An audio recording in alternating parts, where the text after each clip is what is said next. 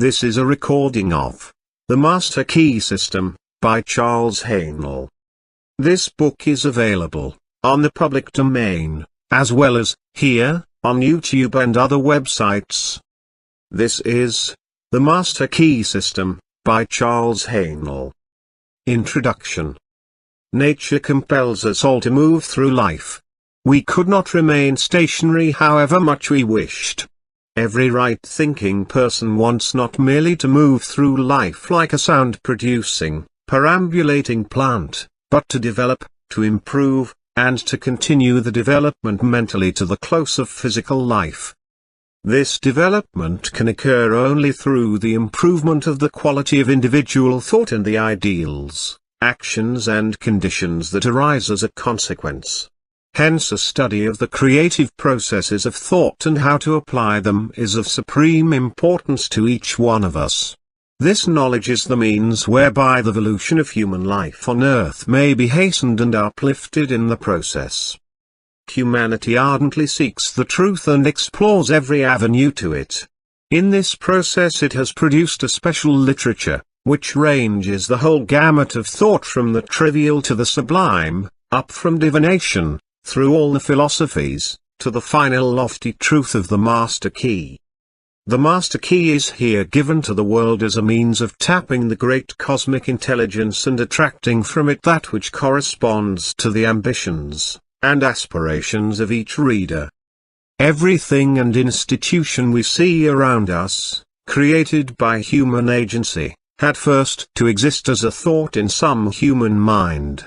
Thought therefore is constructive. Human thought is the spiritual power of the cosmos operating through its creature man. The Master Key instructs the reader how to use that power, and use it both constructively and creatively. The things and conditions we desire to become realities we must first create in thought. The Master Key explains and guides the process. The Master Key teaching has hitherto been published in the form of a correspondence course of 24 lessons, delivered to students one per week for 24 weeks. The reader, who now receives the whole 24 parts at one times, is warned not to attempt to read the book like a novel, but to treat it as a course of study and conscientiously to imbibe the meaning of each part, reading and rereading one part only per week before proceeding to the next. Otherwise the later parts will tend to be misunderstood and the reader's time and money will be wasted. Used as thus instructed, the Master Key will make of the reader a greater, better personality, and equipped with a new power to achieve any worthy personal purpose and a new ability to enjoy life's beauty and wonder. F. H. Burgess. Foreword. Some men seem to attract success, power, wealth, attainment, with very little conscious effort, others conquer with great difficulty, still others fail altogether to reach their ambitions, desires and ideals. Why is this so? Why should some men realize their ambitions easily, others with difficulty, and still others not at all? The cause cannot be physical, else the most perfect men, physically, would be the most successful. The difference, therefore, must be mental, must be in the mind, hence mind must be the creative force, must constitute the sole difference between men. It is mind, therefore, which overcomes environment and every other obstacle in the path of men. When the creative power of thought is fully understood, its effect will be seen to be marvelous. But such results cannot be secured without proper application, diligence, and concentration.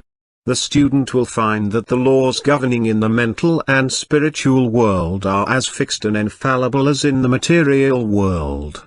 To secure desired results, then, it is necessary to know the law and to comply with it.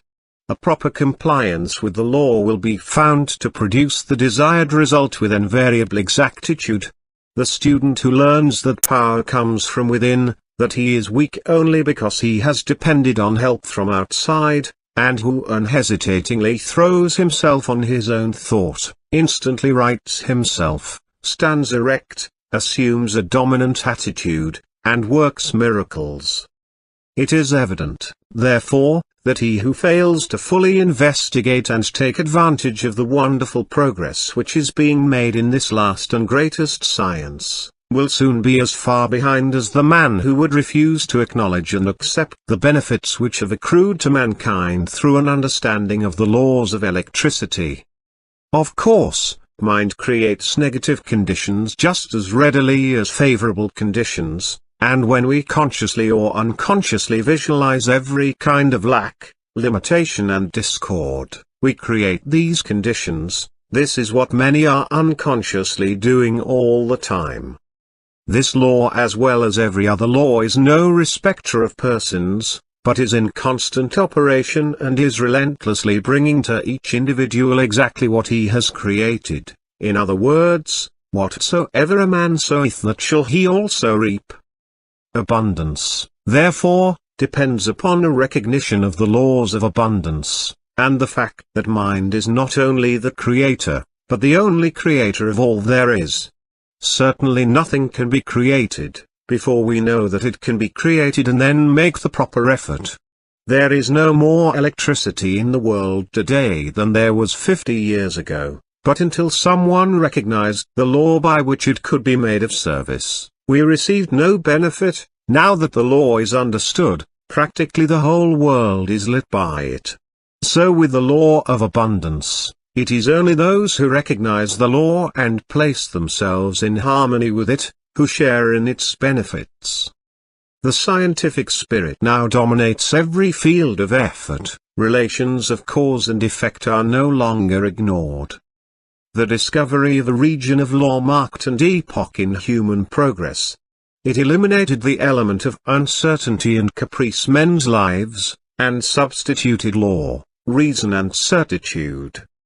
Men now understand that for every result there is an adequate and definite cause, so that when a given result is desired, they seek the condition by which alone this result may be attained.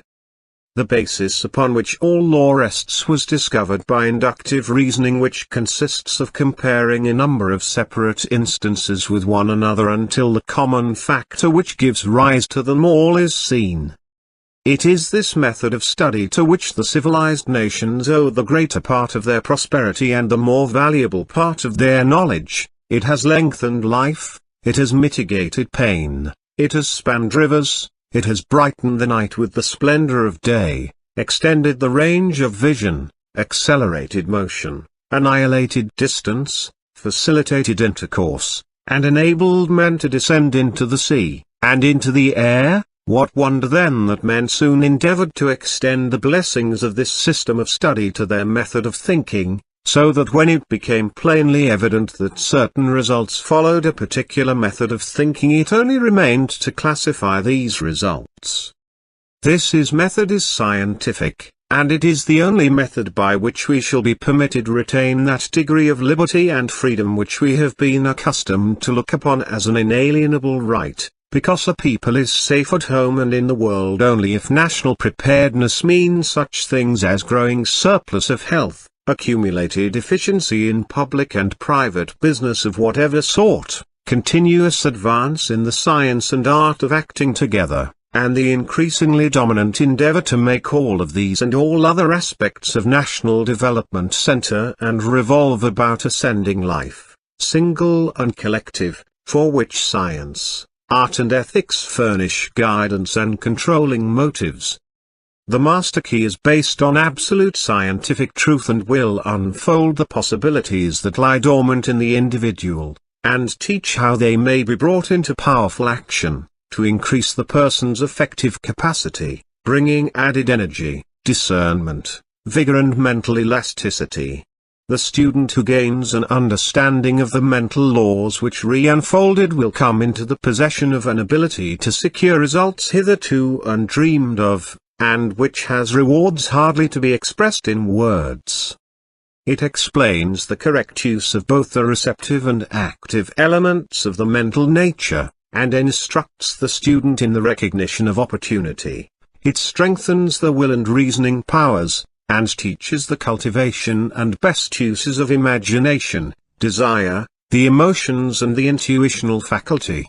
It gives initiative, tenacity of purpose, wisdom of choice, intelligent sympathy and a thorough enjoyment of life on its higher planes. The Master Key teaches the use of mind power, true mind power, not any of the substitutes and perversions. It has nothing to do with hypnotism, magic or any of the more or less fascinating deceptions by which many are led to think that something can be had for nothing.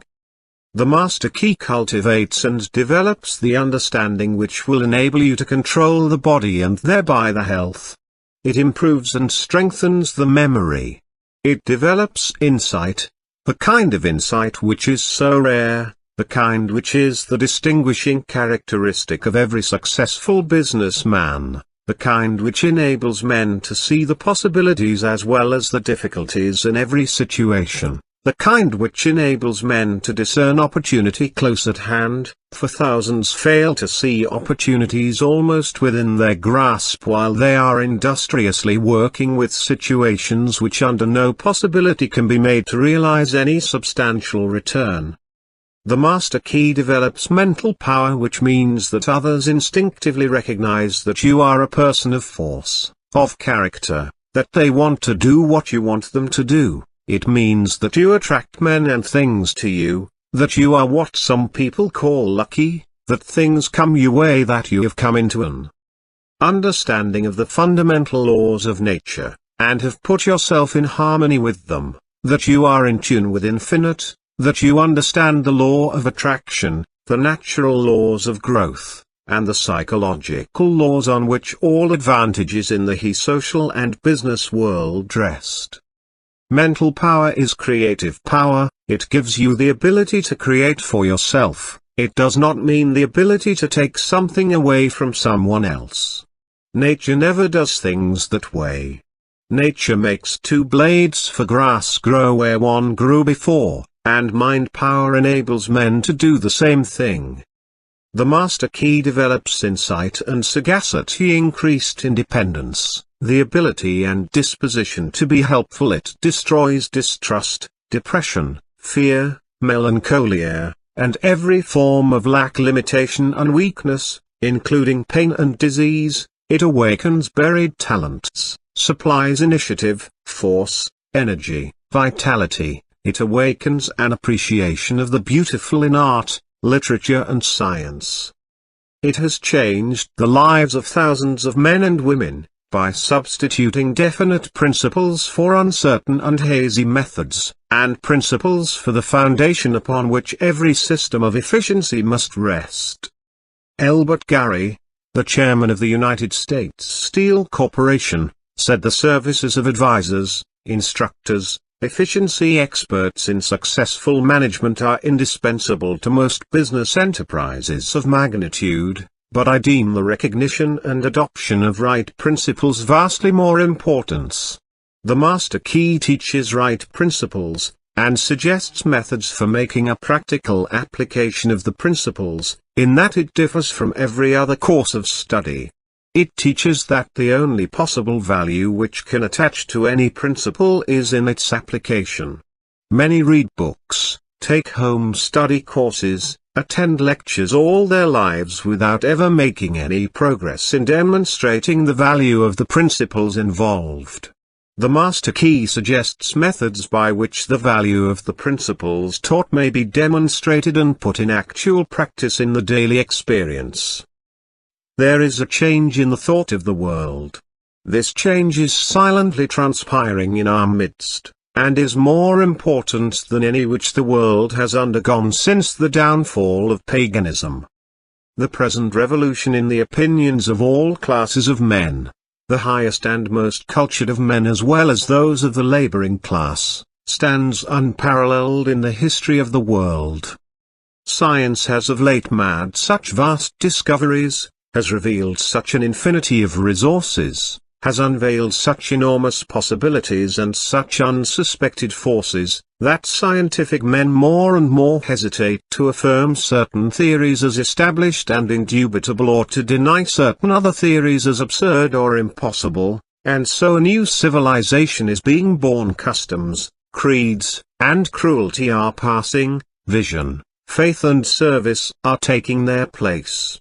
The fetters of tradition are being melted off from humanity, and as the dross of materialism is being consumed, thought is being liberated and truth is rising full-orbed before an astonished multitude. The whole world is on the eve of a new consciousness, a new power and a new consciousness, a new power and a new realization of the resources within the self. The last century saw the most magnificent material progress in history. The present century will produce the greatest progress in mental and spiritual power. Physical science has resolved matter into molecules, molecules into atoms, atoms into energy, and it has remained for Sir Ambrose Fleming, in an address before the Royal Institution, to resolve this energy into mind. He says, in its ultimate essence, energy may be incomprehensible by us except as an exhibition of the direct operation of that which we call mind or will. Let us see what are the most powerful forces in nature. In the mineral world everything is solid and fixed. In the animal and vegetable kingdom it is in a state of flux, forever changing, always being created and recreated. In the atmosphere we find heat, light and energy. Each realm becomes finer and more spiritual as we pass from the visible to the invisible, from the coarse to the fine, from the low potentiality to high potentiality. When we reach the invisible we find energy in its purest and most volatile state. And as the most powerful forces of nature are the invisible forces, so we find that the most powerful forces of man are his invisible forces, his spiritual force, and the only way in which the spiritual force can manifest is through the process of thinking. Thinking is the only activity which the spirit possesses, and thought is the only product of thinking. Addition and subtraction are therefore spiritual transactions, reasoning is a spiritual process, ideas are spiritual conceptions, questions are spiritual searchlights and logic, argument and philosophy is spiritual machinery. Every thought brings into action certain physical tissue, parts of the brain, nerve or muscle. This produces an actual physical change in the construction of the tissue. Therefore it is only necessary to have a certain number of thoughts on a given subject in order to bring about a complete change in the physical organization of a man. This is the process by which failure is changed to success. Thoughts of courage, power, inspiration, harmony, are substituted for thoughts of failure, despair, lack, limitation and discord, and as these thoughts take root, the physical tissue is changed and the individual sees life in a new light. Old things have actually passed away, all things have become new, he is born again, this time born of the Spirit, life has a new meaning for him, he is reconstructed and is filled with joy, confidence, hope, energy. He sees opportunities for success to which he was heretofore blind. He recognizes possibilities which before had no meaning for him. The thoughts of success with which he has been impregnated are radiated to those around him, and they in turn help him onward and upward. He attracts to him new and successful associates, and this in turn changes his environment, so that by this simple exercise of thought, a man changes not only himself, but his environment, circumstances and conditions. You will see, you must see, that we are at the dawn of a new day, that the possibilities are so wonderful, so fascinating, so limitless as to be almost bewildering. A century ago any man with an aeroplane or even a Gatling gun could have annihilated a whole army equipped with the implements of warfare then in use. So it is at present. Any man with a knowledge of the possibilities contained in the Master Key has an inconceivable advantage over the multitude. Introduction, Part 1. It is my privilege to enclose here with Part 1 of the Master Key system. Would you bring into your life more power, get the power consciousness, more health, get the health consciousness, more happiness, get the happiness consciousness. Live the spirit of these things until they become yours by right. It will then become impossible to keep them from you. The things of the world are fluid to a power within man by which he rules them. You need not acquire this power. You already have it. But you want to understand it, you want to use it, you want to control it, you want to impregnate yourself with it, so that you can go forward and carry the world before you. Day by day as you go on, as you gain momentum, as your inspiration deepens, as your plans crystallize, as you gain understanding, you will come to realize that this world is no dead pile of stones and timber, but that it is a living thing. It is made up of the beating hearts of humanity. It is a thing of life and beauty. It is evident that it requires understanding to work with material of this description, but those who come into this understanding are inspired by a new light, a new force. They gain confidence and greater power each day. They realize their hopes and their dreams come true. Life has a deeper, fuller, clearer meaning than before. And, now, Part 1. Part 1. 1. That much gathers more is true on every plane of existence, and that loss leads to greater loss is equally true. 2. Mind is creative, and conditions, environment and all experiences in life are the result of our habitual or predominant mental attitude. 3. The attitude of mind necessarily depends upon what we think. Therefore, the secret of all power, all achievement and all possession depends upon our method of thinking. 4. This is true because we must be before we can do, and we can do only to the extent which we are, and what we are depends upon what we think. 5. We cannot express powers that we do not possess. The only way by which we may secure possession of power is to become conscious of power. And we can never become conscious of power until we learn that all power is from within. 6. There is a world within, a world of thought and feeling and power, of light and life and beauty and, although invisible, its forces are mighty. 7. The world within is governed by mind. When we discover this world we shall find the solution for every problem, the cause for every effect. And since the world within is subject to our control, all laws of power and possession are also within our control. 8. The world without is a reflection of the world within. What appears without is what has been found within. In the world within may be found infinite wisdom, infinite power, infinite supply of all that is necessary, waiting for unfoldment, development and expression. If we recognize these potentialities in the world within, they will take form in the world without. 9.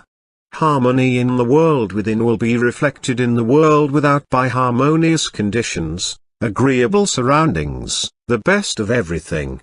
It is the foundation of health and a necessary essential to all greatness, all power, all attainment, all achievement and all success. 10.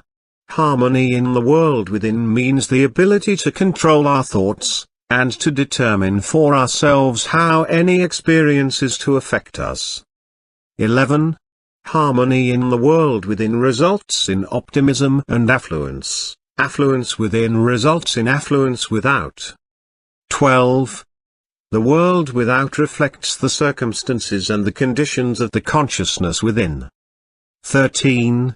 If we find wisdom in the world within, we shall have the understanding to discern the marvelous possibilities that are latent in this world within, and we shall be given the power to make these possibilities manifest in the world without. 14. As we become conscious of the wisdom in the world within, we mentally take possession of this wisdom. And by taking mental possession we come into actual possession of the power and wisdom necessary to bring into manifestation the essentials necessary for our most complete and harmonious development. 15.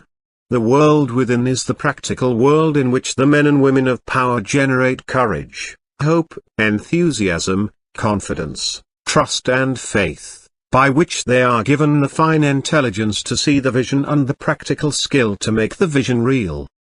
16. Life is an unfoldment, not accretion.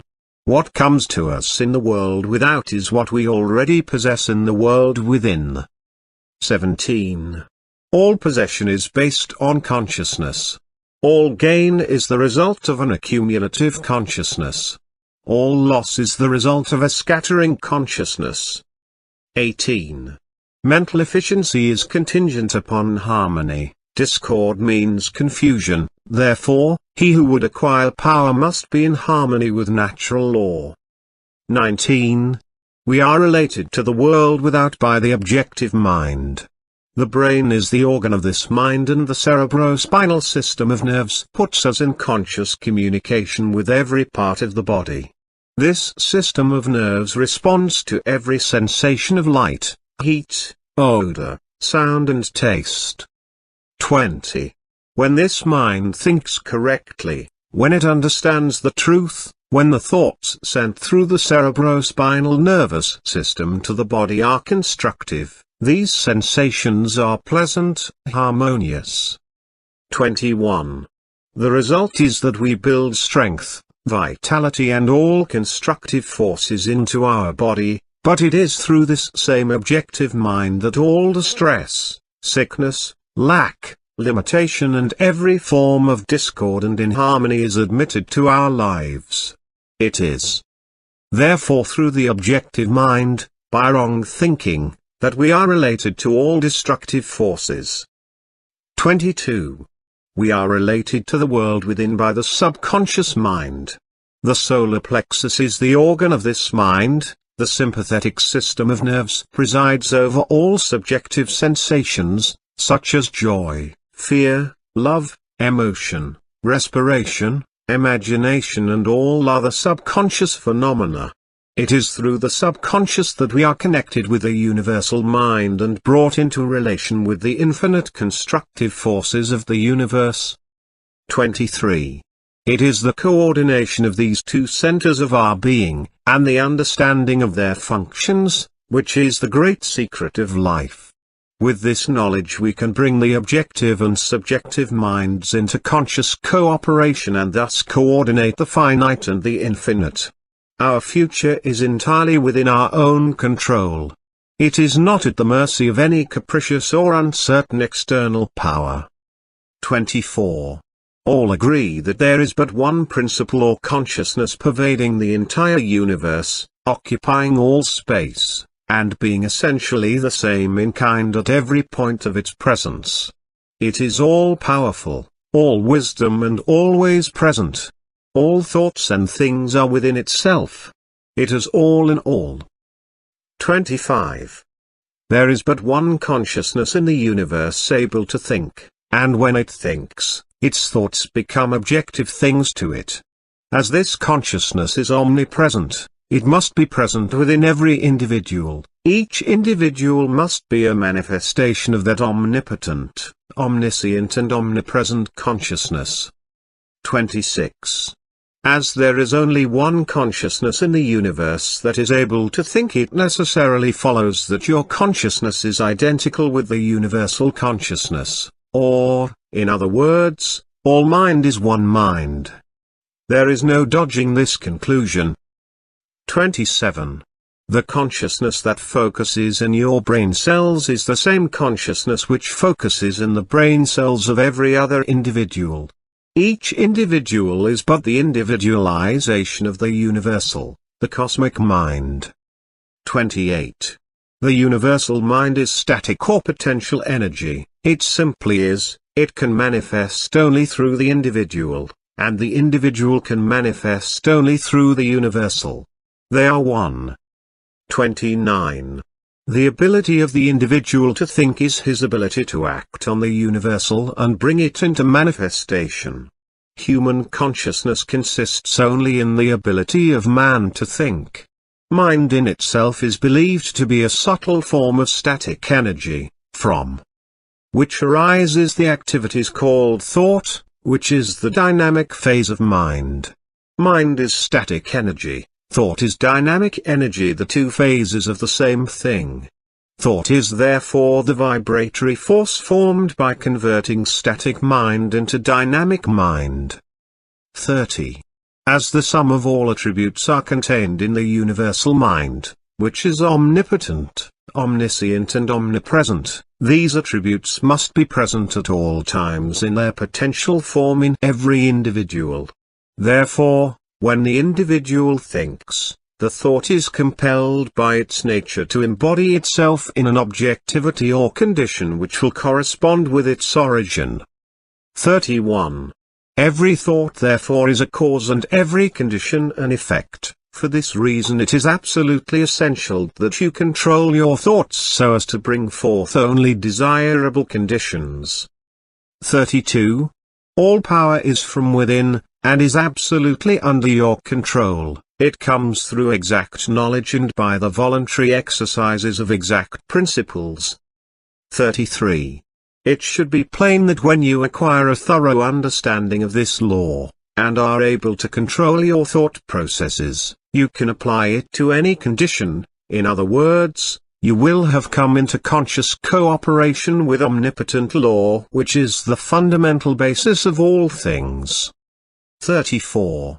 The universal mind is the life principle of every atom which is in existence. Every atom is continually striving to manifest more life. All are intelligent, and all are seeking to carry out the purpose for which they were created. 35.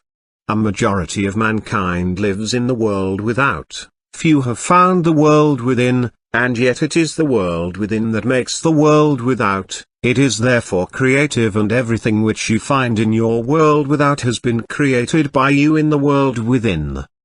36. This system will bring you into a realization of power which will be yours when you understand this relation between the world without and the world within.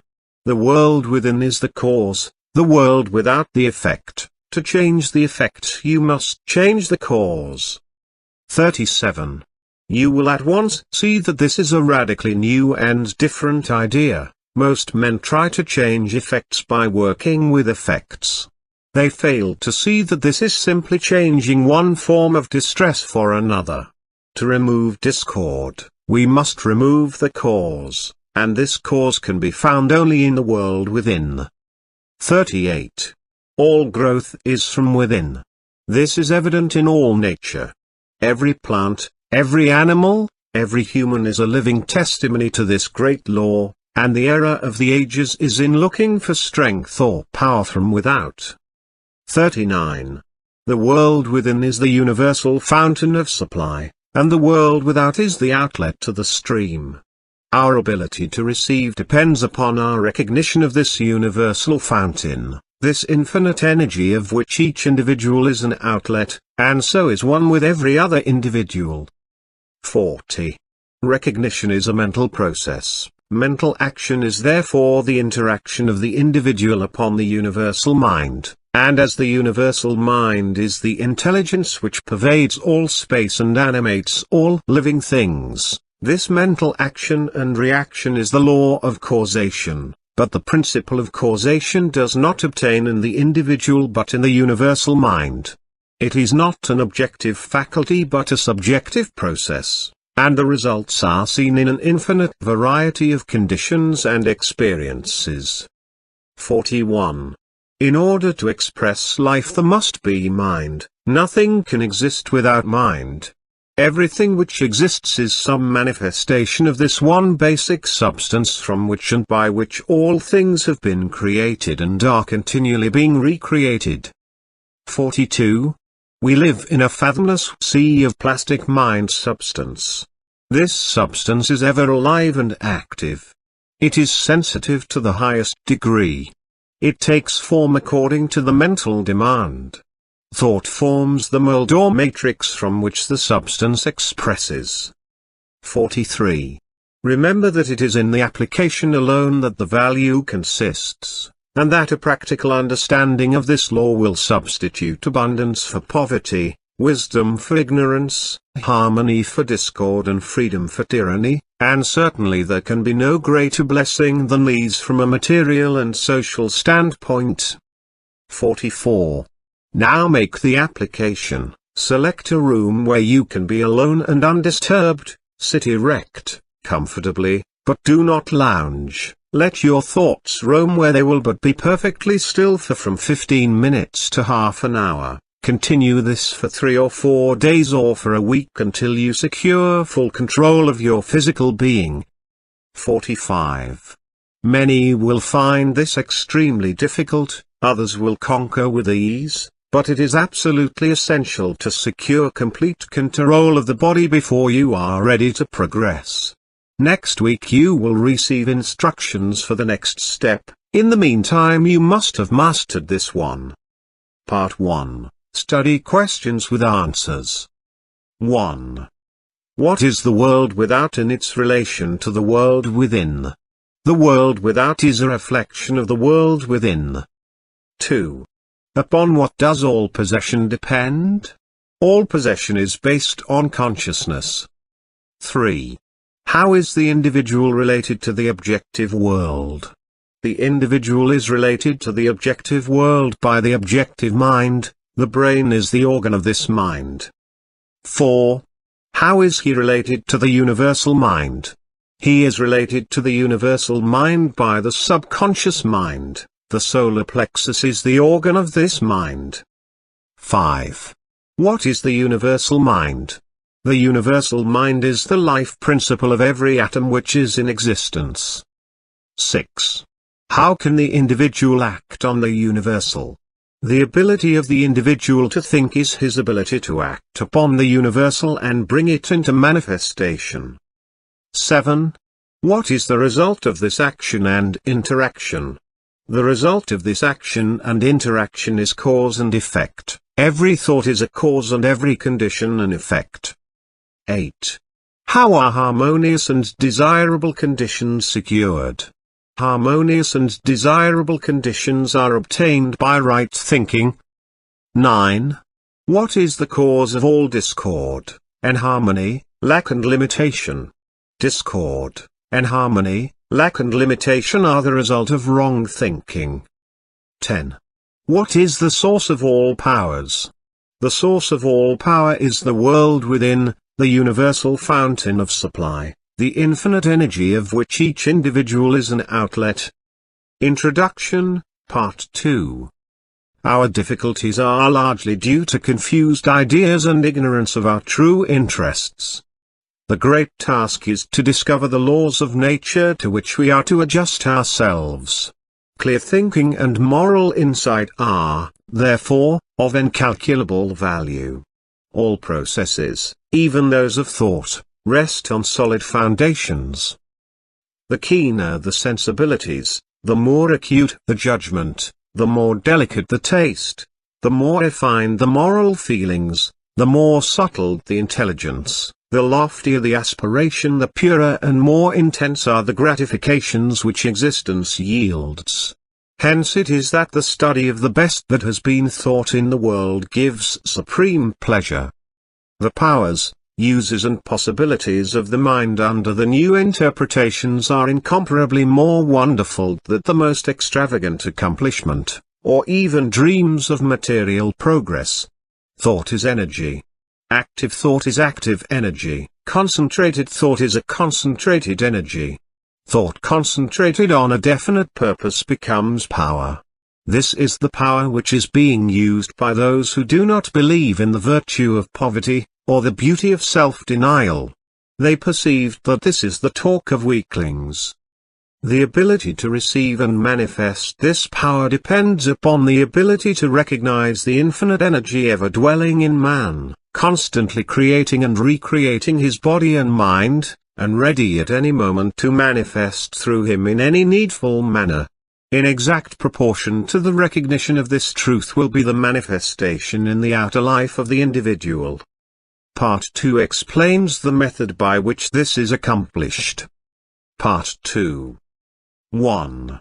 The operations of the mind are produced by two parallel modes of activity, the one conscious, and the other subconscious. Professor Davidson says, "He who thinks to illuminate the whole range of mental action by the light of his own consciousness is not unlike the one who should go about to illuminate the universe with a rushlight." 2. The subconscious logical processes are carried on with a certainty and regularity which would be impossible if there existed the possibility of error. Our mind is so designed that it prepares for us the most important foundations of cognition, whilst we have not the slightest apprehension of the modus operandi. 3.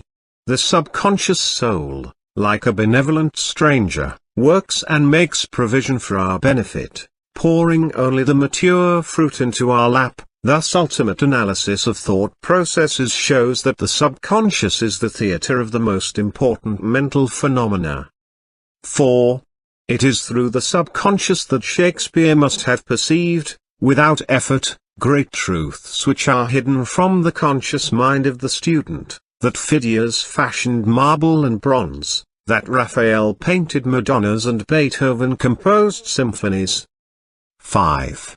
Ease and perfection depend entirely upon the degree in which we cease to depend upon the consciousness. Playing the piano, skating, operating the typewriter, the skilled trades, depend for their perfect execution on the process of the subconscious mind.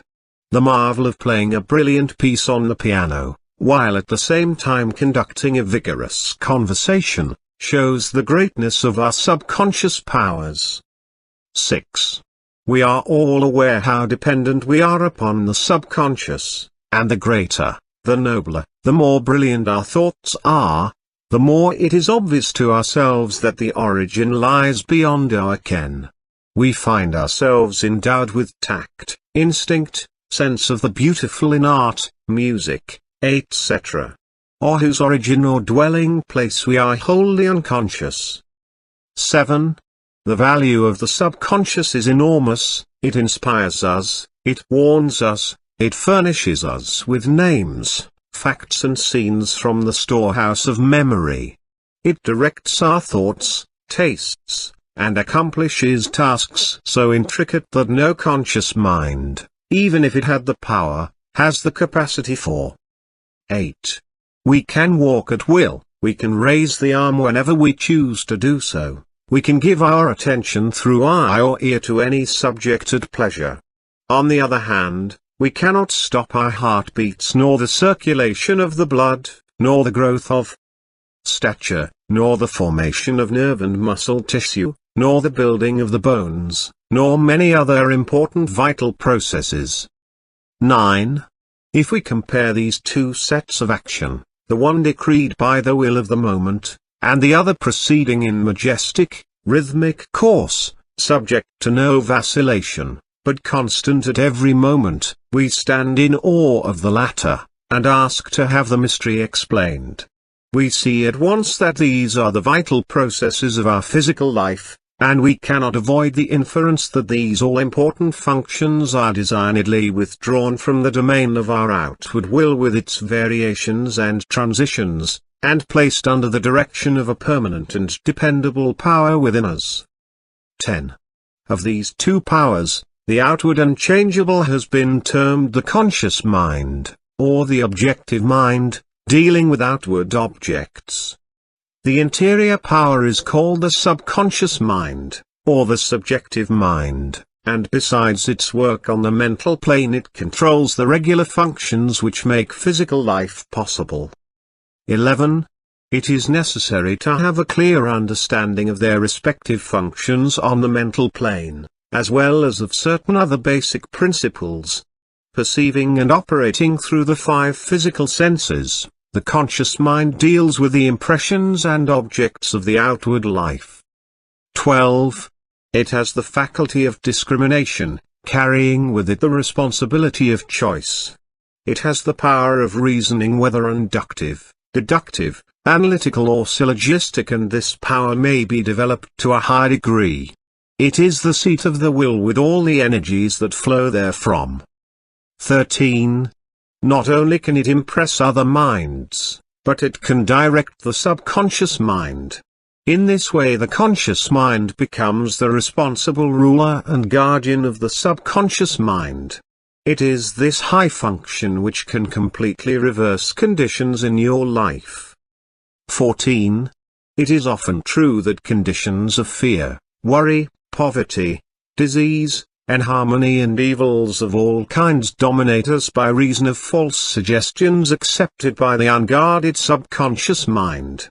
All this the trained conscious mind can entirely prevent by its vigilant protective action. It may properly be called the watchman at the gate of the great subconscious domain. 15. One writer has expressed the chief distinction between the two phases of mind thus: conscious mind is reasoning will.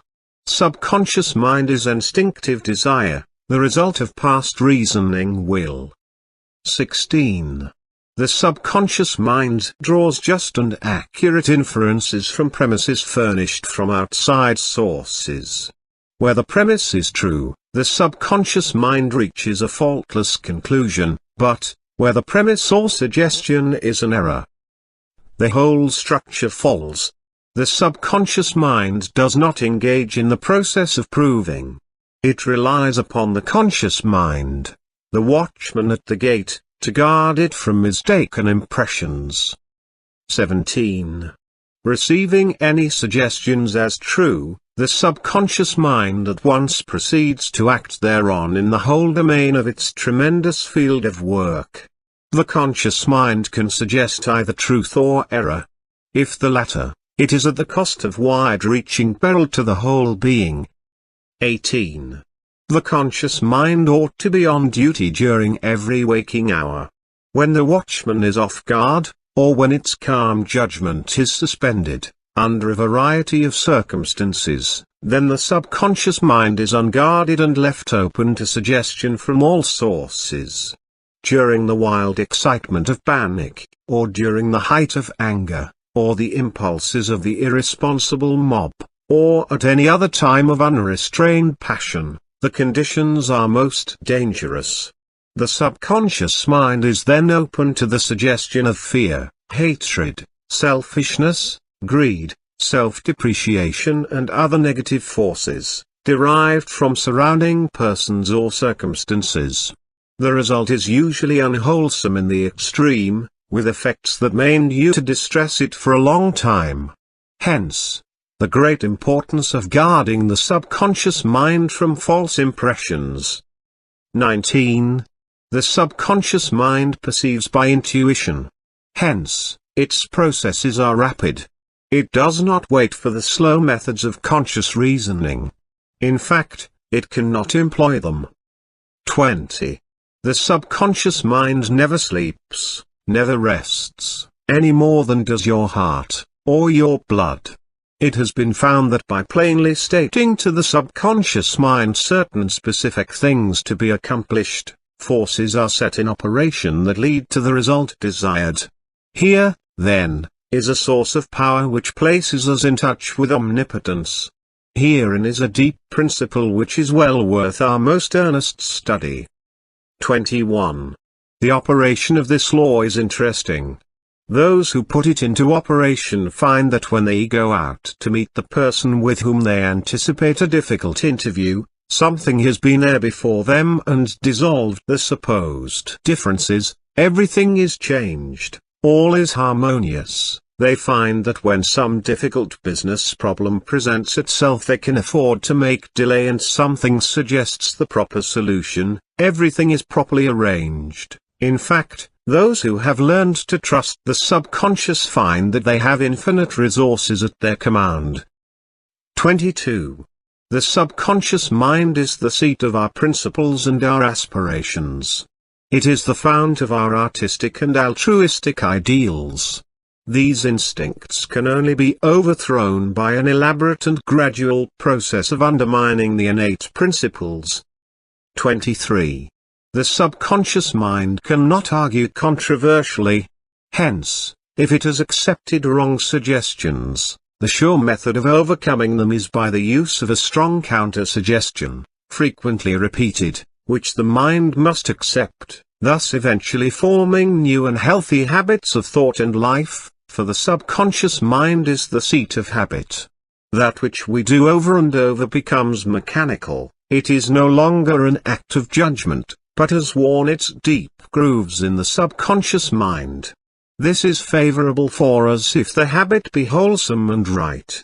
If it be harmful and wrong, the remedy is to recognize the omnipotence of the subconscious mind and suggest present actual freedom. The subconscious being creative and one with our divine source will at once create the freedom suggested. 24.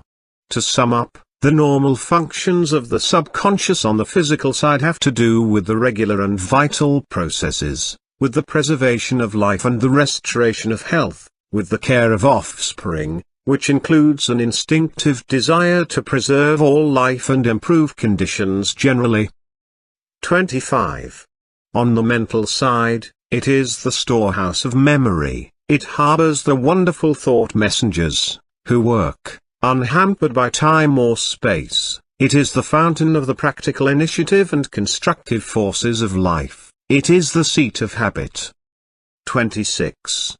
On the spiritual side, it is the source of ideals, of aspiration, of the imagination, and is the channel through which we recognize our divine source, and in proportion as we recognize this divinity do we come into an understanding of the source of power.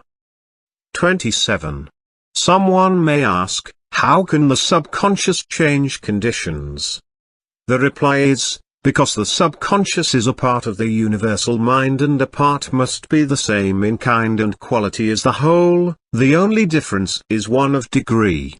The whole, as we know, is creative. In fact, it is the only creator there is. Consequently, we find that mind is creative, and as thought is the only activity which the mind possesses, thought must necessarily be creative also. 28. But we shall find that there is a vast difference between simply thinking, and directing our thought consciously, systematically and constructively. When we do this we place our mind in harmony with the universal mind, we come in tune with the infinite, we set in operation the mightiest force in existence, the creative power of the universal mind. This, as everything else, is governed by natural law, and this law is the law of attraction, which is that mind is creative, and will automatically correlate with its object and bring it into manifestation. 29. Last week I gave you an exercise for the purpose of securing control of the physical body. If you have accomplished this you are ready to advance. This time you will begin to control your thought. Always take the same room, the same chair, and the same position, if possible. In some cases it is not convenient to take the same room. In this case simply make the best use of such conditions as may be available. Now be perfectly still as before, but inhibit all thought. This will give you control over all thoughts of care, worry and fear, and will enable you to entertain only the kind of thoughts you desire. Continue this exercise until you gain complete mastery. 30. You will not be able to do this for more than a few moments at a time, but the exercise is valuable, because it will be a very practical demonstration of the great number of thoughts which are constantly trying to gain access to your mental world. 31. Next week you will receive instructions for an exercise which may be a little more interesting, but it is necessary that you master this one first. Cause and effect is as absolute and undeviating in the hidden realm of thought as in the world of visible and material things. Mind is the master weaver, both of the interior garment of character and the outer garment of circumstance. James Allen. Part 2 Study questions with answers. 11. What are the two modes of mental activity? Conscious and subconscious. 12. Upon what do ease and perfection depend? Ease and perfection depend entirely upon the degree in which we cease to depend upon the conscious mind. 13. What is the value of the subconscious? It is enormous. It guides us, warns us, It controls the vital processes and is the seat of memory. 14. What are some of the functions of the conscious mind? It has the faculty of discrimination, it has the power of reasoning, it is the seat of the will and may impress the subconscious. 15. How has the distinction between the conscious and subconscious been expressed? Conscious mind is reasoning will. Subconscious mind is instinctive desire, the result of past reasoning will. 16. What method is necessary in order to impress the subconscious? Mentally state what is wanted. 17. What will be the result? If the desire is in harmony with the forward movement of the great whole, forces will be set in motion which will bring about the result. 18. What is the result of the operation of this law? Our environment reflects conditions corresponding to the predominant mental attitude which we entertain. 19. What names has been given to this law? The law of attraction. 20. How is the law stated? Thought is a creative energy, and will automatically correlate with its object and bring it into manifestation. Introduction, Part 3. You have found that the individual may act on the universal, and that the result of this action and interaction is cause and effect. Thought, therefore, is the cause, and the experiences with which you meet in life are the effect. Eliminate, therefore, any possible tendency to complain of conditions as they have been, or as they are, because it rests with you to change them and make them what you would like them to be. Direct your effort to a realization of the mental resources, always at your command, from which all real and lasting power comes. Persist in this practice until you come to a realization of the fact that there can be no failure in the accomplishment of any proper object in life if you but understand your power and persist in your object, because the mind forces are ever ready to lend themselves to a purposeful will, in the effort to crystallize thought and desire into actions, events and conditions. Whereas in the beginning of each function of life and each action is the result of conscious thought, the habitual actions become automatic and the thought that controls them passes into the realm of the subconscious, yet it is just as intelligent as before. It is necessary that it become automatic, or subconscious, in order that the self-conscious mind may attend to other things. The new actions will, however, in their turn, become habitual, then automatic, then subconscious in order that the mind again may be freed from this detail and advanced to still other activities. When you realize this, you will have found a source of power which will enable you to take care of any situation in life which may develop. Part 3. 1. The necessary interaction of the conscious and subconscious mind requires a similar interaction between the corresponding systems of nerves. Judge Troward indicates the very beautiful method in which this interaction is effected. He says, the cerebrospinal system is the organ of the conscious mind and the sympathetic is the organ of the subconscious.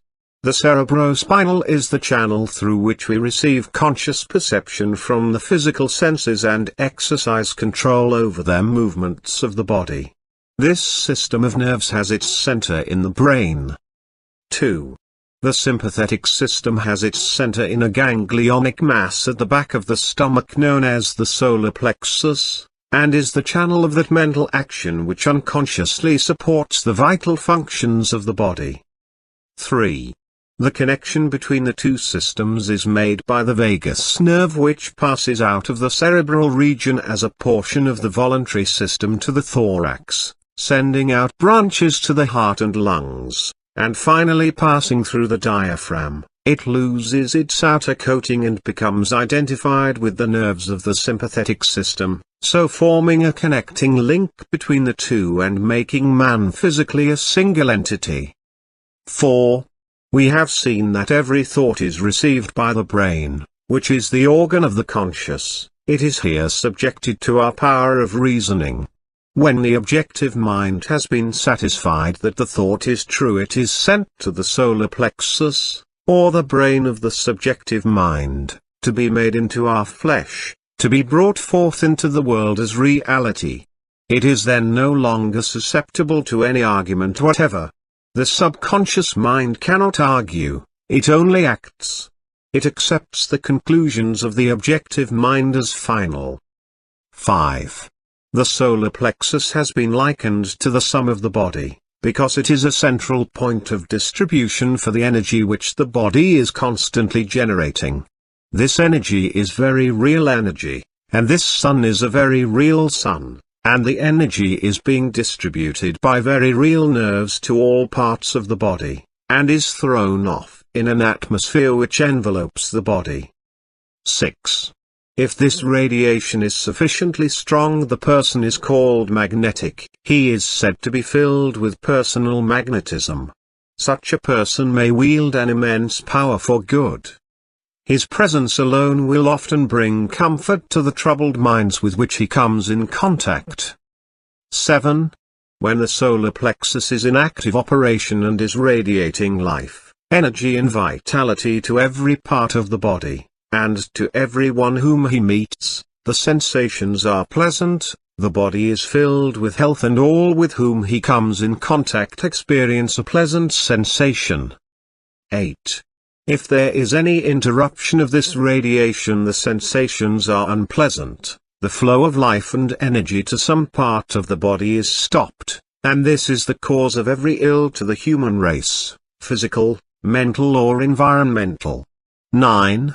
Physical, because the sun of the body is no longer generating sufficient energy to vitalize some part of the body. Mental, because the conscious mind is dependent upon the subconscious mind for the vitality necessary to support its thought, and environmental, because the connection between the subconscious mind and the universal mind is being interrupted. 10. The solar plexus is the point at which the part meets with the whole, where the finite becomes infinite, where the uncreate becomes create, the universal becomes individualized, the invisible becomes visible. It is the point at which life appears, and there is no limit to the amount of life an individual may generate from this solar center. 11. This center of energy is omnipotent because it is the point of contact with all life and all intelligence. It can therefore accomplish whatever it is directed to accomplish, and herein lies the power of the conscious mind. The subconscious can and will carry out such plans and ideas as may be suggested to it by the conscious mind. 12. Conscious thought, then, is master of this sun center from which the life and energy of the entire body flows, and the quality of the thought which we entertain determines the quality of the thought which this sun will radiate, and the character of the thought which our conscious mind entertains will determine the character of the thought which this sun will radiate, and the nature of the thought which our conscious mind entertains will determine the nature of thought which this sun will radiate, and consequently will determine the nature of the experience which will result. 13. It is evident, therefore, that all we have to do is let our light shine. The more energy we can radiate, the more rapidly shall we be enabled to transmute undesirable conditions into sources of pleasure and profit. The important question, then, is how to let this light shine, how to generate this energy. 14. Non-resistant thought expands the solar plexus, resistant thought contracts it. Pleasant thought expands it, unpleasant thought contracts it. Thoughts of courage, power, confidence and hope all produce a corresponding state, but the one arch-enemy of the solar plexus which must be absolutely destroyed before there is any possibility of letting any light shine is fear. This enemy must be completely destroyed, he must be eliminated, he must be expelled forever. He is the cloud which hides the sun, which causes a perpetual gloom. 15. It is this personal devil which makes men fear the past, the present and the future, fear themselves, their friends and their enemies, fear everything and everybody. When fear is effectually and completely destroyed, your light will shine, the clouds will disperse, and you will have found the source of power, energy and life. 16. When you find that you are really one with the infinite power, and when you can consciously realize this power by a practical demonstration of your ability to overcome any adverse condition by the power of your thought, you will have nothing to fear, fear will have been destroyed, and you will have come into possession of your birthright. 17. It is our attitude of mind toward life which determines the experiences with which we are to meet. If we expect nothing, we shall have nothing. If we demand much, we shall receive the greater portion. The world is harsh only as we fail to assert ourselves. The criticism of the world is bitter only to those who cannot compel room for their ideas. It is fear of this criticism that causes many ideas to fail to see the light of day. 18. But the man who knows that he has a solar plexus will not fear criticism or anything else. He will be too busy radiating courage, confidence, and power. He will anticipate success by his mental attitude. He will pound barriers to pieces, and leap over the chasm of doubt and hesitation which fear places in his path. 19. A knowledge of our ability to consciously radiate health, strength and harmony will bring us into a realization that there is nothing to fear because we are in touch with infinite strength. 20. This knowledge can be gained only by making practical application of this information. We learn by doing. Through practice the athlete comes powerful. 21. As the following statement is of considerable importance, I will put it in several ways, so that you cannot fail to get the full significance of it. If you are religiously inclined, I would say, you can let your light shine. If your mind has a bias toward physical science, I would say you can wake the solar plexus, or, if you prefer the strictly scientific interpretation, I will say that you can impress your subconscious mind. 22. I have already told you what the result of this impression will be. It is the method in which you are now interested. You have already learned that the subconscious is intelligent and that it is creative, and responsive to the will of the conscious mind. What, then, is the most natural way of making the desired impression? Mentally concentrate on the object of your desire. When you are concentrating, you are impressing the subconscious. 23. This is not the only way, but it is a simple and effective way, and the most direct way, and consequently the way in which the best results are secured. It is the method which is producing such extraordinary results that many think that miracles are being accomplished. 24. It is the method by which every great inventor, every great financier, every great statesman has been enabled to convert the subtle and invisible force of desire, faith and confidence into actual, tangible, concrete facts in the objective world. 25. The subconscious mind is a part of the universal mind. The universal is the creative principle of the universe. A part must be the same in kind and quality as the whole. This means that this creative power is absolutely unlimited, it is not bound by precedent of any kind, and consequently has no prior existing pattern by which to apply its constructive principle. 26. We have found that the subconscious mind is responsive to our conscious will, which means that the unlimited creative power of the universal mind is within control of the conscious mind of the individual. 27. When making a practical application of this principle, in accordance with the exercises given in the subsequent lessons, it is well to remember that it is not necessary to outline the method by which the subconscious will produce the results you desire. The finite cannot inform the infinite.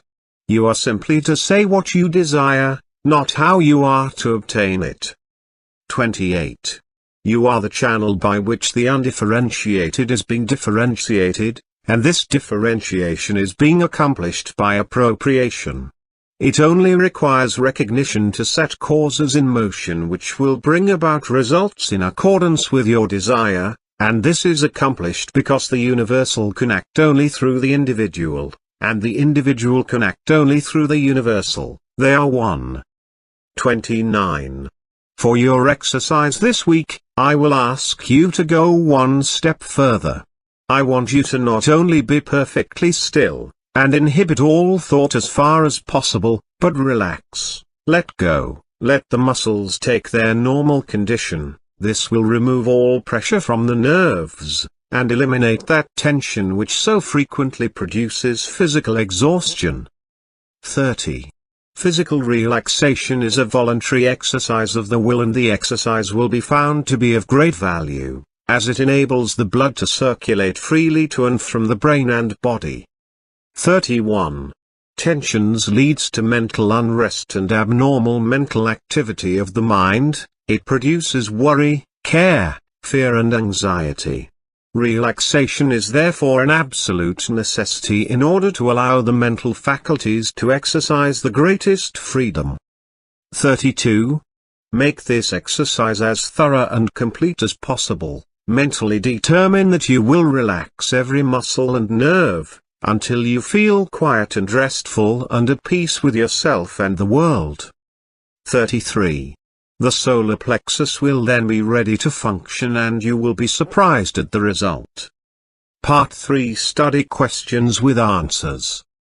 21. What system of nerves is the organ of the conscious mind? The cerebrospinal. 22. What system of nerves is the organ of the subconscious mind? The sympathetic. 23. What is the central point of distribution for energy which the body is constantly generating? The solar plexus. 24. How may this distribution be interrupted?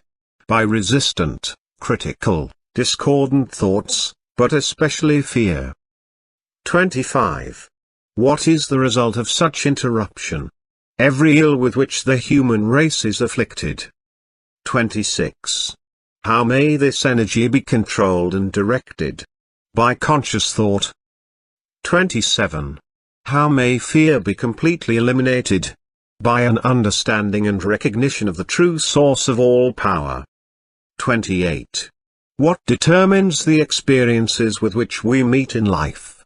Our predominant mental attitude. 29. How may we awake the solar plexus? Mentally concentrate upon the condition which we desire to see manifested in our lives. 30. What is the creative principle of the universe? The universal mind. Introduction, Part 4. Enclosed herewith I hand you Part 4. This part will show you why what you think, or do, or feel, is an indication of what you are. Thought is energy and energy is power, and it is because all the religions, sciences and philosophies with which the world has heretofore been familiar have been based upon the manifestation of this energy instead of the energy itself, that the world has been limited to effects, while causes have been ignored or misunderstood. For this reason we have God and the devil in religion, positive and negative in science, and good and bad in philosophy. The master key reverses the process. It is interested only in cause, and the letters received from students tell a marvelous story. They indicate conclusively that students are finding the cause whereby they may secure for themselves health, harmony, abundance, and whatever else may be necessary for their welfare and happiness. Life is expressive, and it is our business to express ourselves harmoniously and constructively. Sorrow, misery, unhappiness, disease and poverty are not necessities, and we are constantly eliminating them. But this process of eliminating consists in rising above and beyond limitation of any kind.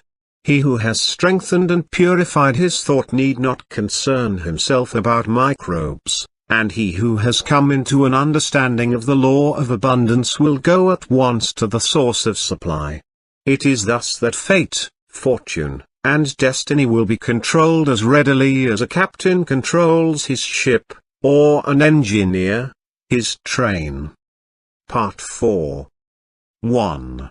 The eye of you is not the physical body. That is simply an instrument which the eye uses to carry out its purposes. The eye cannot be the mind, for the mind is simply another instrument which the eye uses with which to think, reason, and plan. 2. The eye must be something which controls and directs both the body and the mind, something which determines what they shall do and how they shall act. When you come into a realization of the true nature of this eye, you will enjoy a sense of power which you have never before known. 3. Your personality is made up of countless individual characteristics, peculiarities, habits, and traits of character. These are the result of your former method of thinking, but they have nothing to do with the real I. 4. When you say I think, the I tells the mind what it shall think. When you say I go, the I tells the physical body where it shall go. The real nature of this I is spiritual, and is the source of the real power which comes to men and women when they come into a realization of their true nature. 5. The greatest and most marvelous power which this I has been given is the power to think, but few people know how to think constructively, or correctly, consequently they achieve only indifferent results. Most people allow their thoughts to dwell on selfish purposes, the inevitable result of an infantile mind. When a mind becomes mature, it understands that the germ of defeat is in every selfish thought. 6. The trained mind knows that every transaction must benefit every person who is in any way connected with the transaction, and any attempt to profit by the weakness, ignorance or necessity of another will inevitably operate to his disadvantage. 7. This is because the individual is a part of the universal. A part cannot antagonize any other part, but, on the contrary, the welfare of each part depends upon a recognition of the interest of the whole. 8. Those who recognize this principle have a great advantage in the affairs of life. They do not wear themselves out. They can eliminate vagrant thoughts with facility. They can readily concentrate to the highest possible degree on any subject. They do not waste time or money upon objects which can be of no possible benefit to them. 9. If you cannot do these things, it is because you have thus far not made the necessary effort. Now is the time to make the effort. The result will be exactly in proportion to the effort expended. One of the strongest affirmations which you can use for the purpose of strengthening the will and realizing your power to accomplish, is, I can be what I will to be. 10. Every time you repeat it, realize who and what this I is, try to come into a thorough understanding of the true nature of the I. If you do, you will become invincible, that is, provided that your objects and purposes are constructive and are therefore in harmony with the creative principle of the universe. 11. If you make use of this affirmation, use it continuously, night and morning, and as often during the day as you think of it, and continue to do so until it becomes a part of you, form the habit. 12. Unless you do this, you had better not start at all. Because modern psychology tells us that when we start something and do not complete it, or make a resolution and do not keep it, we are forming the habit of failure, absolute, ignominious failure. If you do not intend to do a thing, do not start. If you do start, see it through even if the heavens fall. If you make up your mind to do something, do it. Let nothing, no one, interfere. The I in you has determined. The thing is settled. The die is cast, there is no longer any argument. 13. If you carry out this idea, beginning with small things which you know you can control and gradually increase the effort, but never under any circumstances allowing your I to be overruled, you will find that you can eventually control yourself. And many men and women have found to their sorrow that it is easier to control a kingdom than to control themselves. 14.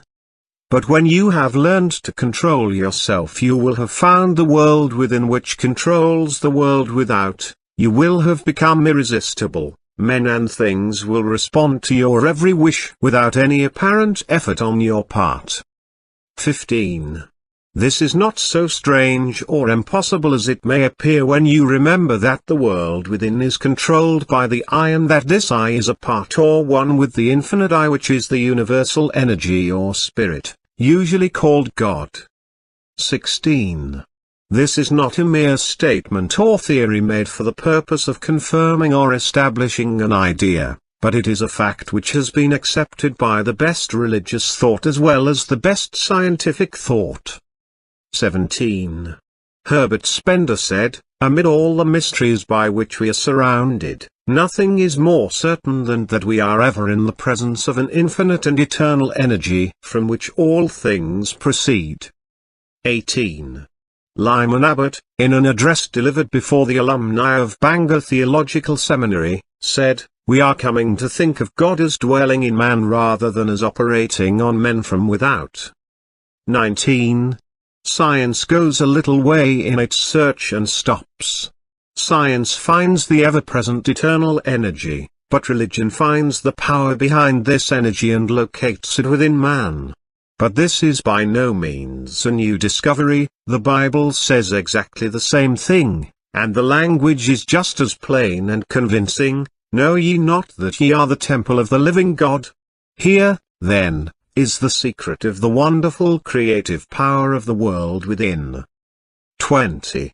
Here is the secret of power, of mastery. To overcome does not mean to go without things. Self-denial is not success. We cannot give unless we get, we cannot be helpful unless we are strong. The infinite is not a bankrupt, and we who are the representatives of infinite power should not be bankrupts either, and if we wish to be of service to others we must have power and more power, but to get it we must give it, we must be of service. 21. The more we give the more we shall get. We must become a channel whereby the universal can express activity. The universal is constantly seeking to express itself, to be of service, and it seeks the channel whereby it can find the greatest activity, where it can do the most good, where it can be of greatest service to mankind. 22. The universal cannot express through you as long as you are busy with your plans, your own purposes. Quiet the senses, seek inspiration, focus the mental activity on the within, dwell in the consciousness of your unity with omnipotence. Still water runs deep, contemplate the multitudinous opportunities to which you have spiritual access by the omnipresence of power. 23. Visualize the events, circumstances and conditions which these spiritual connections may assist in manifesting. Realize the fact that the essence and soul of all things is spiritual and that the spiritual is the real, because it is the life of all there is. When the spirit is gone, the life is gone, it is dead, it has ceased to exist. 24. These mental activities pertain to the world within, to the world of cause, and conditions and circumstances which result are the effect. It is thus that you become a creator. This is important work, and the higher, loftier, grander and more noble ideals which you can conceive, the more important the work will become. 25. Overwork or overplay or over-bodily activity of any kind produces conditions of mental apathy and stagnation which makes it impossible to do the more important work which results in a realization of conscious power. We should, therefore, seek the silence frequently. Power comes through repose. It is in the silence that we can be still, and when we are still, we can think, and thought is the secret of all attainment. 26. Thought is a mode of motion and is carried by the law of vibration the same as light or electricity. It is given vitality by the emotions through the law of love. It takes form and expression by the law of growth. It is a product of the spiritual I, hence its divine, spiritual, and creative nature. 27. From this it is evident that in order to express power, abundance or any other constructive purpose, the emotions must be called upon to give feeling to the thought so that it will take form. How may this purpose be accomplished? This is the vital point. How may we develop the faith, the courage, the feeling, which will result in accomplishment? 28. The reply is, by exercise. Mental strength is secured in exactly the same way that physical strength is secured, by exercise.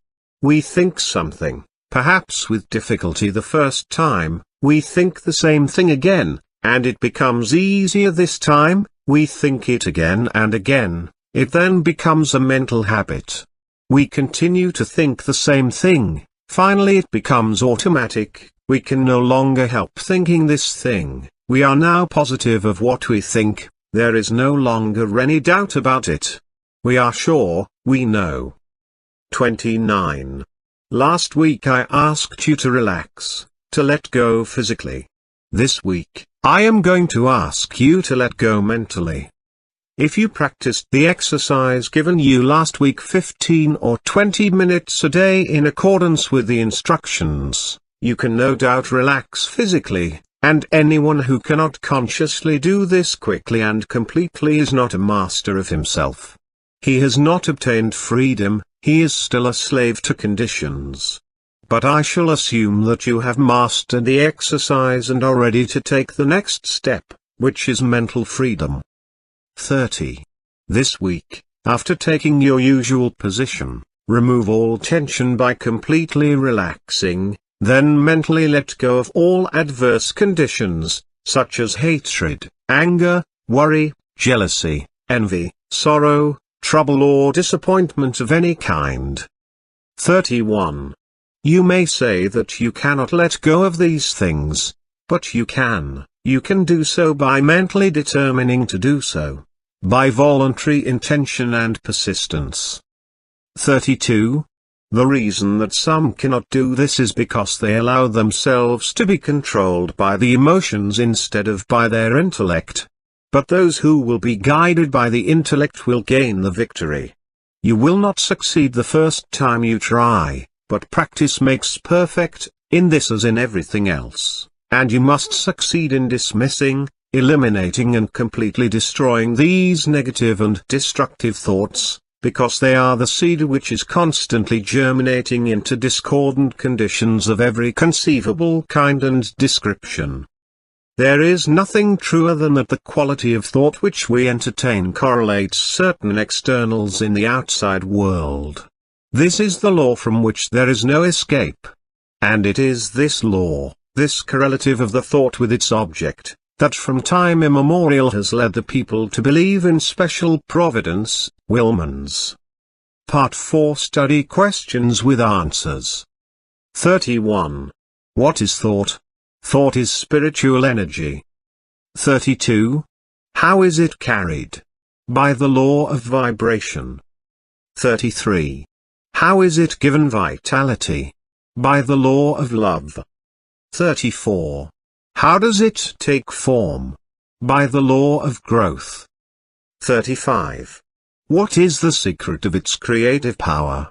It is a spiritual activity. 36. How may we develop the faith, courage, and enthusiasm which will result in accomplishment? By a recognition of our spiritual nature. 37. What is the secret of power? Service. 38. Why is this so? Because we get what we give. 39. What is the silence? A physical stillness. 40. Of what value is it? It is the first step to self-control, self-mastery. Introduction, Part 5. Enclosed here with you will find Part 5. After studying this part carefully, you will see that every conceivable force or object or fact is the result of mind in action. Mind in action is thought, and thought is creative. Men are thinking now as they never thought before. Therefore, this is a creative age. and the world is awarding its richest prizes to the thinkers. Matter is powerless, passive, inert. Mind is force, energy, power. Mind shapes and controls matter. Every form which matter takes is but the expression of some pre-existing thought. But thought works no magic transformations, it obeys natural laws, it sets in motion natural forces, it releases natural energies, it manifests in your conduct and actions, and these in turn react upon your friends and acquaintances, and eventually upon the whole of your environment. You can originate thought, and, since thoughts are creative, you can create for yourself the things you desire.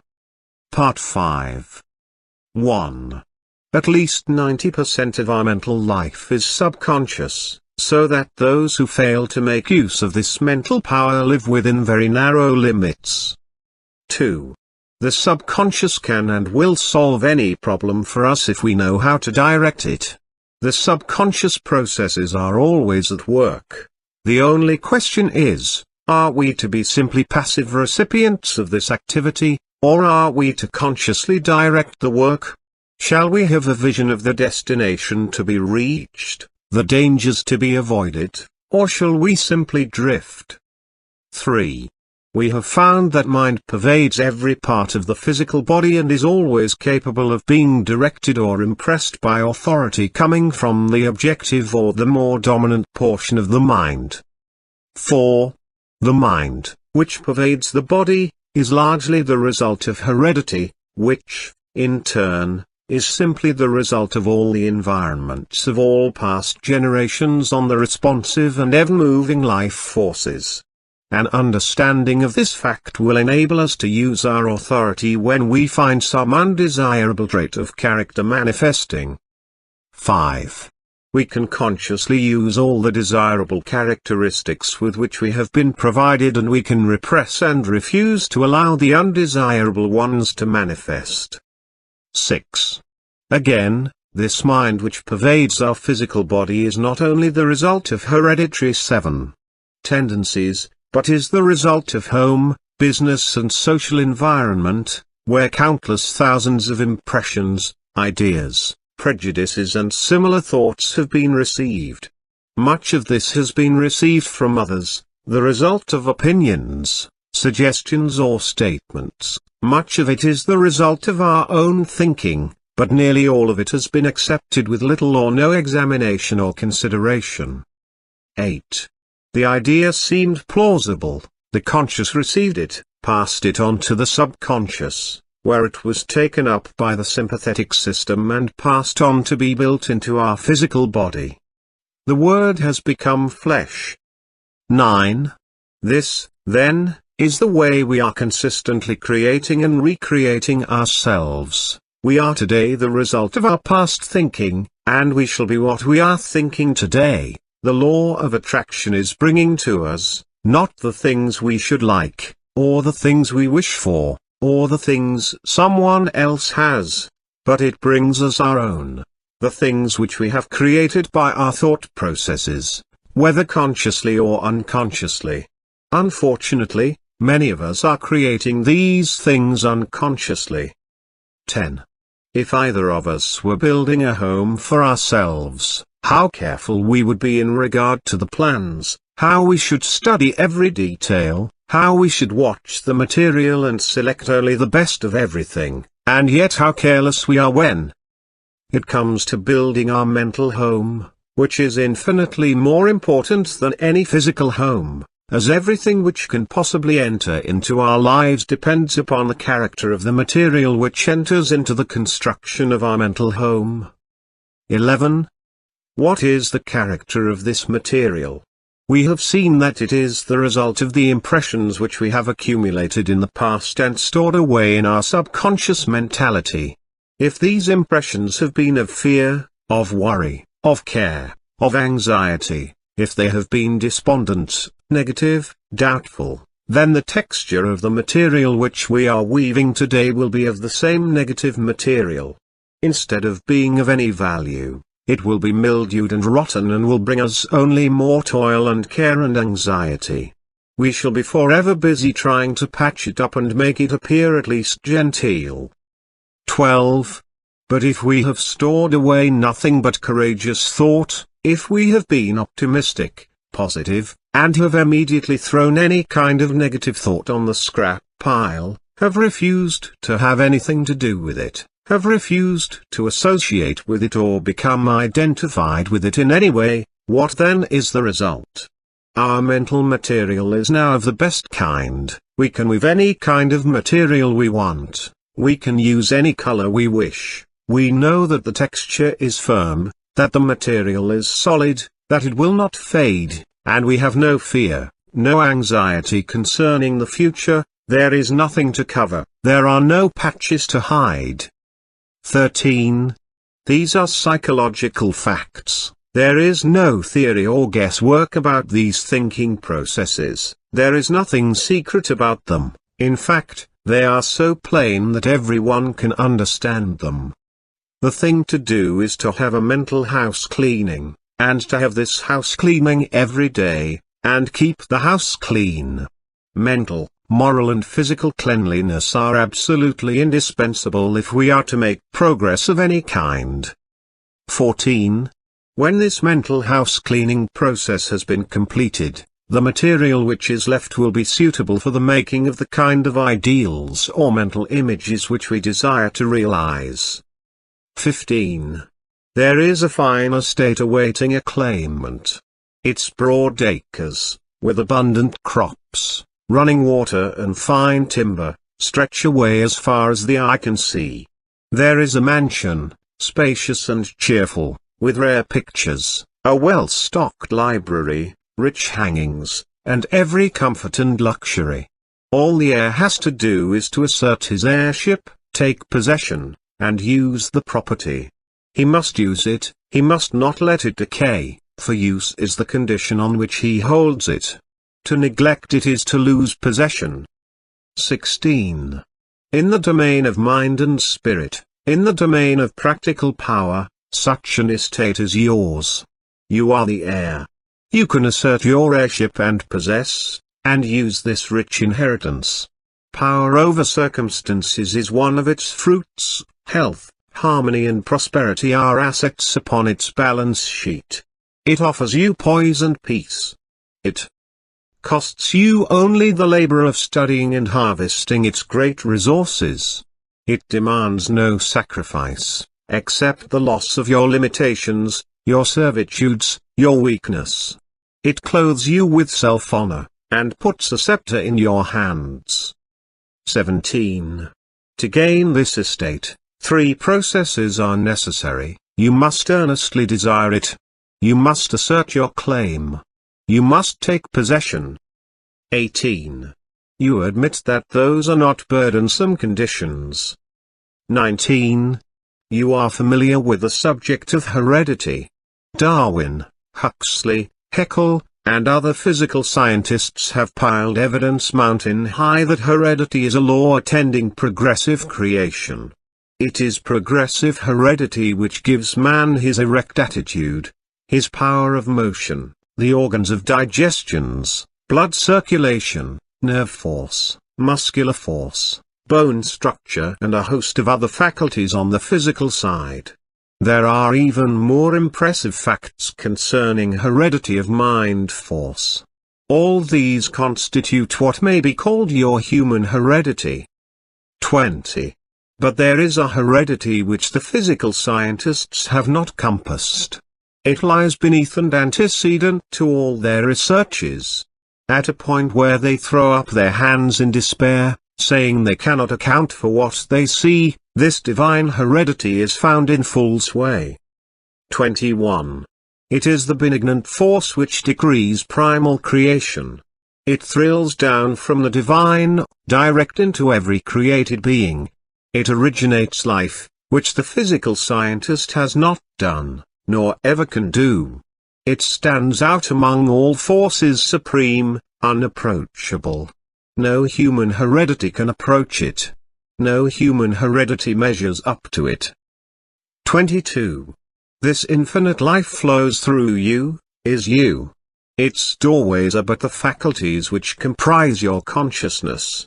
To keep open these doors is the secret of power. Is it not worthwhile to make the effort? 23.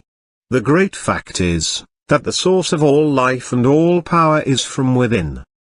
Persons, circumstances and events may suggest need and opportunities. But the insight, strength and power to answer these needs will be found within. 24. Avoid counterfeits. Build firm foundations for your consciousness upon forces which flow direct from the infinite source, the universal mind of which you are the image and likeness. 25. Those we have come into possession of this inheritance are never quite the same again. They have come into possession of a sense of power hitherto undreamed of. They can never again be timid, weak, vacillating, or fearful. They are indissolubly connected with omnipotence. Something in them has been aroused. They have suddenly discovered that they possess a tremendous latent ability of which they were heretofore entirely unconscious. 26. This power is from within, but we cannot receive it unless we give it. Use is the condition upon which we hold this inheritance. We are each of us but the channel through which the omnipotent power is being differentiated into form. Unless we give, the channel is obstructed and we can receive no more. This is true on every plane of existence and in every field of endeavor and all walks of life. The more we give, the more we get. The athlete who wishes to get strong must make use of the strength he has, and the more he gives the more he will get. The financier who wishes to make money must make use of the money he has, for only by using it can he get more. 27. The merchant who does not keep his goods going out will soon have none coming in. The corporation which fails to give efficient service will soon lack customers. The attorney who fails to get results will soon lack clients, and so it goes everywhere. Power is contingent upon a proper use of the power already in our possession. What is true in every field of endeavor, every experience in life, is true of the power from which every other power known among men is begotten, spiritual power. Take away the spirit and what is left? Nothing. 28. If then the spirit is all there is, upon the recognition of this fact must depend the ability to demonstrate all power, whether physical, mental or spiritual. 29. All possession is the result of the accumulative attitude of mind, or the money consciousness. This is the magic wand which will enable you to receive the idea, and it will formulate plans for you to execute, and you will find as much pleasure in the execution as in the satisfaction of attainment and achievement. 30. Now, go to your room. Take the same seat, the same position as heretofore, and mentally select a place which has pleasant associations. Make a complete mental picture of it. See the buildings, the grounds, the trees, friends, associations, everything complete. At first, you will find yourself thinking of everything under the sun, except the ideal upon which you desire to concentrate. But do not let that discourage you. Persistence will win, but persistence requires that you practice these exercises every day without fail. Part 5 Study Questions with Answers. 41. What proportion of our mental life is subconscious? At least 90%. 42. Is this vast mental storehouse generally utilized? No. 43. Why not? Few understand or appreciate the fact that it is an activity which they may consciously direct. 44. Where has the conscious mind received its governing tendencies? From heredity which means that it is the result of all the environments of all past generations. 45. What is the law of attraction bringing to us? Our own. 46. What is our own? What we inherently are, and is the result of our past thinking, both conscious and subconscious. 47. Of what is the material with which we construct our mental home composed? The thoughts which we entertain. 48. What is the secret of power? A recognition of the omnipresence of omnipotence. 49. Where does it originate? All life and all power is from within. 50. Upon what is the possession of power contingent? Upon a proper use of the power already in our possession. Introduction, Part 6. It is my privilege to enclose Part 6. This part will give you an excellent understanding of the most wonderful piece of mechanism which has ever been created.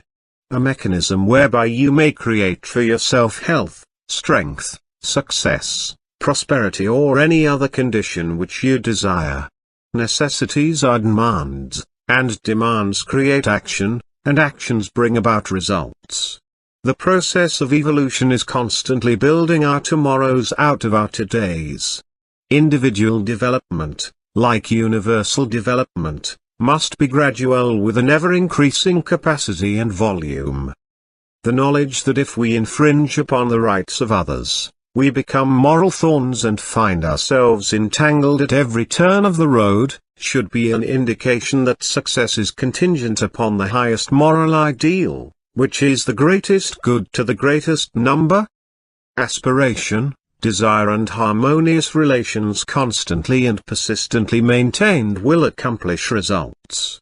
The greatest hindrance is erroneous and fixed ideas. To be in tune with eternal truth we must possess poise and harmony within. In order to receive intelligence the receiver must be in tune with the transmitter.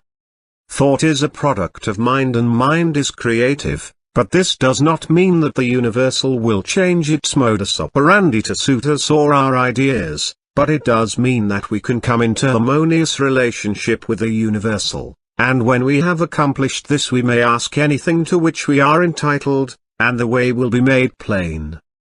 Part 6. 1. The universal mind is so wonderful that it is difficult to understand its utilitarian powers and possibilities and its unlimited producing effects. 2. We have found that this mind is not only all intelligence but all substance. How, then, is it to be differentiated in form? How are we to secure the effect which we desire? 3. Ask any electrician what the effect of electricity will be and he will reply that electricity is a form of motion and its effect will depend upon the mechanism to which it is attached. Upon this mechanism will depend whether we shall have heat, light, power, music or any of the other marvelous demonstration of power to which this vital energy has been harnessed. 4. What effect can be produced by thought? The reply is that thought is mind in motion, just as wind is air in motion, and its effect will depend entirely on the mechanism to which it is attached. 5. Here, then, is the secret of all mental power, it depends entirely on the mechanism which we attach. 6. What is this mechanism? You know something of the mechanism which has been invented by Edison, Bell, Marconi and other electrical wizards, by which place and space and time have become only figures of speech, but did you ever stop to think that the mechanism which has been given you for transforming the universal, omnipresent potential power was invented by a greater inventor than Edison? 7. We are accustomed to examining the mechanism of the implements which we use for tilling the soil, and we try to get an understanding of the mechanism of the automobile which we drive, but most of us are content to remain in absolute ignorance of the greatest piece of mechanism which has ever come into existence, the brain of man. 8. Let us examine the wonders of this mechanism, perhaps we shall thereby get a better understanding of the various effects of which it is the cause. 9. In the first place, there is the great mental world in which we live and move and have our being. This world is omnipotent, omniscient and omnipresent. It will respond to our desire in direct ratio to our purpose and faith. the purpose must be in accordance with the law of our being, that is, it must be creative or constructive. Our faith must be strong enough to generate a current of sufficient strength to bring our purpose into manifestation. As thy faith is, so be it unto thee, bears the stamp of scientific test. 10. The effects which are produced in the world without are the result of the action and reaction of the individual upon the universal. That is the process which we call thinking. The brain is the organ through which this process is accomplished. Think of the wonder of it all. Do you love music, flowers, literature, or are you inspired by the thought of ancient or modern genius? Remember, every beauty to which you respond must have its corresponding outline in your brain before you can appreciate it. 11. There is not a single virtue or principle in the storehouse of nature which the brain cannot express. The brain is an embryonic world, ready to develop at any time as necessity may arise. If you can comprehend that this is a scientific truth and one of the wonderful laws of nature, it will be easier for you to get an understanding of the mechanism by which these extraordinary results are being accomplished. 12. The nervous system has been compared to an electric circuit with its battery of cells in which force is originated, and its white matter to insulated wires by which the current is conveyed. It is through these channels that every impulse or desire is carried through the mechanism. 13. The spinal cord is the great motor and sensory pathway by which messages are conveyed to and from the brain. Then, there is the blood supply plunging through the veins and arteries, renewing our energy and strength, the perfectly arranged structure upon which the entire physical body rests, and, finally, the delicate and beautiful skin, clothing the entire mechanism is a mantle of beauty. 14. This then is the temple of the living God, and the individual lies given control, and upon his understanding of the mechanism which is within his control will the result depend. 15. Every thought sets the brain cells in action. At first the substance upon which the thought is directed fails to respond, but if the thought is sufficiently refined and concentrated, the substance finally yields and expresses perfectly. 16. This influence of the mind can be exerted upon any part of the body, causing the elimination of any undesirable effect. 17. A perfect conception and understanding of the laws governing in the mental world cannot fail to be of inestimable value in the transaction of business, as it develops the power of discernment and gives the clearer understanding and appreciation of facts. 18. The man who looks within instead of without cannot fail to make use of the mighty forces which will eventually determine his course in life and so bring him into vibration with all that is best, strongest and most desirable. 19. Attention or concentration is probably the most important essential in the development of mind culture. The possibilities of attention when properly directed are so startling that they would hardly appear credible to the uninitiated. The cultivation of attention is the distinguishing characteristic of every successful man or woman, and is the very highest personal accomplishment which can be acquired. 20. The power of attention can be more readily understood by comparing it with a magnifying glass in which the rays of sunlight are focused. They possess no particular strength as long as the glass is moved about and the rays directed from one place to another, but let the glass be held perfectly still and let the rays be focused on one spot for any length of time, the effect will become immediately apparent. 21. So with the power of thought, let power be dissipated by scattering the thought from one object to another, and no result is apparent. But focus this power through attention or concentration on any single purpose for any length of time and nothing becomes impossible. 22. A very simple remedy for a very complex situation, some will say. All right, try it, you who have had no experience in concentrating the thought on a definite purpose or object. Choose any single object and concentrate your attention on it for a definite purpose for even 10 minutes. You cannot do it.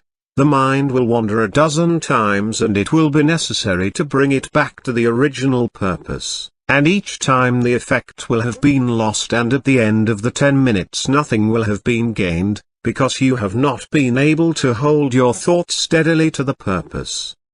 23. It is, however, through attention that you will finally be able to overcome obstacles of any kind that appear in your path onward and upward, and the only way to acquire this wonderful power is by practice. Practice makes perfect, in this as in anything else. 24. In order to cultivate the power of attention, bring a photograph with you to the same seat in the same room in the same position as heretofore.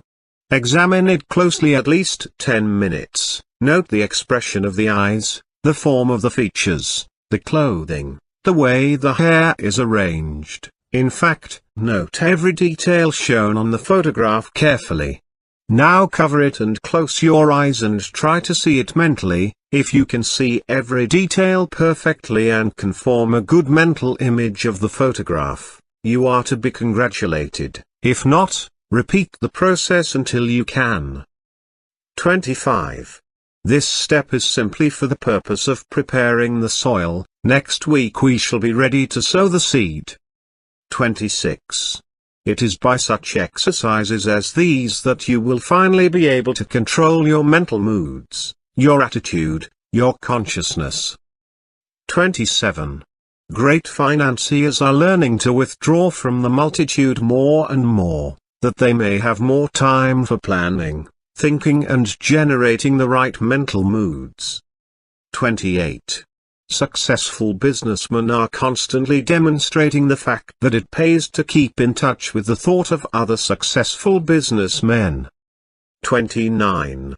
A single idea may be worth millions of dollars, and these ideas can only come to those who are receptive, who are prepared to receive them, who are in successful frame of mind. 30.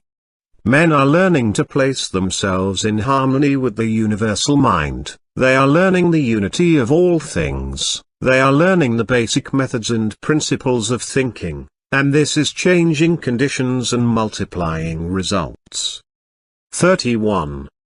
They are finding that circumstances and environment follow the trend of mental and spiritual progress. They find that growth follows knowledge, action follows inspiration, opportunity follows perception, always the spiritual first, then the transformation into the infinite and illimitable possibilities of achievement. 32. As the individual is but the channel for the differentiation of the universal, these possibilities are necessarily inexhaustible. 33.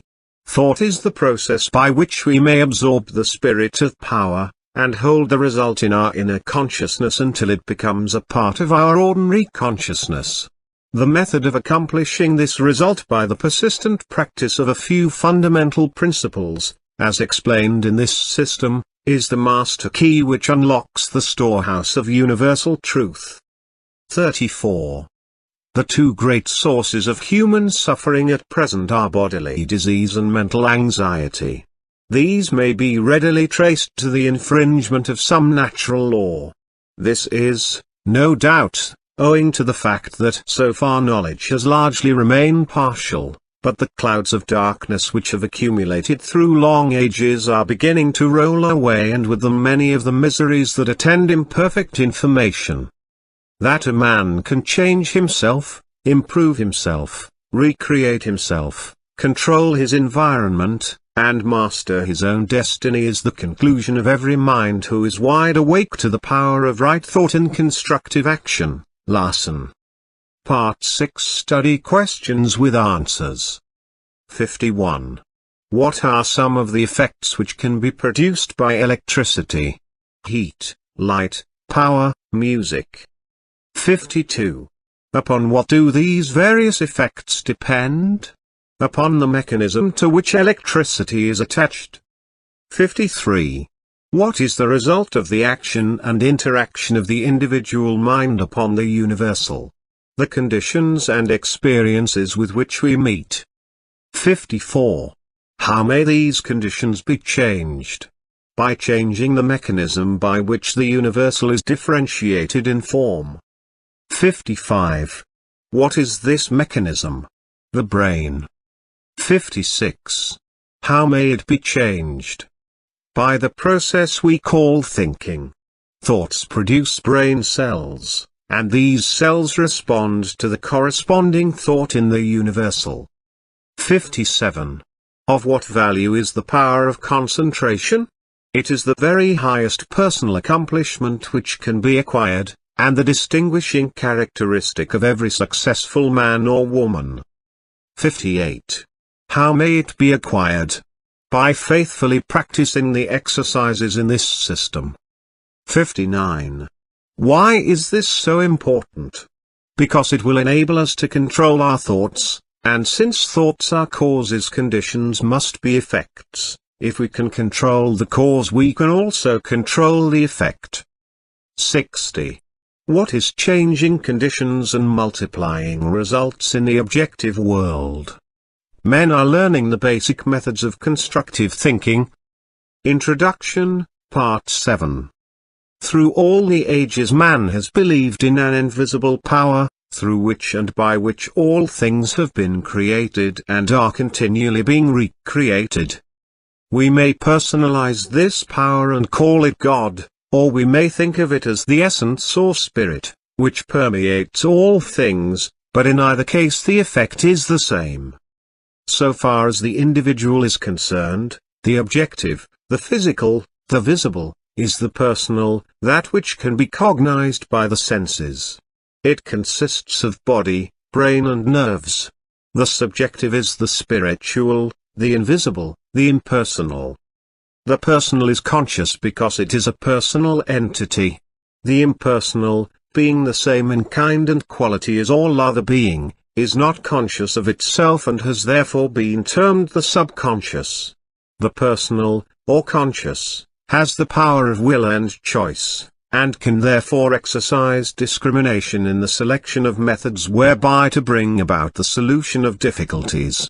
The impersonal, or spiritual, being a part or one with the source, and origin of all power, can necessarily exercise no such choice, but, on the contrary, it has infinite resources at its command. It can and does bring about results by methods concerning which the human or individual mind can have no possible conception. You will therefore see that it is your privilege to depend upon the human will with all its limitations and misconceptions, or you may utilize the potentialities of infinity by making use of the subconscious mind. Here, then, is the scientific explanation of the wonderful power which has been put within your control, if you but understand, appreciate and recognize it. One method of consciously utilizing this omnipotent power is outlined in Part 7. Part 7. 1.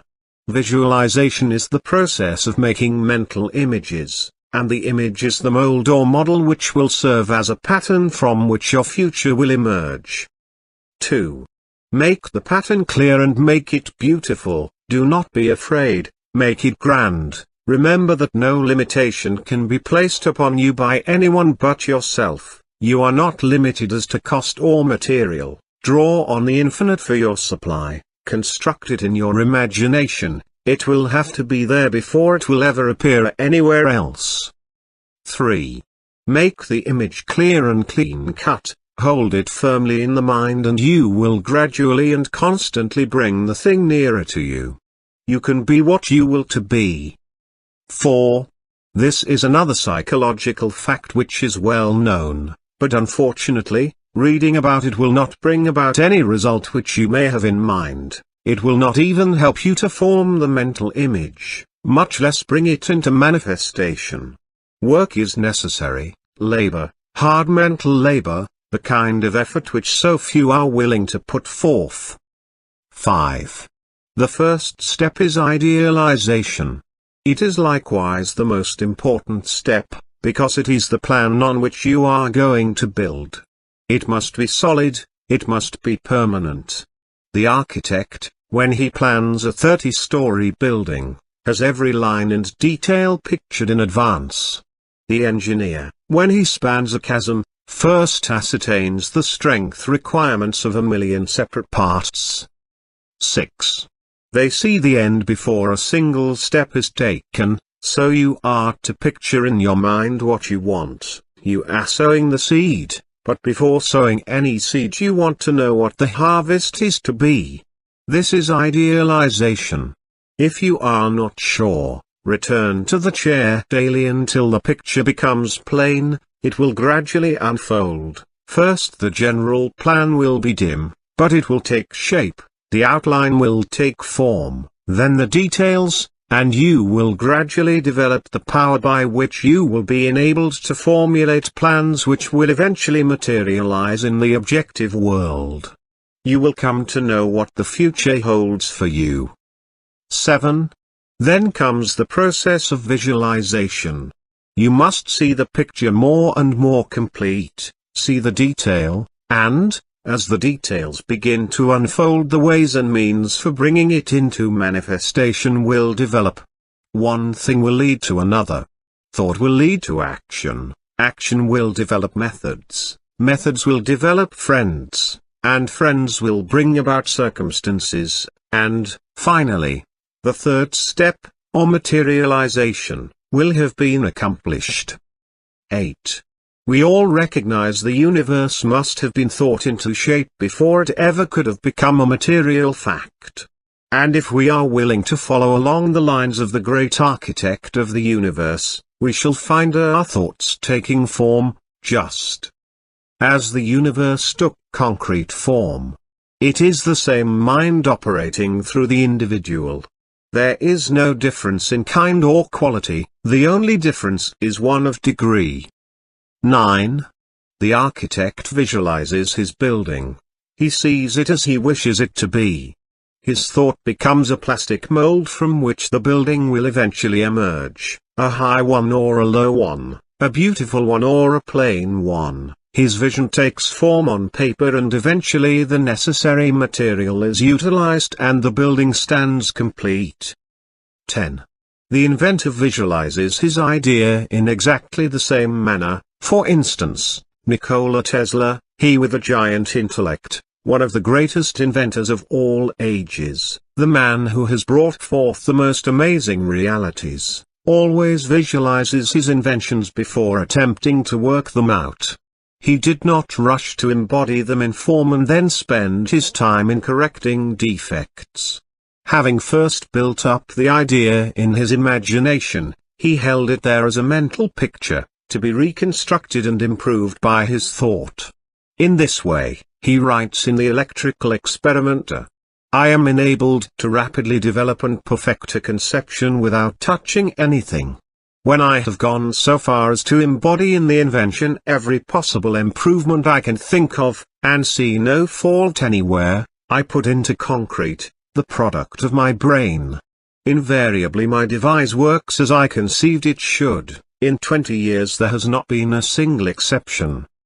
11. If you can conscientiously follow these directions, you will develop faith. The kind of faith that is the substance of things hoped for, the evidence of things not seen. You will develop confidence. The kind of confidence that leads to endurance and courage. You will develop the power of concentration which will enable you to exclude all thoughts except the ones which are associated with your purpose. 12. The law is that thought will manifest in form. And only one who knows how to be the divine thinker of his own thoughts can ever take a master's place and speak with authority. 13. Clearness and accuracy are obtained only by repeatedly having the image in mind. Each repeated action renders the image more clear and accurate than the preceding, and in proportion to the clearness and accuracy of the image will the outward manifestation be. You must build it firmly and securely in your mental world, the world within, before it can take form in the world without, and you can build nothing of value, even in the mental world unless you have the proper material. When you have the material you can build anything you wish. But make sure of your material. You cannot make broadcloth from shoddy. 14. This material will be brought out by millions of silent mental workers and fashioned into the form of the image which you have in mind. 15. Think of it. You have over 5 million of these mental workers, ready and in active use, brain cells they are called. Besides this, there is another reserve force of at least an equal number, ready to be called into action at the slightest need. Your power to think, then, is almost unlimited, and this means that your power to create the kind of material which is necessary to build for yourself any kind of environment which you desire is practically unlimited. 16. In addition to these millions of mental workers, you have billions of mental workers in the body, every one of which is endowed with sufficient intelligence to understand and act upon any message or suggestion given. These cells are all busy creating and recreating the body, but, in addition to this, they are endowed with psychic activity whereby they can attract to themselves the substance necessary for perfect development. 17. They do this by the same law and in the same manner that every form of life attracts to itself the necessary material for growth. The oak, the rose, the lily, all require certain material for their most perfect expression and they secure it by silent demand. The law of attraction, the most certain way for you to secure what you require for your most complete development. 18. Make the mental image, make it clear, distinct, perfect, hold it firmly, the ways and means will develop, supply will follow the demand. You will be led to do the right thing at the right time and in the right way. Earnest desire will bring about confident expectation, and this in turn must be reinforced by firm demand. These three cannot fail to bring about attainment, because the earnest desire is the feeling, the confident expectation is the thought, and the firm demand is the will, and, as we have seen, feeling gives vitality to thought and their will holds it steadily until the law of growth brings it into manifestation. 19. Is it not wonderful that man has such tremendous power within himself, such transcendental faculties concerning which he had no conception? Is it not strange that we have always been taught to look for strength and power without? We have been taught to look everywhere but within, and whenever this power manifested in our lives we were told that it was something supernatural. 20. There are many who have come to an understanding of this wonderful power, and who make serious and conscientious efforts to realize health, power and other conditions, and seem to fail. They do not seem able to bring the law into operation. The difficulty in nearly every case is that they are dealing with externals. They want money, power, health and abundance, but they fail to realize that these are effects and can come only when the cause is found. 21. Those who will give no attention to the world without will seek only to ascertain the truth, will look only for wisdom, will find that this wisdom will unfold and disclose the source of all power, that it will manifest in thought and purpose which will create the external conditions desired. This truth will find expression in noble purpose and courageous action. 22. Create ideals only, give no thought to external conditions, make the world within beautiful and opulent, and the world without will express and manifest the condition which you have within. You will come into a realization of your power to create ideals, and these ideals will be projected into the world of effect. 23. For instance, a man is in debt. He will be continually thinking about the debt, concentrating on it, and as thoughts are causes, the result is that he not only fastens the debt closer to him, but actually creates more debt. He is putting the great law of attraction into operation with the usual and inevitable result: loss leads to greater loss. 24. What, then, is the correct principle? Concentrate on the things you want, not on the things you do not want. Think of abundance. Idealize the methods and plans for putting the law of abundance into operation.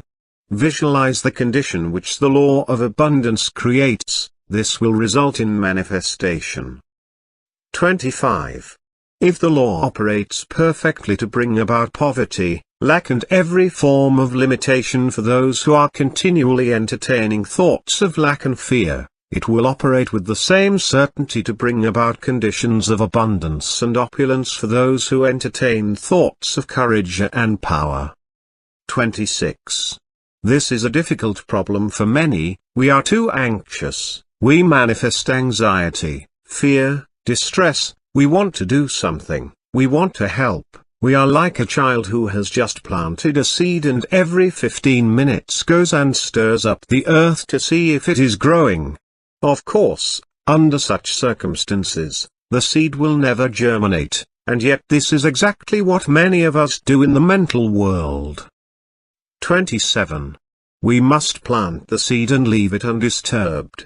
This does not mean that we are to sit down and do nothing, by no means. We will do more and better work than we have ever done before, new channels will constantly be provided, new doors will open. All that is necessary is to have an open mind, be ready to act when the time comes. 28. Thought force is the most powerful means of obtaining knowledge, and if concentrated on any subject will solve the problem. Nothing is beyond the power of human comprehension, but in order to harness thought force and make it do your bidding, work is required. 29. Remember that thought is the fire that creates the steam that turns the wheel of fortune, upon which your experiences depend. 30. Ask yourself a few questions and then reverently await the response. Do you not now and then feel the self with you? Do you assert this self or do you follow the majority? Remember that majorities are always led, they never lead. It was the majority that fought, tooth and nail, against the steam engine, the power loom and every other advance or improvement ever suggested. 31. For your exercise this week, visualize your friend, see him exactly as you last saw him, see the room, the furniture, recall the conversation, now see his face, see it distinctly, now talk to him about some subject of mutual interest, see his expression change. Watch him smile. Can you do this? All right, you can. Then arouse his interest, tell him a story of adventure, see his eyes light up with the spirit of fun or excitement. Can you do all of this? If so, your imagination is good, you are making excellent progress. Part 7 Study questions with answers. 61. What is visualization? The process of making mental pictures. 62. What is the result of this method of thought? By holding the image or picture in mind, we can gradually but surely bring the thing nearer to us. We can be what we will to be. 63. What is idealization? It is a process of visualizing or idealizing the plans which will eventually materialize in our objective world. 64. Why are clearness and accuracy necessary? Because seeing creates feeling and feeling creates being. First the mental, then the emotional, then the illimitable possibilities of achievement. 65. How are they obtained? Each repeated action renders the image more accurate than the former one. 66. How is the material for the construction of your mental image secured? By millions of mental workers. Brain cells they are called. 67. How are the necessary conditions for bringing about the materialization of your ideal in the objective world secured? By the law of attraction. The natural law by which all conditions and experiences are brought about. 68. What 3 steps are necessary in order to bring this law into operation? Earnest desire, confident expectation, firm demand. 69. Why do many fail? Because they concentrate on loss, disease and disaster. The law is operating perfectly. The things they fear are coming upon them. 70. What is the alternative? Concentrate on the ideals which you desire to see manifested in your life. Introduction, Part 8. In this part you will find that you may freely choose what you think, but the result of your thought is governed by an immutable law. Is not this a wonderful thought? Is it not wonderful to know that our lives are not subject to caprice or variability of any kind? That they are governed by law. This stability is our opportunity, because by complying with the law we can secure desired effect with invariable precision.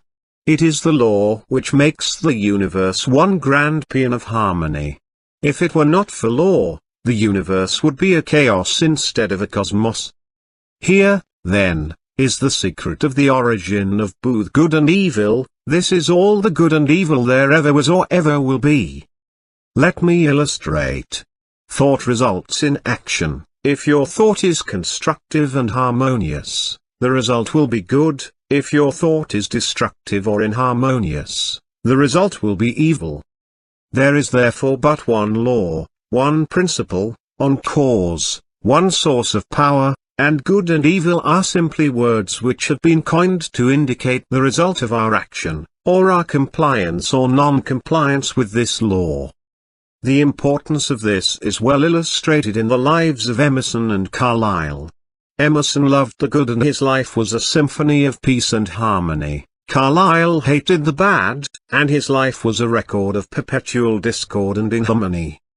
Here we have two grand men, each intent upon achieving the same ideal, but one makes use of constructive thought and is therefore in harmony with natural law. The other makes use of destructive thought and therefore brings upon himself discord of every kind and character. It is evident therefore that we are to hate nothing, not even the bad, because hatred is destructive, and we shall soon find that by entertaining destructive thought we are sowing the wind and in turn shall reap the whirlwind. Part 8. 1. Thought contains a vital principle, because it is the creative principle of the universe and by its nature will combine with other similar thoughts. 2. As the one purpose of life is growth, all principles underlying existence must contribute to give it effect. Thought, therefore, takes form and the law of growth eventually brings it into manifestation. 3. You may freely choose what you think, but the result of your thought is governed by an immutable law. Any line of thought persisted in cannot fail to produce its result in the character, health and circumstances of the individual. Methods whereby we can substitute habits of constructive thinking for those which we have found produce only undesirable effects are therefore of primary importance. 4. We all know that this is by no means easy. Mental habits are difficult to control, but it can be done, and the way to do it is to begin at once to substitute constructive thought for destructive thought. Form the habit of analyzing every thought. If it is necessary, if its manifestation in the objective will be a benefit, not only to yourself, but to all whom it may affect in any way, keep it, treasure it, it is of value, it is in tune with the infinite, it will grow and develop and produce fruit an hundredfold. On the other hand, it will be well for you to keep this quotation from George Matthews Adams in mind. Learn to keep the door shut, keep out of your mind, out of your office, and out of your world, every element that seeks admittance with no definite helpful end in view. 5.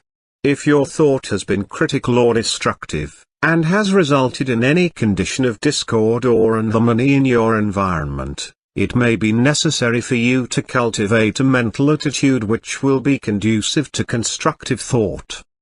6. The imagination will be found to be a great assistance in this direction. The cultivation of the imagination leads to the development of the ideal out of which your future will emerge. 7. The imagination gathers up the material by which the mind weaves the fabric in which your future is to be clothed. 8. Imagination is the light by which we can penetrate new worlds of thought and experience. 9. Imagination is the mighty instrument by which every discoverer, every inventor, opened the way from precedent to experience. Precedent said, "It cannot be done." Experience said, "It is done." 10. Imagination is a plastic power, molding the things of sense into new forms and ideals. 11. Imagination is the constructive form of thought which must precede every constructive form of action. 12. A builder cannot build a structure of any kind until he has first received the plans from the architect, and the architect must get them from his imagination. 13. The captain of industry cannot build a giant corporation which may coordinate hundreds of smaller corporations and thousands of employees, and utilize millions of dollars of capital until he has first created the entire work in his imagination. Objects in the material world are as clay in the potter's hand. It is in the master mind that the real things are created, and it is by the use of the imagination that the work is done. In order to cultivate the imagination, it must be exercised. Exercise is necessary to cultivate mental muscle as well as physical muscle. It must be supplied with nourishment or it cannot grow. 14. Do not confuse imagination with fancy, or that form of daydreaming in which some people like to indulge. Daydreaming is a form of mental dissipation which may lead to mental disaster. 15. Constructive imagination means mental labor, by some considered to be the hardest kind of labor, but, if so, it yields the greatest returns. For all the great things in life have come to men and women who had the capacity to think, to imagine, and to make their dreams come true. 16.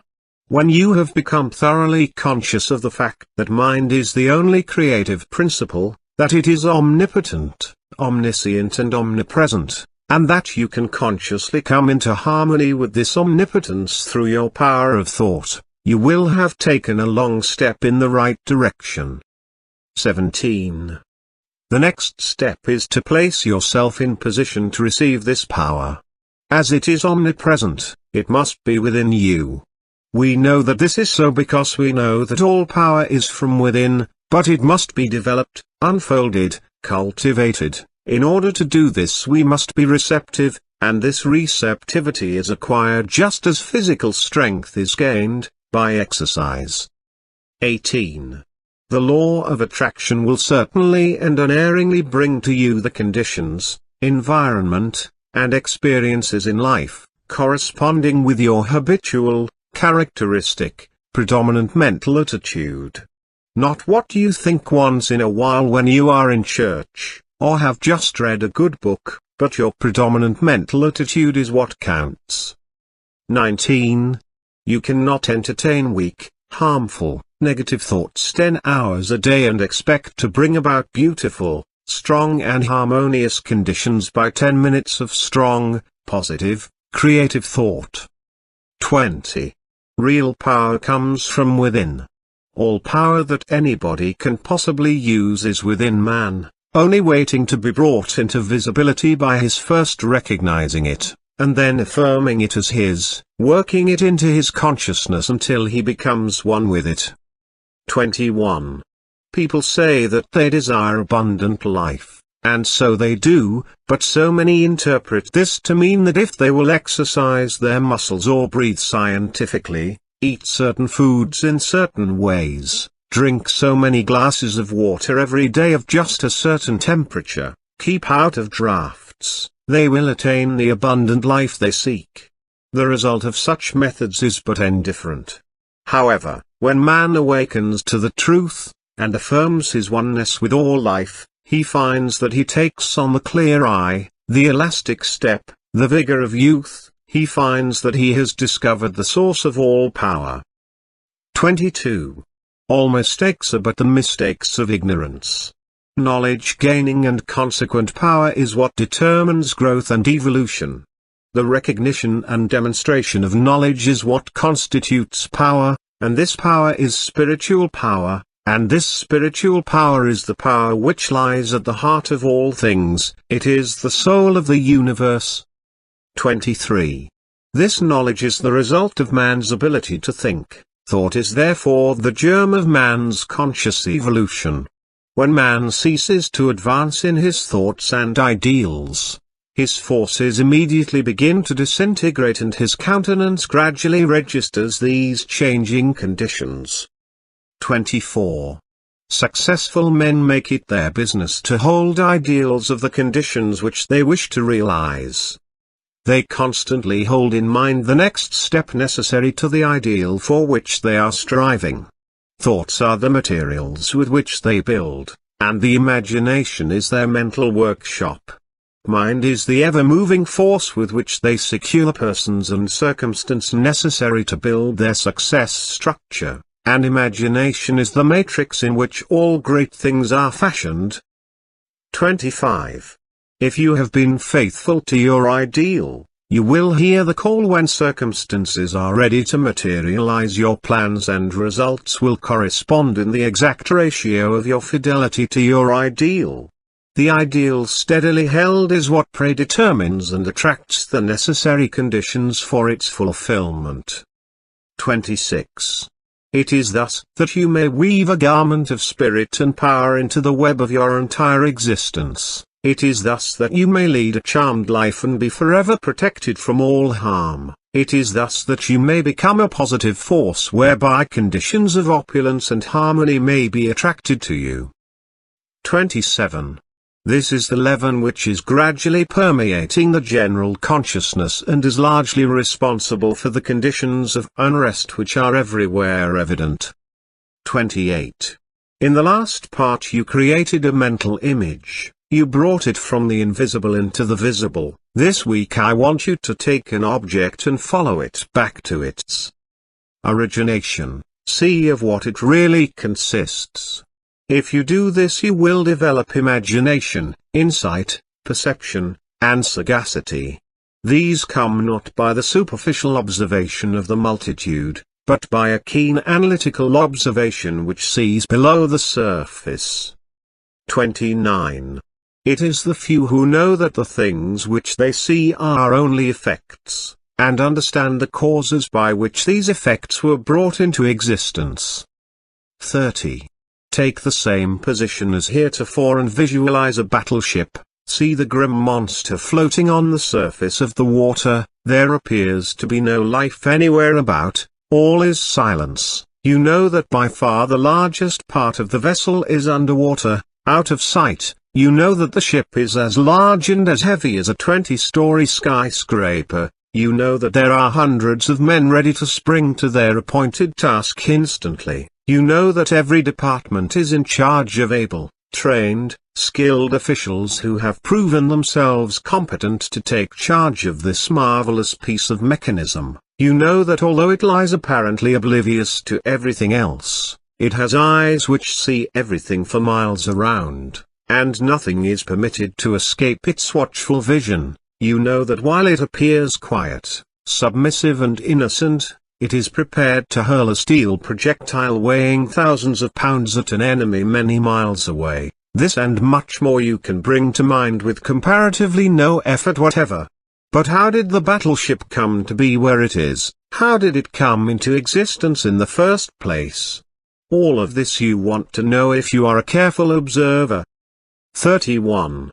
Follow the great steel plates through the foundries, see the thousands of men employed in their production, go still further back, and see the ore as it comes from the mine, see it loaded on barges or cars, see it melted and properly treated, go back still further and see the architect and engineers who planned the vessel. Let the thought carry you back still further in order to determine why they planned the vessel. You will see that you are now so far back that the vessel is something intangible, it no longer exists, it is now only a thought existing in the brain of the architect. But from where did the order come to plan the vessel? probably from the Secretary of Defense, but probably this vessel was planned long before the war was thought of, and that Congress had to pass a bill appropriating the money. Possibly there was opposition, and speeches for or against the bill. Whom do these congressmen represent?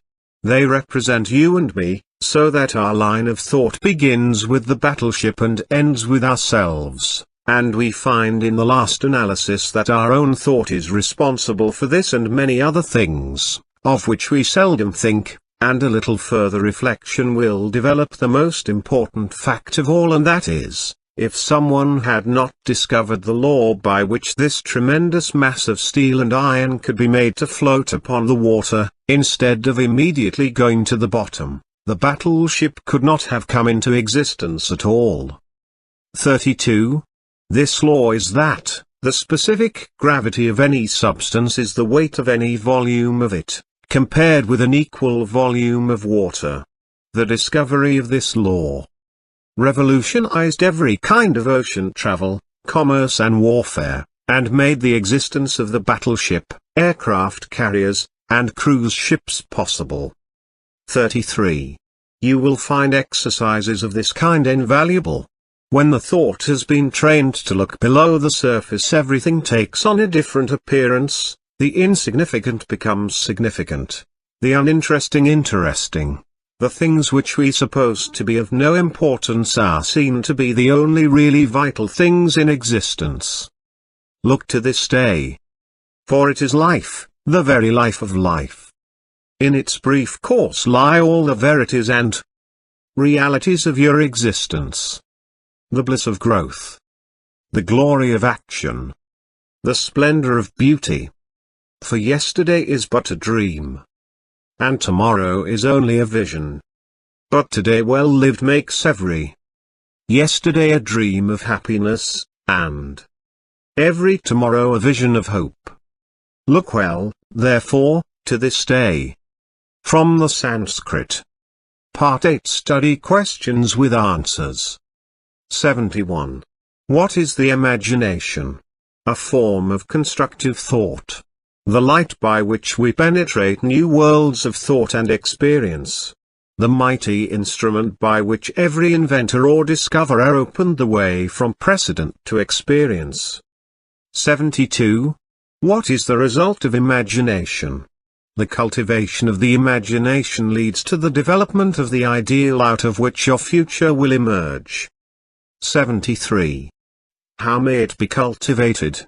By exercise. It must be supplied with nourishment or it cannot live. 74. How does imagination differ from daydreaming? Daydreaming is a form of mental dissipation, while imagination is a form of constructive thought which must precede every constructive action. 75. What are mistakes? The result of ignorance. 76. What is knowledge? The result of man's ability to think.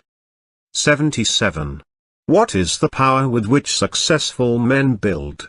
Mind is the very moving force with which they secure persons and circumstances necessary to complete their plans. 78. What predetermines the result?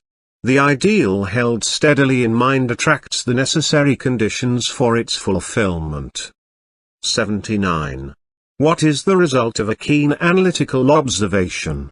The development of imagination, insight, perception and sagacity. 80. To what do these lead? Opulence and harmony. Introduction, Part 9. In this part you may learn to fashion the tools by which you may build for yourself any condition you desire. If you wish to change conditions you must change yourself. Your whims, your wishes, your fancies, your ambitions may be thwarted at every step, but your inmost thoughts will find expression just as certainly as the plant springs from the seed.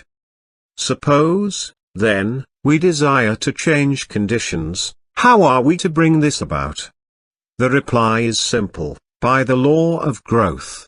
Cause and effect are as absolute and undeviating in the hidden realm of thought as in the world of material things. Hold in mind the condition desired, affirm it as an already existing fact. This indicates the value of a powerful affirmation. By constant repetition it becomes a part of ourselves. We are actually changing ourselves, are making ourselves what we want to be. Character is not a thing of chance, but it is the result of continued effort. If you are timid, vacillating, self-conscious, or if you are over-anxious or harassed by thoughts of fear or impending danger, remember that it is axiomatic that two things cannot exist in the same place at the same time. Exactly the same thing is true in the mental and spiritual world, so that your remedy is plainly to substitute thoughts of courage, power, self-reliance and confidence, for those of fear, lack and limitation. The easiest and most natural way to do this is to select an affirmation which seems to fit your particular case. The positive thought will destroy the negative as certainly as light destroys darkness, and the results will be just as effectual. Act is the blossom of thought, and conditions are the result of action, so that you constantly have in your possession the tools by which you will certainly and inevitably make or unmake yourself, and joy or suffering will be the reward. Part 9. 1. There are only three things which can possibly be desired in the world without, and each of them can be found in the world within. The secret of finding them is simply to apply the proper mechanism of attachment to the omnipotent power to which each individual has access. 2. The three things which all mankind desires and which are necessary for his highest expression and complete development are health, wealth and love. All will admit that health is absolutely essential. No one can be happy if the physical body is in pain.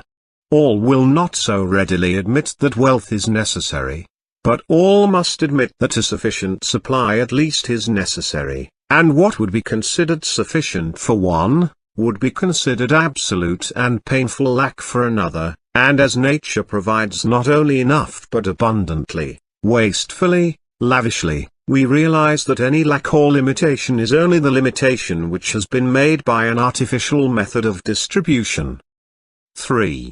All will probably admit that love is the third, or maybe some will say the first essential necessary to the happiness of mankind. At any rate, those who possess all three, health, wealth, and love, find nothing else which can be added to their cup of happiness. 4. We have found that the universal substance is all health, all substance and all love, and that the mechanism of attachment whereby we can consciously connect with this infinite supply is in our method of thinking. To think correctly is therefore to enter into the secret place of the Most High. 5.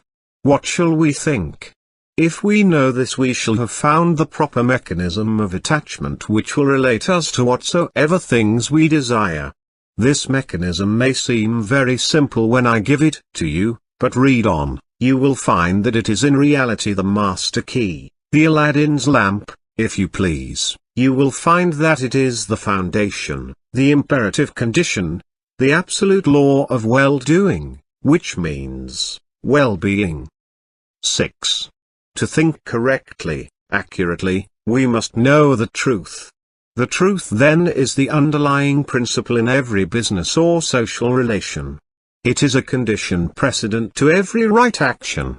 To know the truth, to be sure, to be confident, affords a satisfaction beside which no other is at all comparable. It is the only solid ground in a world of doubt, conflict and danger. 7. To know the truth is to be in harmony with the infinite and omnipotent power. To know the truth is, therefore, to connect yourself with a power which is irresistible and which will sweep away every kind of discord, inharmony, doubt or error of any kind, because the truth is mighty and will prevail. 8.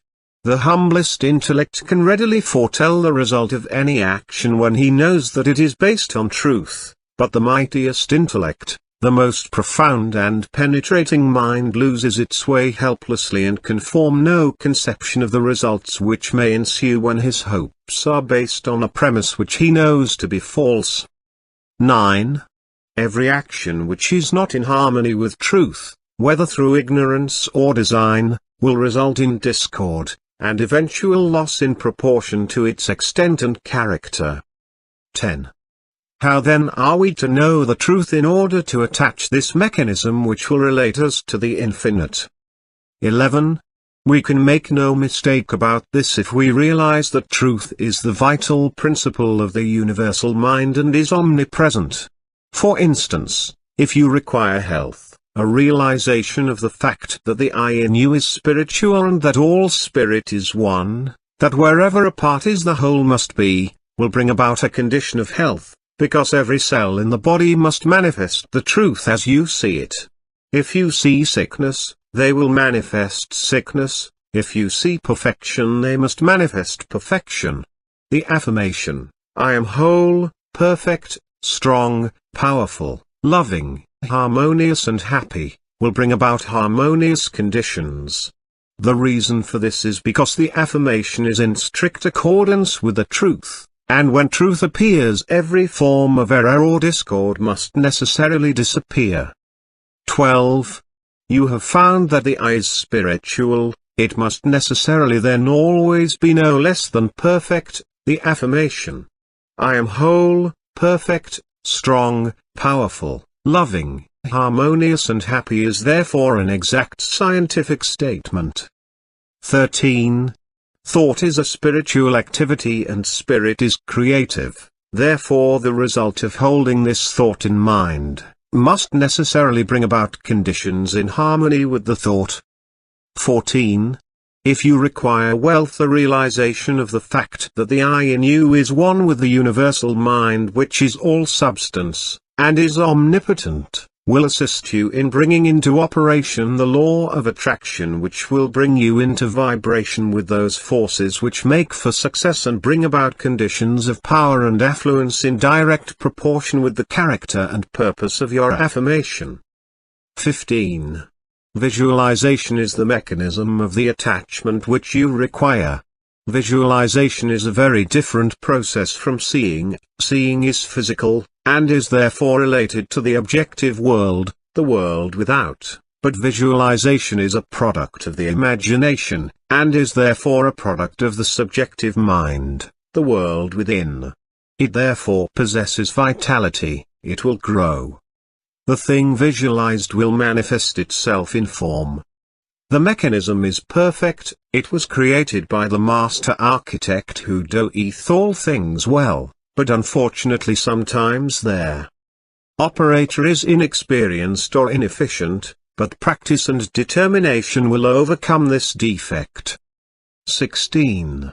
If you require love, try to realize that the only way to get love is by giving it, that the more you give the more you will get, and the only way in which you can give it, is to fill yourself with it, until you become a magnet. The method was explained in another lesson. 17.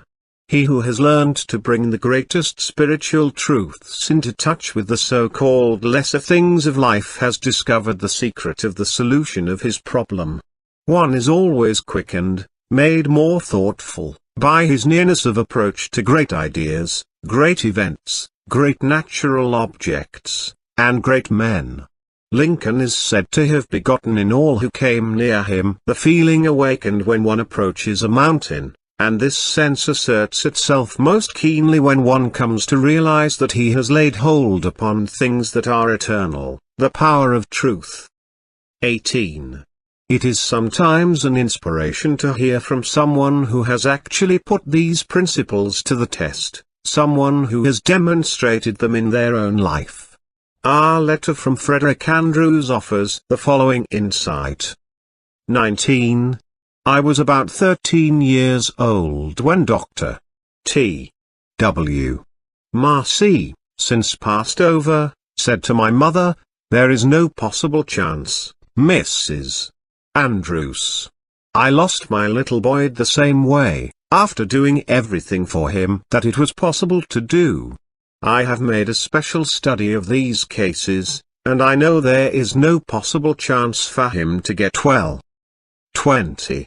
She turned to him and said, "Doctor, what would you do if he were your boy?" And he answered, "I would fight, as long as there is a breath of life to fight for." 21. That was the beginning of a long drawn-out battle, with many ups and downs, the doctors all agreeing that there was no chance for a cure, though they encouraged and cheered us the best they could. 22. But at last the victory came, and I have grown from a little, crooked, twisted, cripple, going about on my hands and knees, to a strong, straight, well-formed man. 23. Now, I know you want the formula, and I will give it to you as briefly and quickly as I can. 24. I built up an affirmation for myself, taking the qualities I most needed, and affirming for myself over and over again, I am whole, perfect, strong, powerful, loving, harmonious and happy. I kept up this affirmation, always the same, never varying, till I could wake up in the night and find myself repeating, I am whole, perfect, strong, powerful, loving, harmonious and happy. It was the last thing on my lips at night and the first thing in the morning. 25. Not only did I affirm it for myself, but for others that I knew needed it. I want to emphasize this point. Whatever you desire for yourself, affirm it for others, and it will help you both. We reap what we sow. If we send out thoughts of love and health, they return to us like bread cast upon the waters, but if we send out thoughts of fear, worry, jealousy, anger, hate, etc., we will reap the results in our own lives. 26. It used to be said that man is completely built over every 7 years, but some scientists now declare that we build ourselves over entirely every 11 months, so we are really only 11 months old. If we build the defects back into our bodies year after year, we have no one to blame but ourselves. 27. Man is the sum total of his own thoughts, so the question is, how are we going to entertain only the good thoughts and reject the evil ones? At first we can't keep the evil thoughts from coming, but we can keep from entertaining them. The only way to do this is to forget them, which means, get something for them. This is where the ready-made affirmation comes into play. 28. When a thought of anger, jealousy, fear or worry creeps in, just start your affirmation going. The way to fight darkness is with light, the way to fight cold is with heat, the way to overcome evils is with good. For myself, I never could find any help in denials. Affirm the good, and the bad will vanish. Frederick Elias Andrews. 29. If there is anything you require, it will be well for you to make use of this affirmation. It cannot be improved upon. Use it just as it is, take it into the silence with you, until it sinks into your subconsciousness, so that you can use it anywhere, in your car, in the office, at home. This is the advantage of spiritual methods, they are always available. Spirit is omnipresent, ever ready, all that is required is a proper recognition of its omnipotence, and a willingness or desire to become the recipient of its beneficent effects. 30. If our predominant mental attitude is one of power, courage, kindliness and sympathy, we shall find that our environment will reject conditions in correspondence with these thoughts. If it is weak, critical, envious and destructive, we shall find our environment reflecting conditions corresponding to these thoughts. 31. Thoughts are causes and conditions are effects. Herein is the explanation of the origin of both good and evil. Thought is creative and will automatically correlate with its object. This is a cosmological law, a universal law, the law of attraction, the law of cause and effect, The recognition and application of this law will determine both beginning and end. It is the law by which in all ages and in all times the people were led to believe in the power of prayer. As thy faith is, so be it unto thee, is simply another, shorter and a better way of stating it. 32. This week visualize a plant, take a flower, the one you most admire, bring it from the unseen into the seen, plant the tiny seed, water it, care for it, place it where it will get the direct rays of the morning sun, see the seed burst, it is now a living thing, something which is alive and beginning to search for the means of subsistence.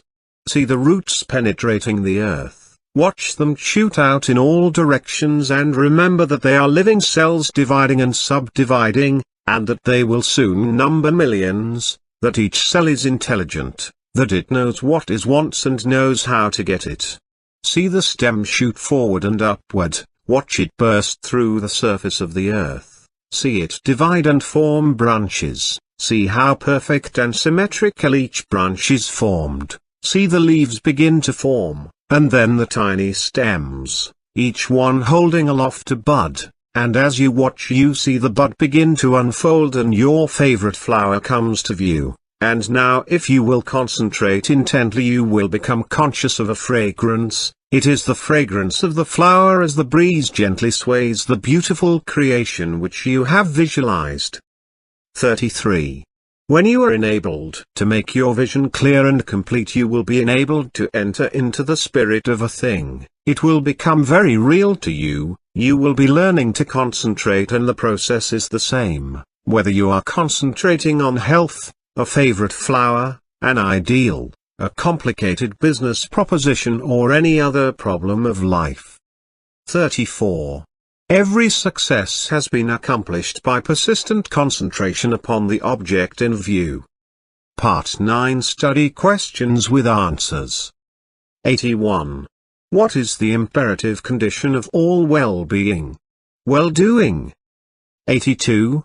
What is the condition precedent to every right action? Right thinking. 83. What is the underlying condition necessary in every business transaction or social relation?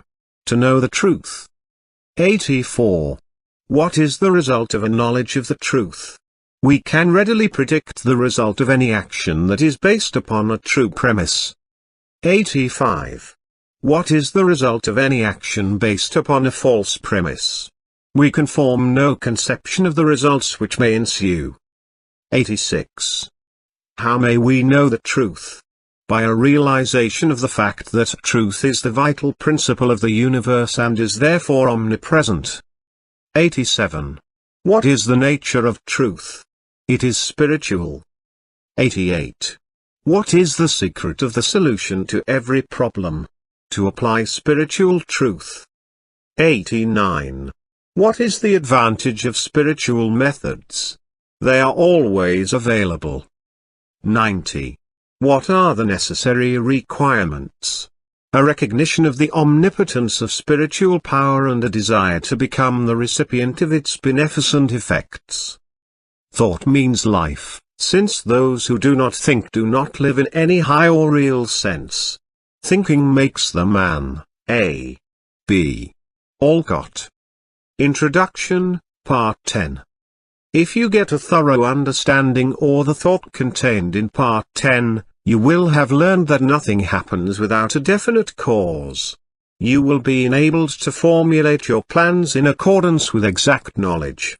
You will know how to control any situation by bringing adequate causes into play. When you win, as you will know exactly why. The ordinary man, who has no definite knowledge of cause and effect, is governed by his feelings or emotions. He thinks chiefly to justify his action. If he fails as a businessman, he says that luck is against him. If he dislikes music, he says that music is an expensive luxury. If he is a poor office man, he says that he could succeed better at some outdoor work. If he lacks friends, he says his individuality is too fine to be appreciated. he never thinks his problem through to the end.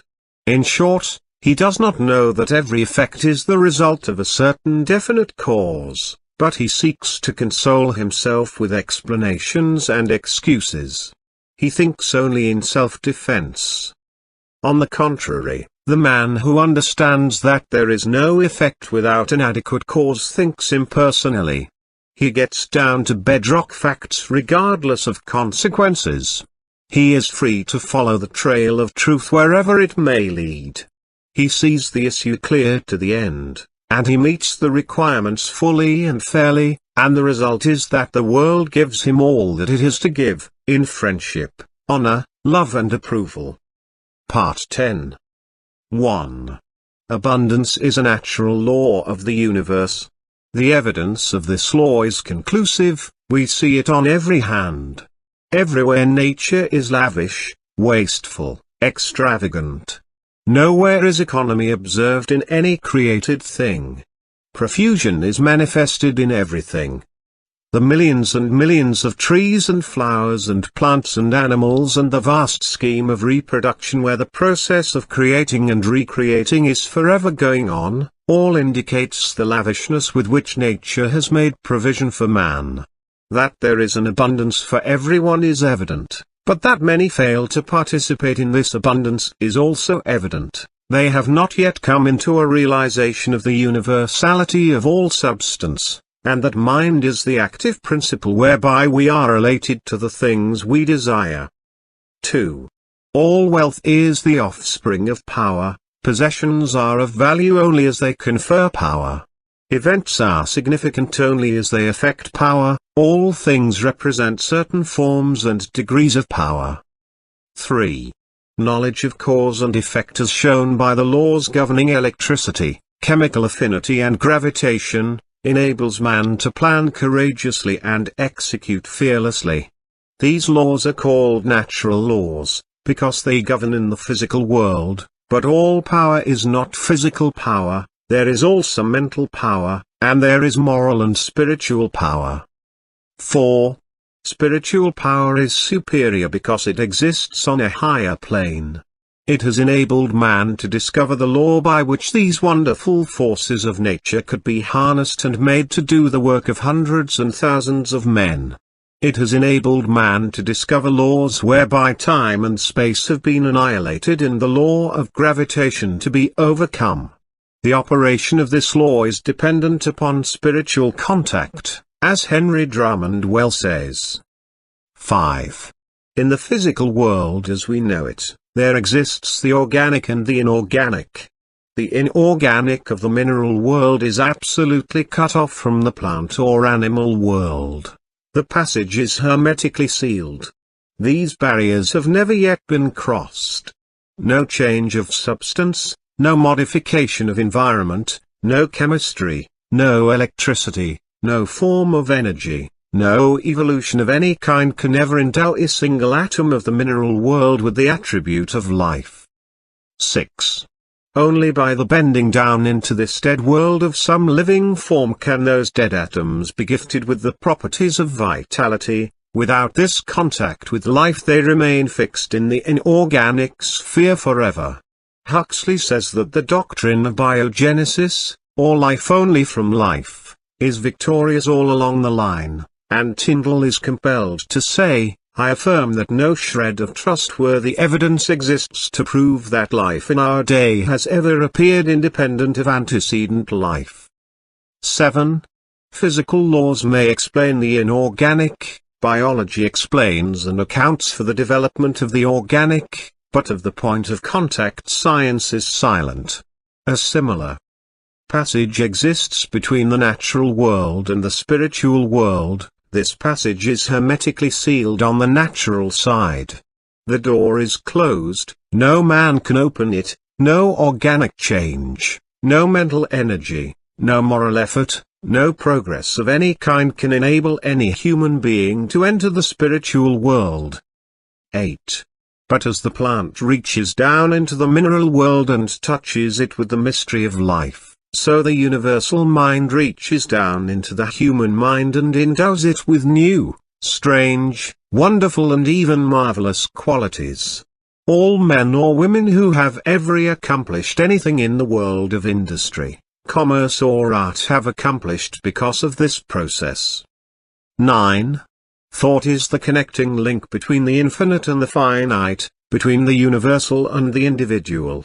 We have seen that there is an impassable barrier between the organic and the inorganic, and that the only way that matter can unfold is to be impregnated with life. As a seed reaches down into the mineral world and begins to unfold and reach out, the dead matter begins to live. 1,000 invisible fingers begin to weave a suitable environment for the new arrival, and as the law of growth begins to take effect, we see the process continue until the lily finally appears, and even Solomon in all his glory was not arrayed like one of these. 10.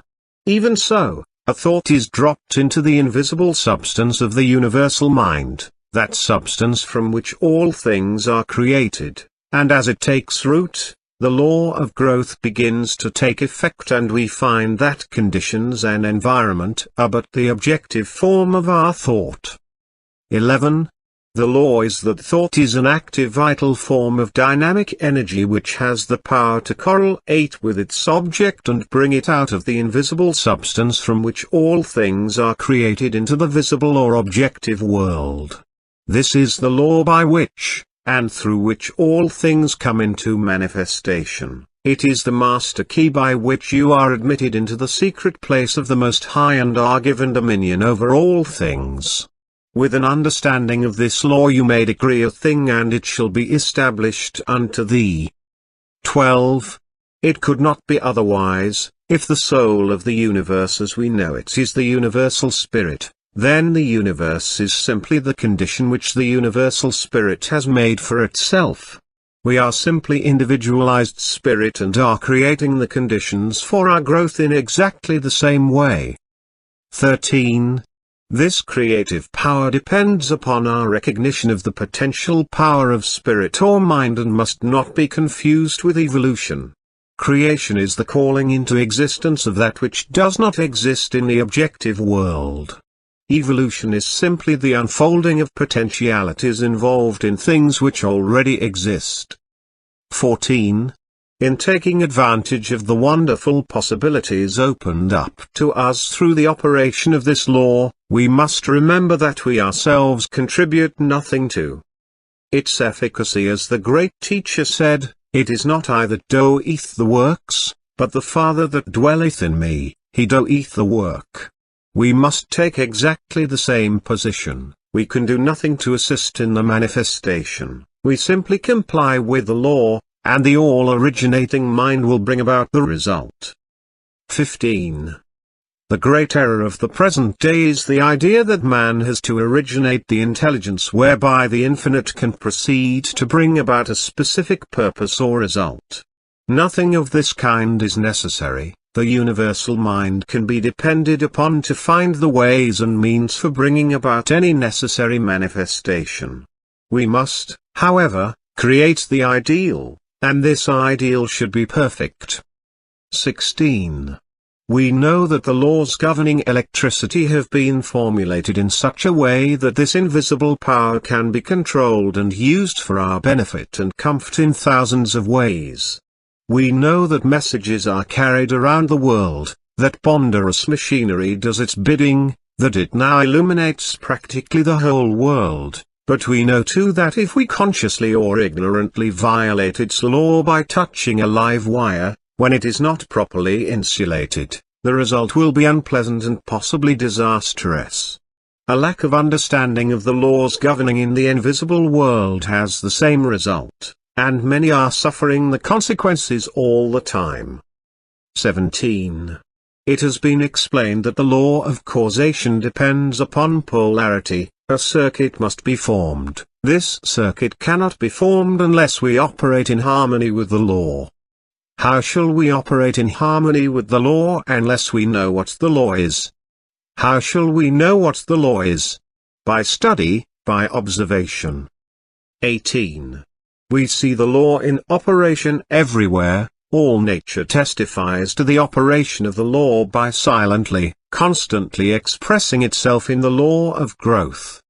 Where there is growth, there must be life. Where there is life, there must be harmony, so that everything that has life is constantly attracting to itself the conditions and the supply which is necessary for its most complete expression. 19.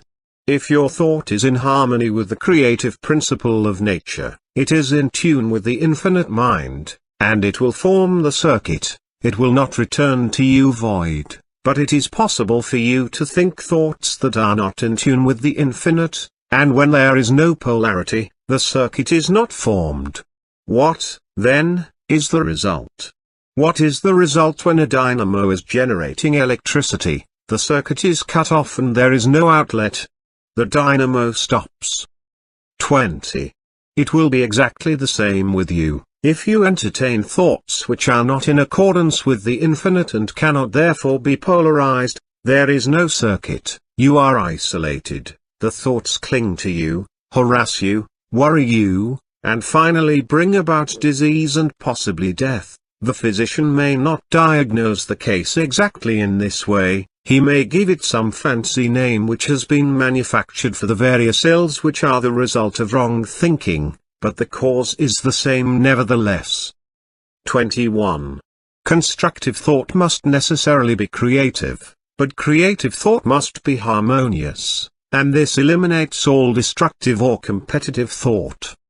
Wisdom, strength, courage and all harmonious conditions are the result of power, and we have seen that all power is from within. Likewise, every lack, limitation or adverse circumstance is the result of weakness, and weakness is simply absence of power. It comes from nowhere, it is nothing. The remedy then is simply to develop power, and this is accomplished in exactly the same manner that all power is developed, by exercise.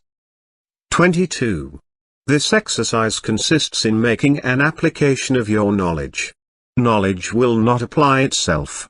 You must make the application.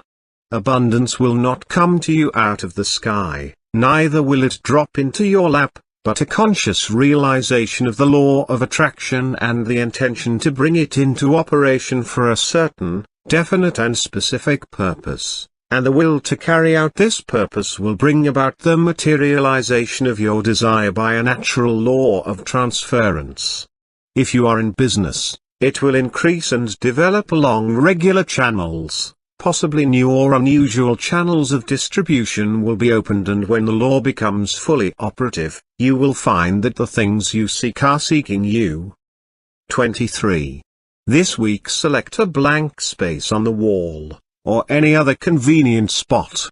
From where you usually sit, mentally draw a black horizontal line about 6 inches long. Try to see the line as plainly as though it were painted on the wall. Now mentally draw 2 vertical lines connecting with this horizontal line at either end. Now draw another horizontal line connecting with the 2 vertical lines. Now you have a square. Try to see the square perfectly. When you can do so, draw a circle within the square. Now place a point in the center of the circle. Now draw the point toward you about 10 inches. Now you have a cone on a square base. You will remember that your work was all in black. Change it to white, to red, to yellow. 24.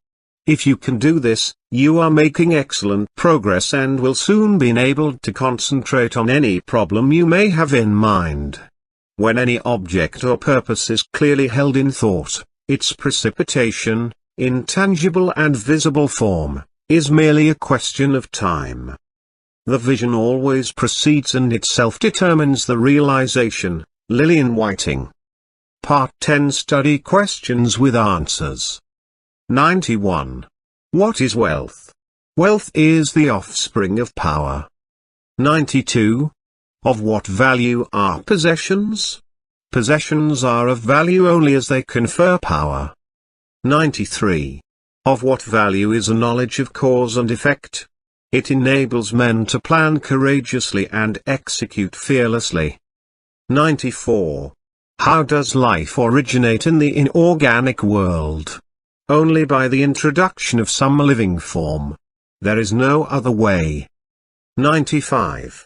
What is the connecting link between the finite and the infinite? Thought is the connecting link. 96. Why is that so? Because the universal can manifest only through the individual. 97. Upon what does causation depend?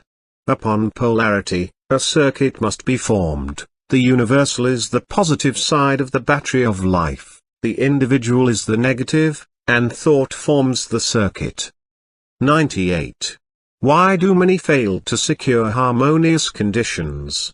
They do not understand the law. There is no polarity, they have not formed the circuit. 99. What is the remedy? A conscious recognition of the law of attraction with the intention of bring it into existence for a definite purpose. 100. What will be the result? Thought will correlate with its object and bring it into manifestation, because thought is a product of the spiritual man, and spirit is the creative principle of the universe. A vivid thought brings the power to paint it, and in proportion to the depth of its source is the force of its projection. Emerson. Introduction, Part 11. Your life is governed by law, by actual, immutable principles that never vary. Law is in operation at all times, in all places.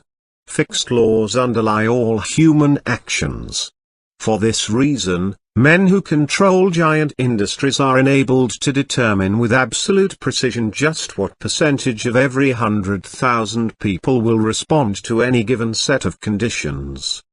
It is well, however, to remember that while every effect is the result of a cause, the effect in turn becomes a cause, which creates other effects, which in turn create still other causes. So that when you put the law of attraction into operation, you must remember that you are starting a train of causation for good or otherwise which may have endless possibilities.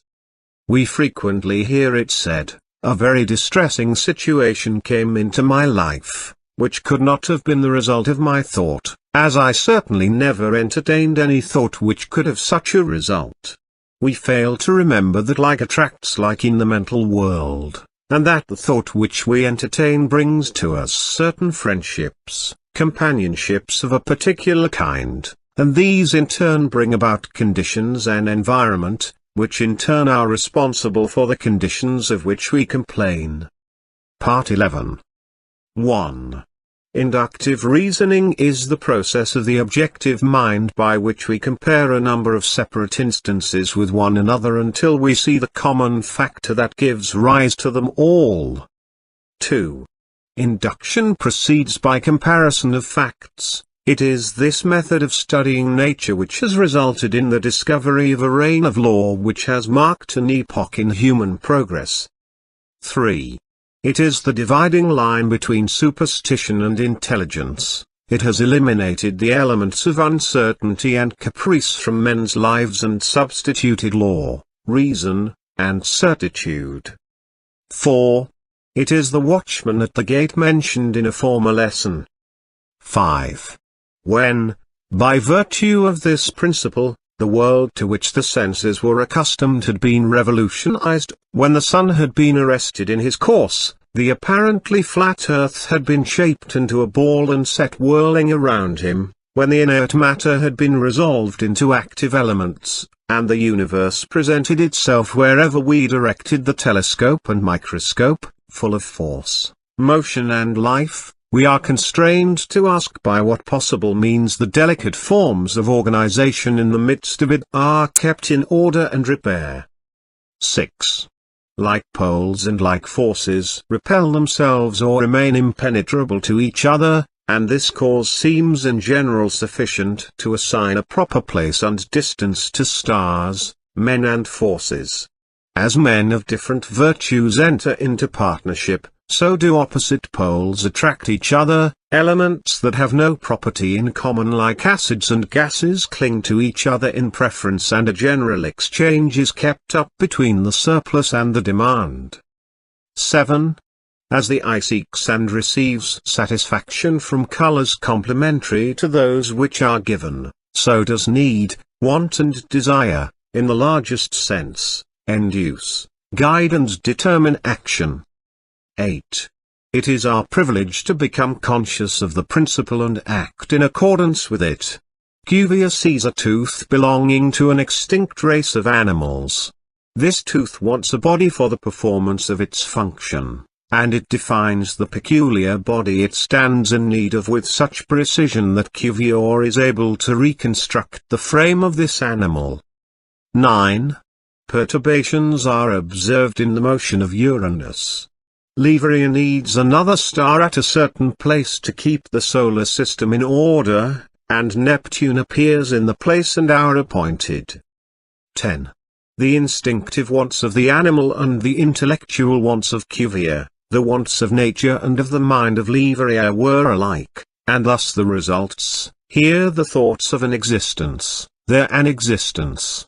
A well-defined lawful want, therefore, furnishes the reason for the more complex operations of nature.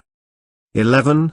Having recorded correctly the answers furnished by nature and stretched our senses with the growing science over her surface, having joined hands with the levers that move the earth, we become conscious of such a close, varied and deep contact with the world without, that our wants and purposes become no less identified with the harmonious operations of this vast organization, than the life, liberty, and happiness of the citizen is identified with the existence of his government. 12. As the interests of the individual are protected by the arms of the country, added to his own, and his needs may depend upon certain supply in the degree that they are felt more universally and steadily, in the same manner does conscious citizenship in the Republic of Nature secure us from the annoyances of subordinate agents by alliance with superior powers, and by appeal to the fundamental laws of resistance or inducement offered to mechanical or chemical agents. Distribute the labor to be performed between them and man to the best advantage of the inventor. 13.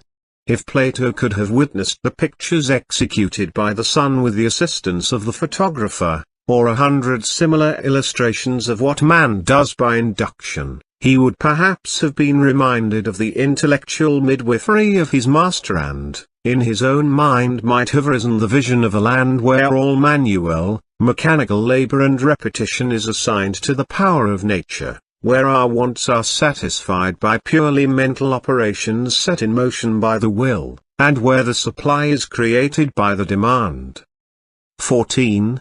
However distant that land may appear, induction has taught men to make strides toward it and has surrounded him with benefits which are, at the same time, rewards for past fidelity and incentives for more assiduous devotion. 15. It is also an aid in concentrating and strengthening our faculties for the remaining part, giving unerring solution for individual as well as universal problems, by the mere operations of mind in the purest form. 16. Here we find a method, the spirit of which is, to believe that what is sought has been 17. Accomplished, in order to accomplish it, a method, bequeathed upon us by the same Plato who, outside of this sphere, could never find how the ideas became realities. 18. This conception is also elaborated by Swedenborg in his doctrine of correspondences, and a still greater teacher has said, "What things soever ye desire, when ye pray, believe that ye receive them, and ye shall have them." Mark 11:24. The difference of the tenses in this passage is remarkable. 19. We are first to believe that our desire has already been fulfilled, its accomplishment will then follow. This is a concise direction for making use of the creative power of thought by impressing on the universal subjective mind the particular thing which we desire as an already existing fact. 20. We are thus thinking on the plane of the absolute and eliminating all consideration of conditions or limitation and are planting a seed which, if left undisturbed, will finally germinate into external fruition. 21. To review, inductive reasoning is the process of the objective mind, by which we compare a number of separate instances with one another until we see the common factor that gives rise to them all. We see people in every civilized country on the globe, securing results by some process which they do not seem to understand themselves, and to which they usually attach more or less mystery. Our reason is given to us for the purpose of ascertaining the law by which these results are accomplished. 22. The operation of this thought process is seen in those fortunate natures that possess everything that others must acquire by toil, who never have a struggle with conscience because they always act correctly, and can never conduct themselves otherwise than with tact, learn everything easily, complete everything they begin with a happy knack, live in eternal harmony with themselves, without ever reflecting much what they do, or ever experiencing difficulty or toil. 23. The fruit of this thought is, as it were, a gift of the gods, but a gift which few as yet realize, appreciate, or understand. The recognition of the marvelous power which is possessed by the mind under proper conditions and the fact that this power can be utilized, directed, and made available for the solution of every human problem is of transcendental importance. 24.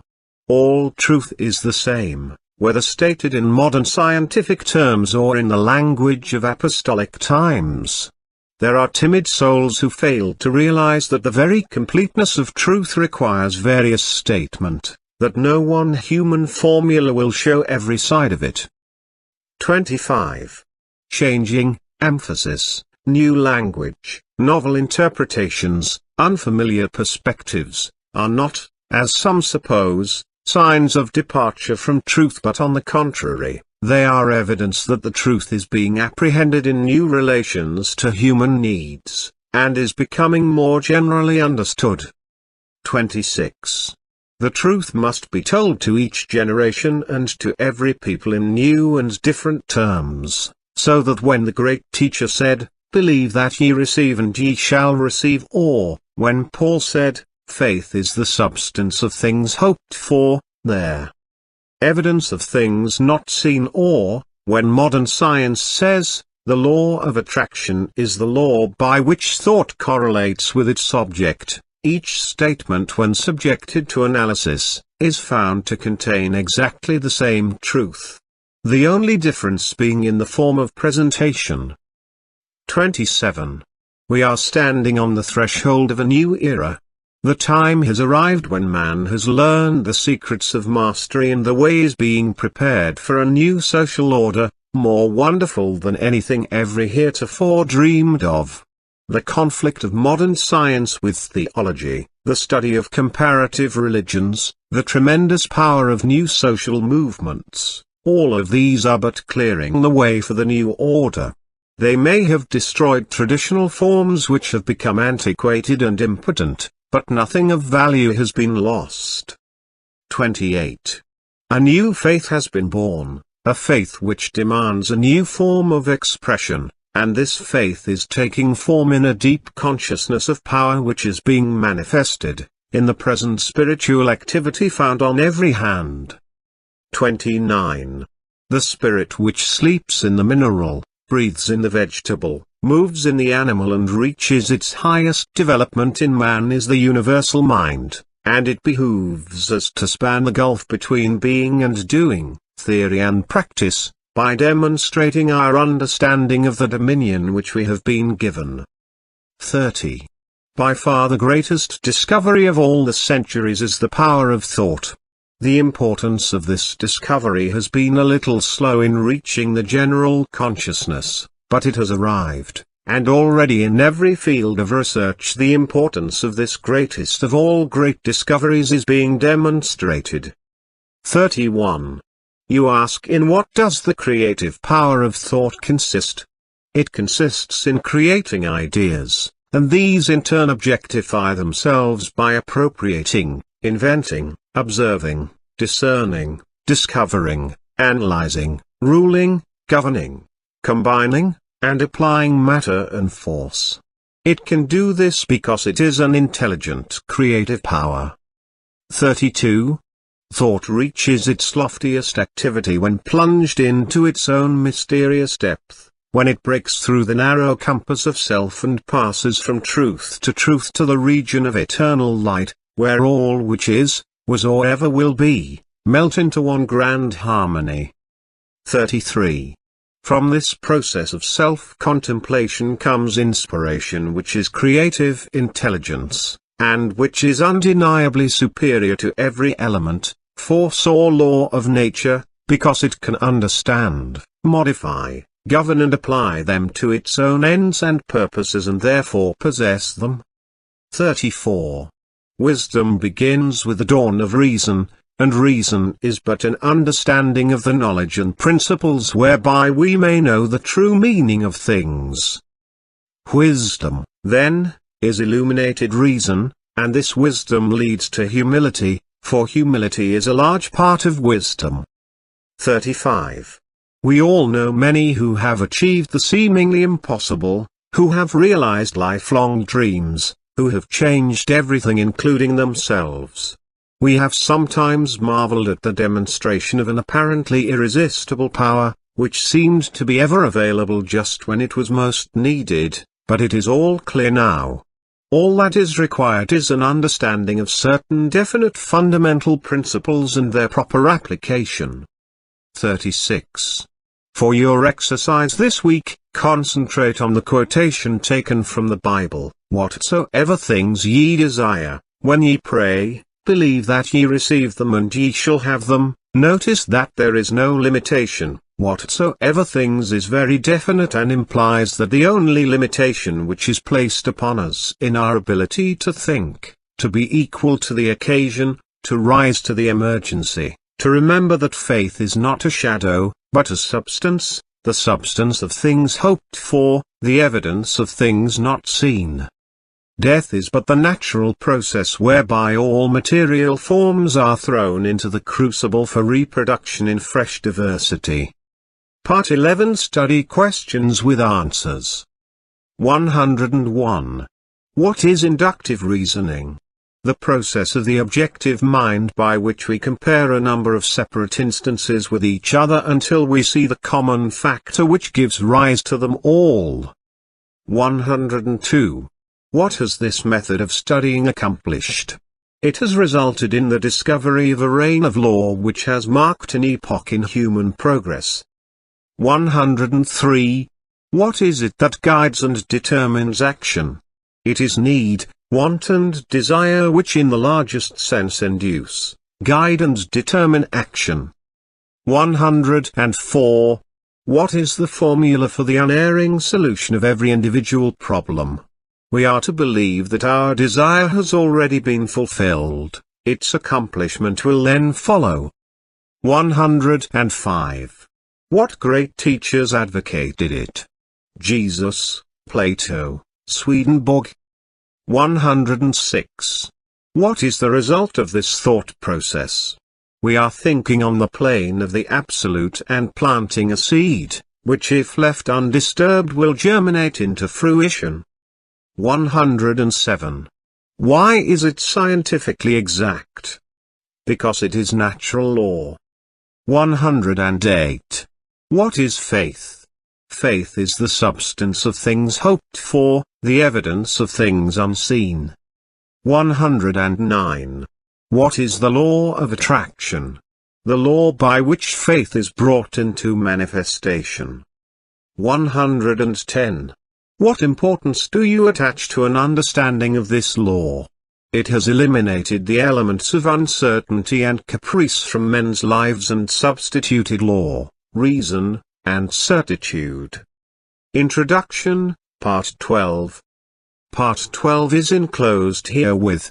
In the fourth paragraph you will find the following statement: you must first have the knowledge of your power, second, the courage to dare, third, the faith to do.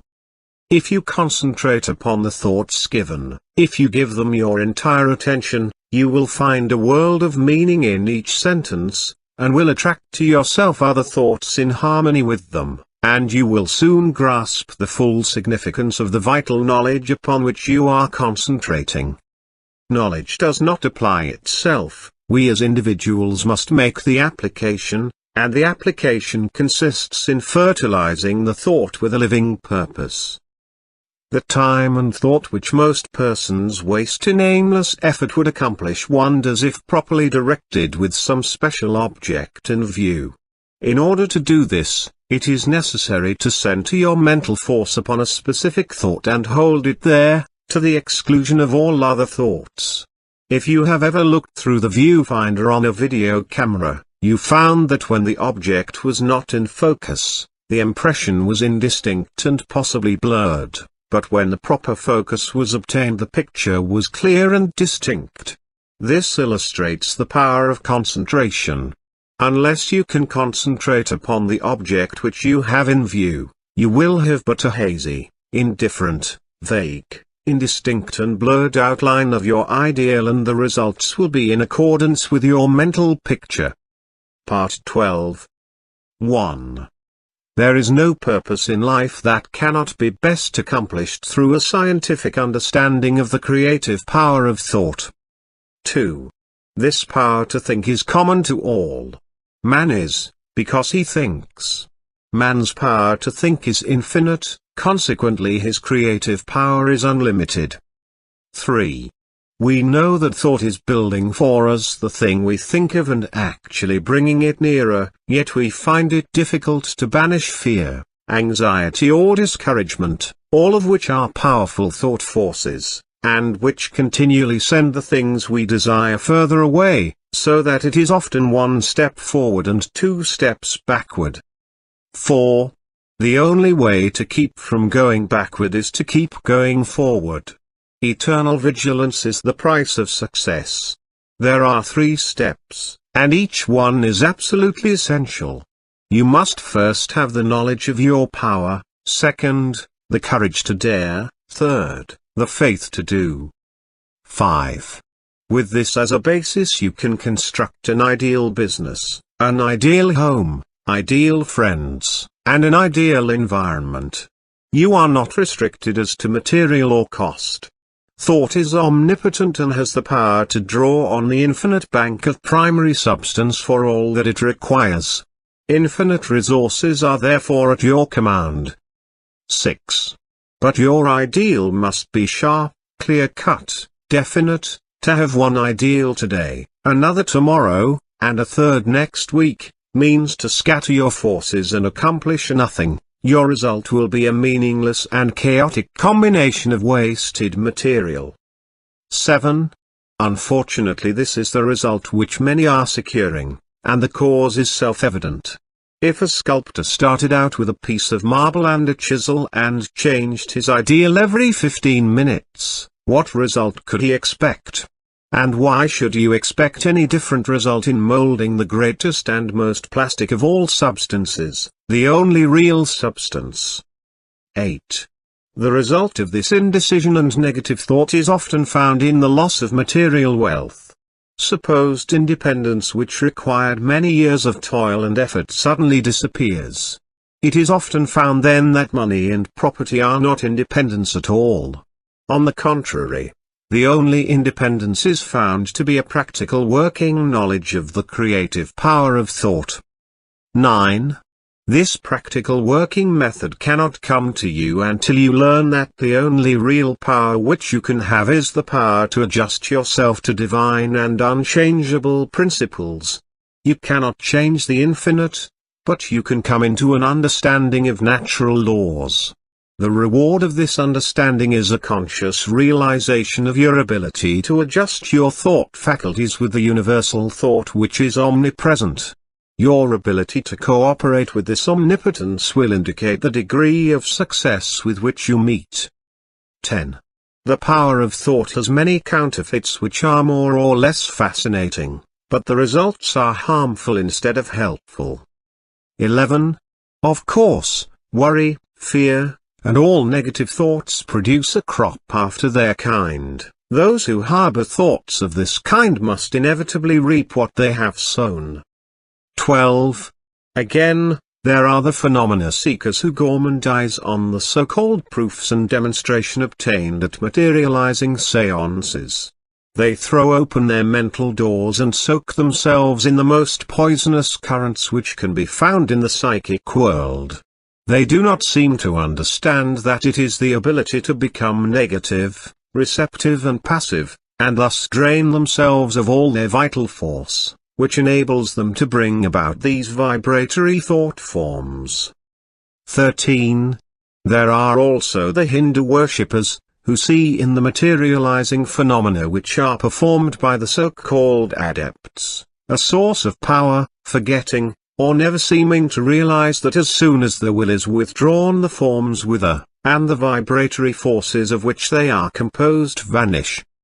14.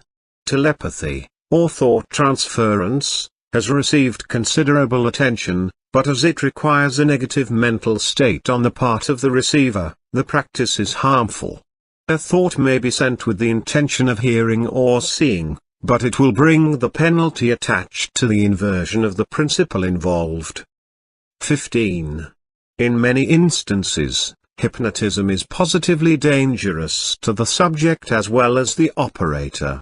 No one familiar with the laws governing in the mental world would think of attempting to dominate the will of another, for by so doing, he will gradually, but surely, divest himself of his own power.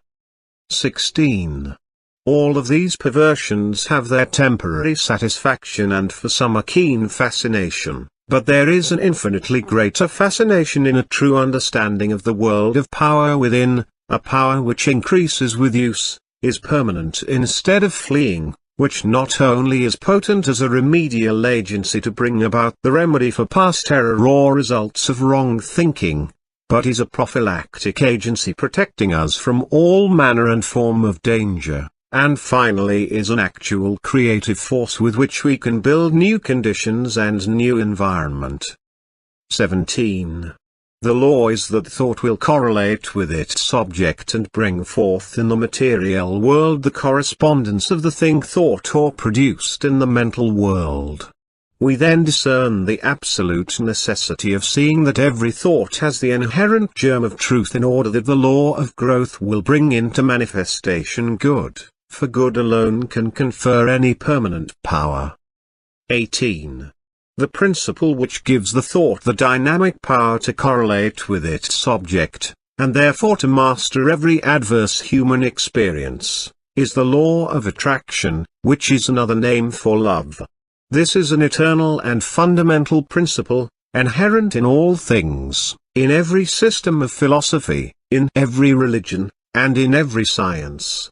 There is no getting away from the law of love. It is feeling that imparts vitality to thought. Feeling is desire, and desire is love. Thought impregnated with love becomes invincible. 19.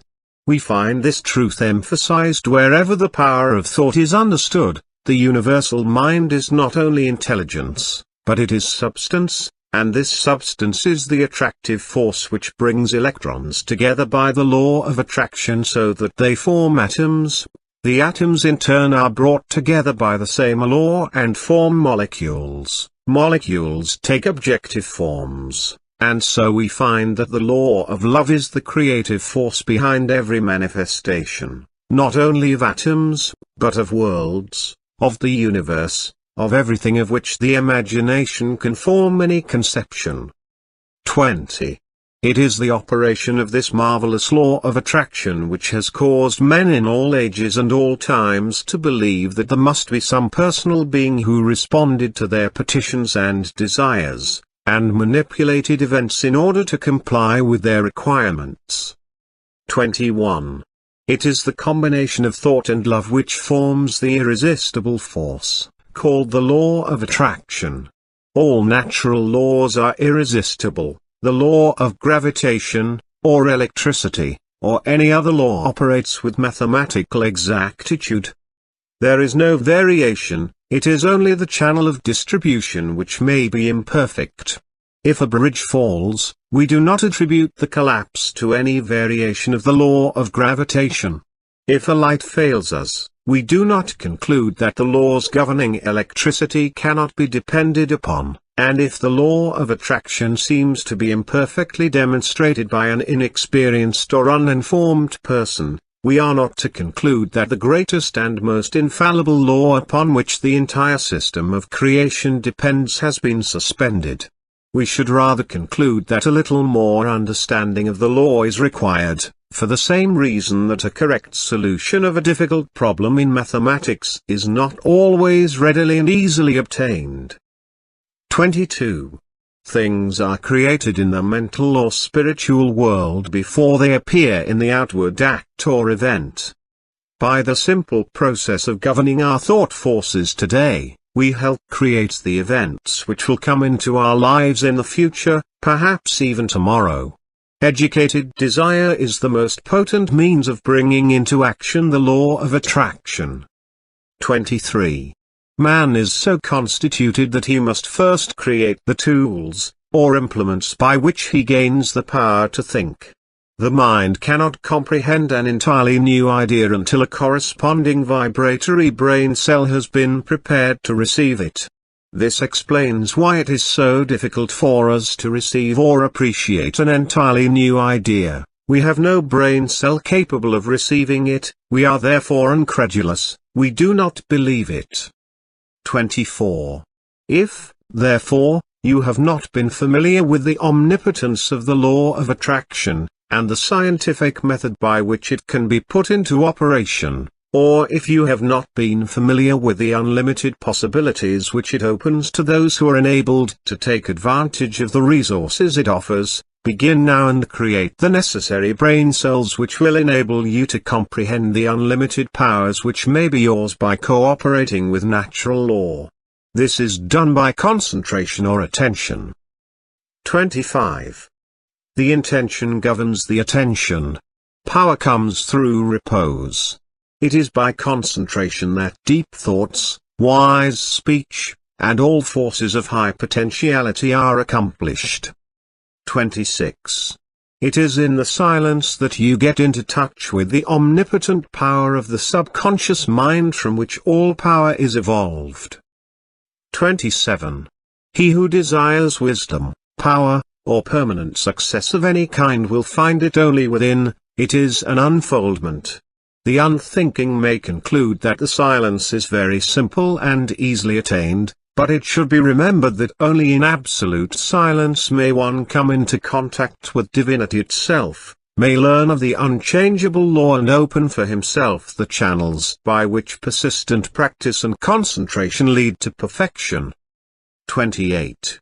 This week go to the same room, take the same chair, the same position as previously, be sure to relax, let go, both mentally and physically, always do this. Never try to do any mental work under pressure, see that there are no tense muscles or nerves, that you are entirely comfortable. Now realize your unity with omnipotence, get into touch with this power, come into a deep and vital understanding, appreciation, and realization of the fact that your ability to think is your ability to act upon the universal mind, and bring it into manifestation. Realize that it will meet any and every requirement, that you have exactly the same potential ability which any individual ever did have or ever will have, because each is but an expression or manifestation of the one, all are parts of the whole, there is no difference in kind or quality, the only difference being one of degree. Thought cannot conceive of anything that may not be brought to expression. He who first uttered it may be only the suggester, but the doer will appear. Wilson. Part 12 Study Questions with Answers. 111. How may any purpose in life be best accomplished?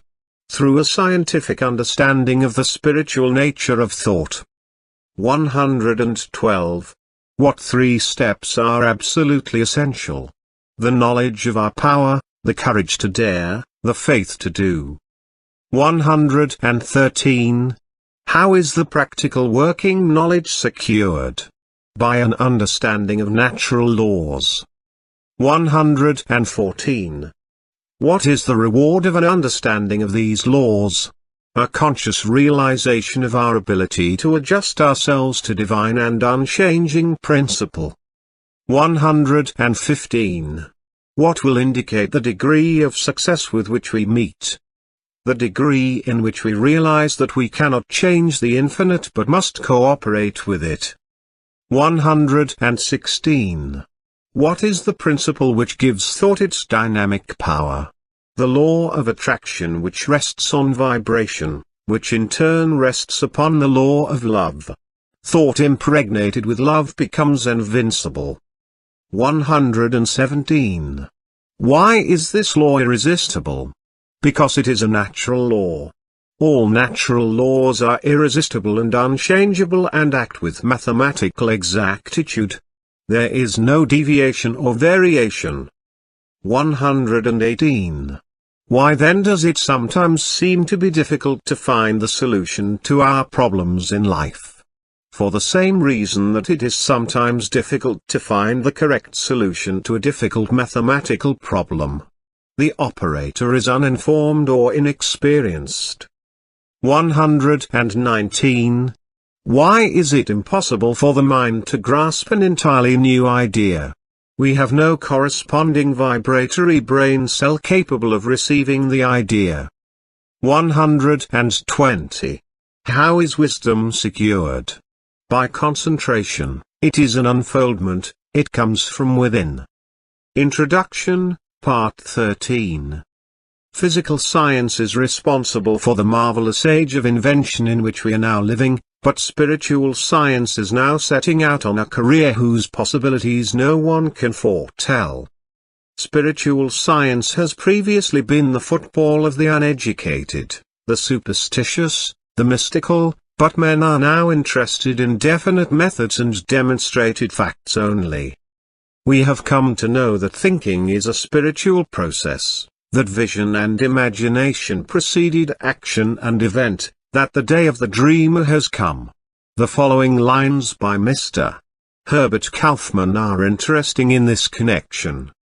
They are the architects of greatness, their vision lies within their souls, they peer beyond the veils and mists of doubt and pierce the walls of unborn time. The belted wheel, the trail of steel, the churning screw, are shuttles in the loom on which they weave their magic tapestries. Makers of empire, they have fought for bigger things than crowns and higher seats than thrones. Your homes are set upon the land a dreamer found. The pictures on its walls are visions from a dreamer's soul. They are the chose few, the blazers of the way. Walls crumble and empires fall. The tidal wave sweeps from the sea and tears a fortress from its rocks. The rotting nations drop off from time's bow, and only things the dreamers make live on. Part 13, which follows, tells why the dreams of the dreamer come true. It explains the law of causation by which dreamers, inventors, authors, financiers, bring about the realization of their desires. It explains the law by which the thing pictured upon our mind eventually becomes our own. Part 13. 1. It has been the tendency, and, as might be proved, a necessity for science to seek the explanation of everyday facts by a generalization of those others which are less frequent and form the exception. Thus does the eruption of the volcano manifest the heat which is continually at work in the interior of the earth and to which the latter owes much of her configuration. 2. Thus does the lightning reveal a subtle power constantly busy to produce changes in the inorganic world, and, as dead languages now seldom heard were once ruling among the nations, so does a giant tooth in Siberia, or a fossil in the depth of the earth, not only bear record of the evolution of past ages, but thereby explains to us the origin of the hills and valleys which we inhabit today. 3. In this way a generalization of facts which are rare, strange, or form the exception, has been the magnetic needle guiding to all the discoveries of inductive science. 4. This method is founded upon reason and experience and thereby destroyed superstition. precedent and conventionality. 5.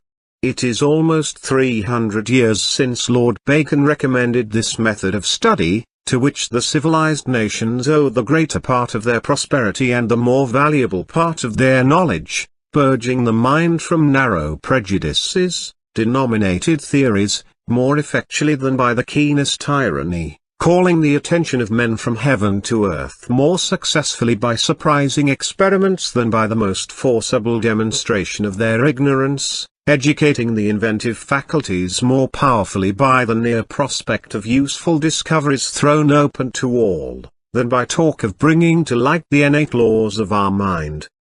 6. The method of Bacon has seized the spirit and aim of the great philosophers of Greece and carried them into effect by the new means of observation which another age offered, thus gradually revealing a wondrous field of knowledge in the infinite space of astronomy, in the microscopic egg of embryology, and the dim age of geology, disclosing an order of the pulse which the logic of Aristotle could never have unveiled, and analyzing into formerly unknown elements the material combinations which no dialectic of the scholastics could force apart. 7. It has lengthened life, it has mitigated pain, it has extinguished diseases, it has increased the fertility of the soil, it has given new securities to the mariner, it has spanned great rivers with bridges of form unknown to our fathers, it has guided the thunderbolt from heaven to earth, it has lighted up night with the splendor of day, it has extended the range of human vision, it has multiplied the power of the human muscles, it has accelerated motion, it has annihilated distance, it has facilitated intercourse, correspondence, all friendly offices, all dispatch of business, it has enabled men to descend into the depths of the sea, to soar into the air, to penetrate securely into the noxious recesses of the earth. 8. This then is the true nature and scope of induction. But the greater the success which men have achieved in the inductive science, the more does the whole tenor of their teachings and example impress us with the necessity of observing carefully, patiently, accurately, with all the instruments and resources at our command the individual facts before venturing upon a statement of general laws. 9. To ascertain the bearing of the spark drawn from the electric machine under every variety of circumstances, that we thus may be emboldened with Franklin to address, in the form of a kite, the question to the cloud about the nature of the lightning. To assure ourselves of the manner in which bodies fall with the exactness of a Galileo, that with Newton we may dare to ask the moon about the force that fastens it to the earth. 10. In short, by the value we set upon truth, by our hope in a steady and universal progress, not to permit a tyrannical prejudice to neglect or mutilate unwelcome facts, but to rear the superstructure of science upon the broad and unchangeable basis, of full attention paid to the most isolated as well as the most frequent phenomena. 11. An ever-increasing material may be collected by observation, but the accumulated facts are of very different value for the explanation of nature. And as we esteem most highly those useful qualities of men which are of the rarest occurrence, so does natural philosophy sift the facts and attach a preeminent importance to that striking class which cannot be accounted for by the usual and daily observation of life. 12. If then, we find that certain persons seem to possess unusual power, what are we to conclude? First, we may say, it is not so, which is simply an acknowledgment of our lack of information because every honest investigator admits that there are many strange and previously unaccountable phenomena constantly taking place. Those, however, who become acquainted with the creative power of thought, will no longer consider them unaccountable. 13. Second, we may say that they are the result of supernatural interference. But a scientific understanding of natural laws will convince us that there is nothing supernatural. Every phenomenon is the result of an accurate definite cause, and the cause is an immutable law or principle, which operates with invariable precision, whether the law is put into operation consciously or unconsciously. 14. Third, we may say that we are on forbidden ground, that there are some things which we should not know. This objection was used against every advance in human knowledge. Every individual who ever advanced a new idea, whether a Columbus, a Darwin, a Galileo, a Fulton or an Emerson, was subjected to ridicule or persecution, so that this objection should receive no serious consideration, but, on the contrary, we should carefully consider every fact which is brought to our attention. By doing this we will more readily ascertain the law upon which it is based. 15. It will be found that the creative power of thought will explain every possible condition or experience, whether physical, mental or spiritual. 16. Thought will bring about conditions in correspondence with the predominant mental attitude. Therefore, if we fear disaster, as a fear is a powerful form of thought, disaster will be the certain result of our thinking. It is this form of thought which frequently sweeps away the result of many years of toil and effort. 17. If we think of some form of material wealth we may secure it. By concentrated thought the required conditions will be brought about, and the proper effort put forth, which will result in bringing about the circumstances necessary to realize our desires. But we often find that when we secure things we thought we wanted, they do not have the effect we expected. That is, the satisfaction is only temporary, or possibly is the reverse of what we expected. 18. What, then, is the proper method of procedure? What are we to think in order to secure what we really desire? What you and I desire, what we all desire, what everyone is seeking, is happiness and harmony. If we can be truly happy we shall have everything the world can give. If we are happy ourselves we can make others happy. 19. But we cannot be happy unless we have health, strength, congenial friends, pleasant environment, sufficient supply, not only to take care of our necessities but to provide for those comforts and luxuries to which we are entitled. 20. The old orthodox way of thinking was to be a worm, to be satisfied with our portion whatever it is, but the modern idea is to know that we are entitled to the best of everything, that the Father and I are one and that the Father is the universal mind, the Creator, the original substance from which all things proceed.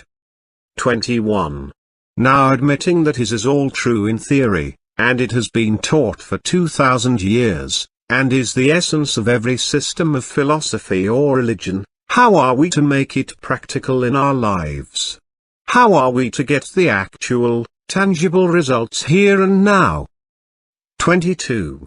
In the first place, we must put our knowledge into practice. Nothing can be accomplished in any other way. The athlete may read books and lessons on physical training all his life, but unless he begins to give out strength by actual work he will never receive any strength. He will eventually get exactly what he gives, but he will have to give it first. It is exactly the same with us. We will get exactly what we give, but we shall have to give it first. It will then return to us manyfold, and the giving is simply a mental process, because thoughts are causes, and conditions are effects. Therefore in giving thoughts of courage, inspiration, health or help of any kind we are setting causes in motion which will bring about their effect. 23. Thought is a spiritual activity and is therefore creative, but make no mistake, thought will create nothing unless it is consciously, systematically, and constructively directed, and herein is the difference between idle thinking, which is simply a dissipation of effort, and constructive thinking, which means practically unlimited achievement. 24. We have found that everything we get comes to us by the law of attraction. A happy thought cannot exist in an unhappy consciousness, therefore the consciousness must change, and, as the consciousness changes, all conditions necessary to meet the changed consciousness must gradually change, in order to meet the requirements of the new situation. 25. In creating a mental image or an ideal, we are projecting a thought into the universal substance from which all things are created. This universal substance is omnipresent, omnipotent and omniscient. Are we to inform the omniscient as to the proper channel to be used to materialize our demand? Can the finite advise the infinite? This is the cause of failure, of every failure. We recognize the omnipresence of the universal substance, but we fail to appreciate the fact that this substance is not only omnipresent, but is omnipotent and omniscient, and consequently will set causes in motion concerning which we may be entirely ignorant. 26. We can best conserve our interests by recognizing the infinite power and infinite wisdom of the universal mind, and in this way become a channel whereby the infinite can bring about the realization of our desire. This means that recognition brings about realization. Therefore, for your exercise this week, make use of the principle: recognize the fact that you are a part of the whole, and that a part must be the same in kind and quality as the whole. The only difference there can possibly be is in degree.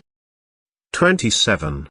When this tremendous fact begins to permeate your consciousness, when you really come into a realization of the fact that you, not your body, but the ego, the I, the spirit which thinks, is an integral part of the great whole, that it is the same in substance, in quality, in kind, that the Creator could create nothing different from himself, you will also be able to say, "The Father and I are one," and you will come into an understanding of the beauty, the grandeur, the transcendental opportunities which have been placed at your disposal. Increase in me that wisdom which discovers my truest interest. Strengthen my resolution to perform that which wisdom dictates. Franklin. Part 13. Study questions with answers. 121.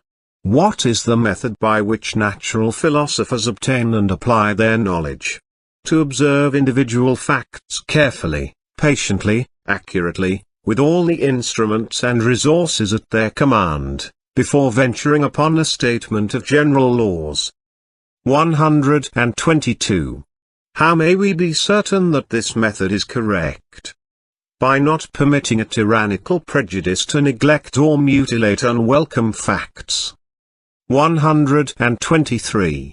What class of facts are esteemed most highly?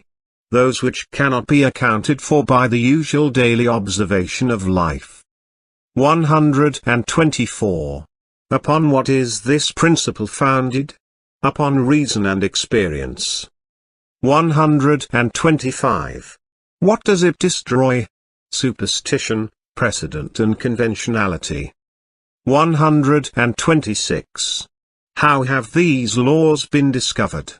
By a generalization of facts which are uncommon, rare, strange and form the exception. 127. How may we account for much of the strange and heretofore unexplainable phenomena which is constantly taking place? By the creative power of thought. 128. Why is this so? Because when we learn of a fact we can be sure that it is the result of a certain definite cause and that this cause will operate with invariable precision. 129. What is the result of this knowledge? It will explain the cause of every possible condition, whether physical, mental or spiritual. 130. How will our best interest be conserved? By a recognition of the fact that a knowledge of the creative nature of thought puts us in touch with infinite power. Introduction, Part 14. You have found from your study thus far that thought is a spiritual activity and is therefore endowed with creative power. This does not mean that some thought is creative, but that all thought is creative. This same principle can be brought into operation in a negative way. through the process of denial. The conscious and subconscious are but two phases of action in connection with one mind. The relation of the subconscious to the conscious is quite analogous to that existing between a weather vane and the atmosphere. Just as the least pressure of the atmosphere causes an action on the part of the weather vane, so does the least thought entertained by the conscious mind produce within your subconscious mind action in exact proportion to the depth of feeling characterizing the thought and the intensity with which the thought is indulged. It follows that if you deny unsatisfactory conditions, you are withdrawing the creative power of your thought from these conditions. You are cutting them away at the root. You are sapping their vitality. Remember that the law of growth necessarily governs every manifestation in the objective, so that a denial of unsatisfactory conditions will not bring about instant change. A plant will remain visible for some time after its roots have been cut, but it will gradually fade away and eventually disappear, so the withdrawal of your thought from the contemplation of unsatisfactory conditions will gradually, but surely, terminate these conditions. You will see that this is an exactly opposite course from the one which we would naturally be inclined to adopt. It will therefore have an exactly opposite effect to the one usually secured. Most persons concentrate intently upon unsatisfactory conditions, thereby giving the condition that measure of energy and vitality which is necessary in order to supply a vigorous growth. Part 14. 1. The universal energy in which all motion, light, heat, and color have their origin, does not partake of the imitation of the many effects of which it is the cause, but it is supreme over them all. This universal substance is the source of all power, wisdom and intelligence. 2. To recognize this intelligence is to acquaint yourself with the knowing quality of mind and through it to move upon the universal substance, and bring it into harmonious relations in your affairs. 3. This is something that the most learned physical science teacher has not attempted, a field of discovery upon which he has not yet launched, in fact, but few of the materialistic schools have ever caught the first ray of this light. It does not seem to have dawned upon them that wisdom is just as much present everywhere as our force and substance. 4. Some will say, if these principles are true, why are we not demonstrating them? As the fundamental principle is obviously correct, why do we not get proper results? We do. We get results in exact accordance with our understanding of the law and our ability to make the proper application. We secured no results from the laws governing electricity until someone formulated the law and showed us how to apply it. 5. This puts us in an entirely new relation to our environment, opening up possibilities previously undreamed of, and this by an orderly sequence of law which is naturally involved in our new mental attitude. 6. Mind is creative and the principle upon which this law is based is sound and legitimate ! And is inherent in the nature of things, but this creative power does not originate in the individual, but in the universal, which is the source and fountain of all energy and substance. The individual is simply the channel for the distribution of this energy. The individual is the means by which the universal produces the various combinations which result in the formation of phenomena. 8. We know that scientists have resolved matter into an immense number of molecules. These molecules have been resolved into atoms, and the atoms into electrons.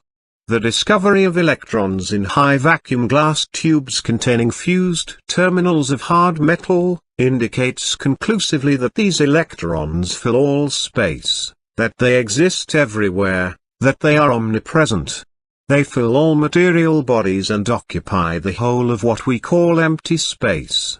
This, then, is the universal substance from which all things proceed. 9. Electrons would forever remain electrons unless directed where to go to be assembled into atoms and molecules, and this director is mind. A number of Electrons revolving around a center of force constitutes an atom. Atoms unite in absolutely regular mathematical ratios and form molecules, and these unite with each other to form a multitude of compounds which unite to build the universe. 10. The lightest known atom is hydrogen, and this is 1,700 times heavier than an electron. An atom of mercury is 300,000 times heavier than an electron. Electrons are pure negative electricity, and as they have the same potential velocity as all other cosmic energy, such as heat, light, electricity and thought, 189,380 miles per second, neither time nor space require consideration. The manner in which the velocity of light was ascertained is interesting. 11. The velocity of light was obtained by the Danish astronomer Roemer in 1676, by observing the eclipses of Jupiter's moons. When the Earth was nearest to Jupiter, the eclipse appeared about 8½ minutes too soon for the calculations, and when the Earth was most remote from Jupiter, they were about 8½ minutes too late. Roemer concluded the reason to be that it required 17 minutes for light from the planet to traverse the diameter of the Earth's orbit, which measured the difference of the distances of the Earth from Jupiter. This calculation has since been verified, and proves that light travels about 186,000 miles a second. 12. Electrons manifest in the body as cells, and possess mind and intelligence sufficient for them to perform their functions in the human physical anatomy. Every part of the body is composed of cells, some of which operate independently, others in communities. Some are busy building tissue, while others are engaged in forming the various secretions necessary for the body. Some act as carriers of material, others are the surgeons whose work it is to repair damage. Others are scavengers, carrying off waste, others are constantly ready to repel invaders or other undesirable intruders of the germ family. 13. All these cells are moving for a common purpose, and each one is not only a living organism, but has sufficient intelligence to enable it to perform its necessary duties. It is also endowed with sufficient intelligence to conserve the energies and perpetuate its own life. It must, therefore, secure sufficient nourishment, and it has been found that it exercises choice in the selection of such nourishment. 14. Each cell is born, reproduces itself, dies and is absorbed. The maintenance of health and life itself depends upon the constant regeneration of these cells. 15. It is therefore apparent that there is mind in every atom of the body. This mind is negative mind, and the power of the individual to think makes him positive, so that he can control this negative mind. This is the scientific explanation for metaphysical healing, and will enable anyone to understand the principle upon which this remarkable phenomenon rests. 16. This negative mind, which is contained in every cell of the body, has been called the subconscious mind, because it acts without our conscious knowledge. We have found that this subconscious mind is responsive to the will of the conscious mind. 17. All things have their origin in mind, and appearances are the result of thought. So that we see that things in themselves have no origin, permanency, or reality. Since they are produced by thought, they can be raised by thought. 18. In mental, as in natural science, experiments are being made, and each discovery lifts man one step higher toward his possible goal. We find that every man is the reflection of the thought he has entertained during his lifetime. This is stamped on his face, his form, his character, his environment. 19. Back of every effect there is a cause, and if we follow the trail to its starting point, we shall find the creative principle out of which it grew. Proofs of this are now so complete that this truth is generally accepted. 20. the objective world is controlled by an unseen and, heretofore, unexplainable power. We have, heretofore, personalized this power and called it God. We have now, however, learned to look upon it as the permeating essence or principle of all that exists, the infinite or universal mind. 21. The universal mind, being infinite and omnipotent, has unlimited resources at its command, and when we remember that it is also omnipresent, we cannot escape the conclusion that we must be an expression or manifestation of that mind. 22.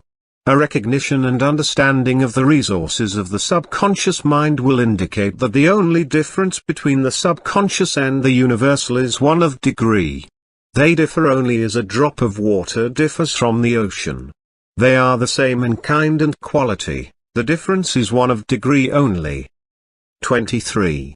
Can you, appreciate the value of this all-important fact? Do you realize that a recognition of this tremendous fact places you in touch with omnipotence? The subconscious mind being the connecting link between the universal mind and the conscious mind. Is it not evident that the conscious mind can consciously suggest thoughts which the subconscious mind will put into action, and as the subconscious is one with the universal, is it not evident that no limit can be placed upon its activities? 24. A scientific understanding of this principle will explain the wonderful results which are secured through the power of prayer. The results which are secured in this way are not brought about by any special dispensations of providence, but on the contrary, they are the result of the operation of a perfectly natural law. There is, therefore, nothing either religious or mysterious about it. 25. Yet there are many who are not ready to enter into the discipline necessary to think correctly, even though it is evident that wrong thinking has brought failure. 26. Thought is the only reality. Conditions are but the outward manifestations. As the thought changes, all outward or material conditions must change in order to be in harmony with their creator, which is thought. 27.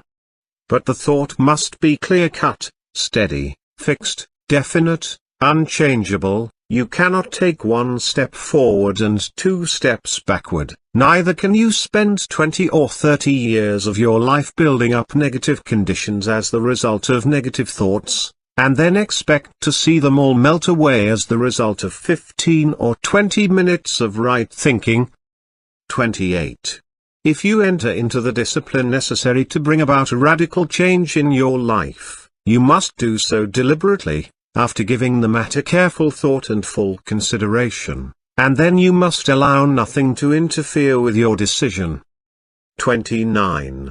This discipline, this change of thought, this mental attitude will not only bring you the material things which are necessary for your highest and best welfare, but will bring health and harmonious conditions generally. 30. If you wish harmonious conditions in your life, you must develop an harmonious mental attitude. 31.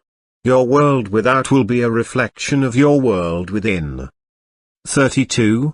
For your exercise this week, concentrate on harmony, and when I say concentrate, I mean all that the word implies. Concentrate so deeply, so earnestly, that you will be conscious of nothing but harmony. Remember, we learn by doing. Reading these lessons will get you nowhere. It is in the practical application that the value consists. Learn to keep the door shut, keep out of your mind and out of your world, every element that seeks admittance with no definite helpful end in view. George Matthew Adams. Part 14 Study Questions with Answers. 131. What is the source of all wisdom, power and intelligence? The universal mind. 132. Where do all motion, light, heat and color have their origin? In the universal energy, which is one manifestation of the universal mind. 133. Where does the creative power of thought originate? In the universal mind. 134. What is thought? Mind in motion. 135. How is the universal differentiated in form? The individual is the means by which the universal produces the various combinations which result in formation of phenomena. 136. How is this accomplished? The power of the individual to think is his ability to act upon the universal and bring it into manifestation. 137. What is the first form which the universal takes so far as we know? Electrons, which fill all space. 138. Where do all things have their origin? In mind. 139. What is the result of a change of thought? A change in conditions. 140. What is the result of a harmonious mental attitude? Harmonious conditions in life. Thought, immaterial though it may be, is the matrix that shapes the issues of life. The mind has been active in all fields during this fruitful century, but it is to science we must look for the thoughts that have shaped all thinking. Introduction, Part 15. Experiments with parasites found on plants indicate that even the lowest order of life is enabled to take advantage of natural law. This experiment was made by Jacques Locke, M.D. Ph.D., a member of the Rockefeller Institute. In order to obtain the material, potted rose bushes are brought into a room and placed in front of a closed window. If the plants are allowed to dry out, the aphids, parasites, previously wingless, change to winged insects. After the metamorphosis, the animals leave the plants, fly to the window and then creep upward on the glass. It is evident that these tiny insects found that the plants on which they had been thriving were dead, and that they could therefore secure nothing more to eat and drink from this source. The only method by which they could save themselves from starvation was to grow temporary wings and fly, which they did. Experiments such as these indicate that omniscience as well as omnipotence is omnipresent and that the tiniest living thing can take advantage of it in an emergency. Part 15 will tell you more about the law under which we live. It will explain that these laws operate to our advantage, that all conditions and experiences that come to us are for our benefit, that we gain strength in proportion to the effort expended, and that our happiness is best attained through a conscious cooperation with natural laws. Part 15. 1. The laws under which we live are designed solely for our advantage. These laws are immutable and we cannot escape from their operation. 2. All the great eternal forces act in solemn silence, but it is in our power to place ourselves in harmony with them and thus express a life of comparative peace and happiness.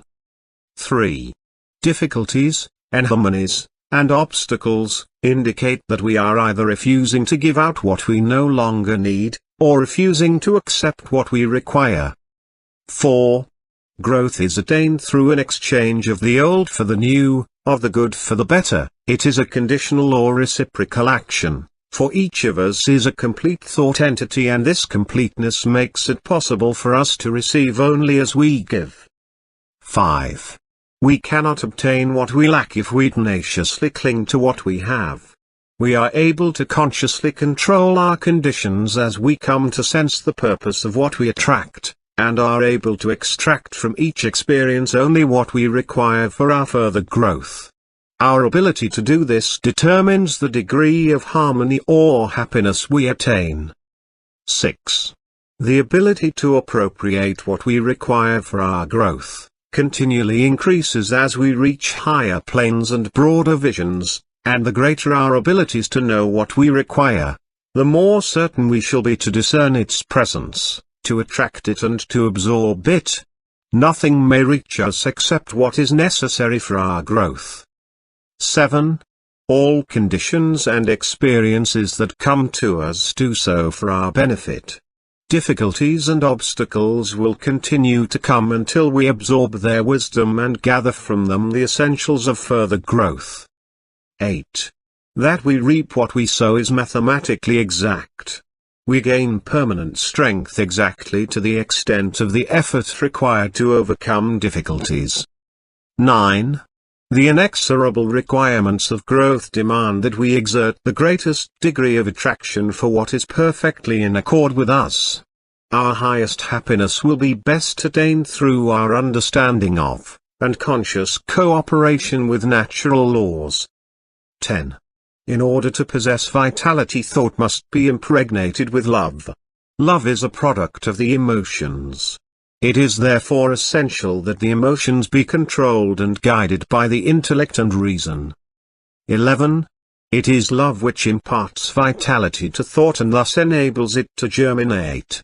The law of attraction, or the law of love, for they are one and the same, will bring to it the necessary material for its growth and maturity. 12. The first form which thought will find is language, or words. This determines the importance of words. They are the first manifestation of thought, the vessels in which thought is carried. They take hold of the ether and by setting it in motion reproduce the thought to others in the form of sound. 13. Thought may lead to action of any kind. But whatever the action, it is simply the thought attempting to express itself in visible form. It is evident, therefore, that if we wish desirable conditions, we can afford to entertain only desirable thoughts. 14.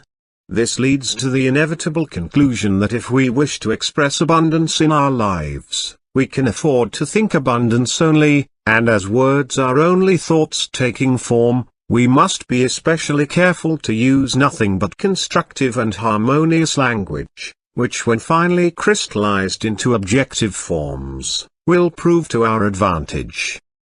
15.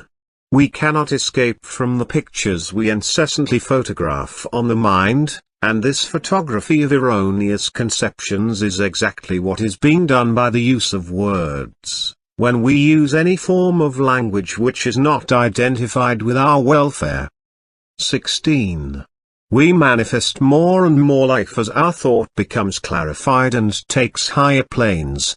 This is obtained with greater facility as we use word pictures that are clearly defined, and relieved of the conceptions attached to them on lower planes of thought. 17.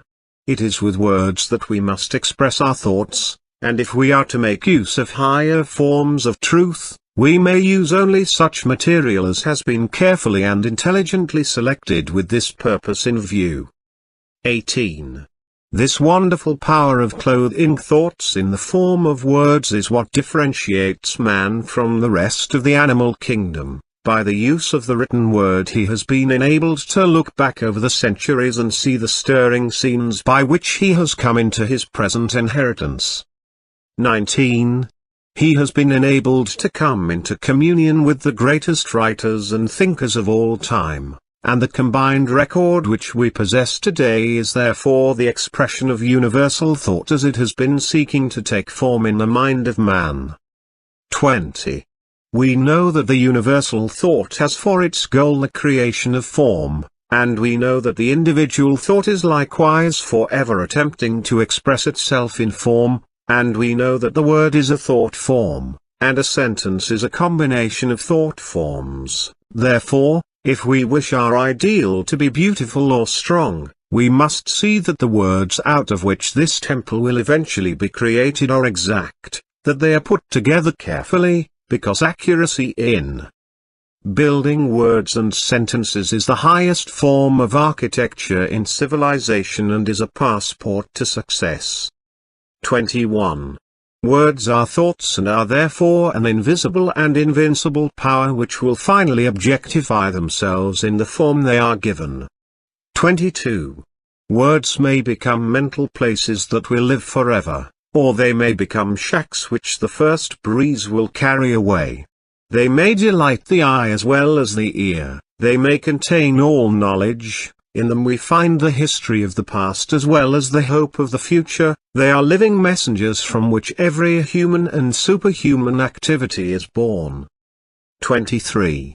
The beauty of the word consists in the beauty of the thought, the power of the word consists in the power of the thought, and the power of the thought consists in its vitality.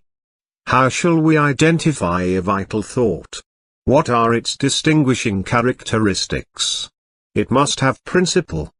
How shall we identify principle? 24.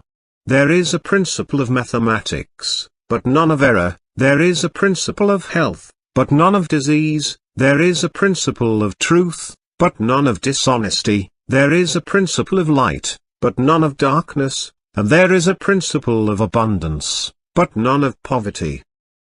25. How shall we know that this is true? Because if we apply the principle of mathematics correctly, we shall be certain of our results. Where there is health, there will be no disease. If we know the truth, we cannot be deceived by error.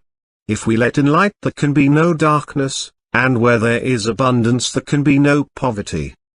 26. These are self-evident facts, but the all-important truth that a thought-containing principle is vital and therefore contains life and consequently takes root, and eventually but surely and certainly displaces the negative thoughts, which by their very nature can contain no vitality, is one which seems to have been overlooked. 27. But this is a fact which will enable you to destroy every manner of discord, lack and limitation. 28. There can be no question but that he who is wise enough to understand will readily recognize that the creative power of thought places an invincible weapon in his hands and makes him a master of destiny. 29. In the physical world there is a law of compensation, which is that the appearance of a given amount of energy anywhere means the disappearance of the same amount somewhere else, and so we find that we can get only what we give. If we pledge ourselves to a certain action, we must be prepared to assume the responsibility for the development of that action. The subconscious cannot reason. It takes us at our word. We have asked for something, we are now to receive it. We have made our bed, we are now to lie in it. The die has been cast. The threads will carry out the pattern we have made. 30. For this reason insight must be exercised so that the thought which we entertain contains no mental, moral or physical germ which we do not wish objectified in our lives. 31. Insight is a faculty of the mind whereby we are enabled to examine facts and conditions at long range, a kind of human telescope. It enables us to understand the difficulties, as well as the possibilities, in any undertaking. 32. Insight enables us to be prepared for the obstacles which we shall meet. We can therefore overcome them before they have any opportunity of causing difficulty. 33.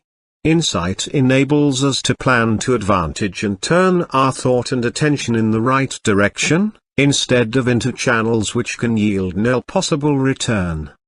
34.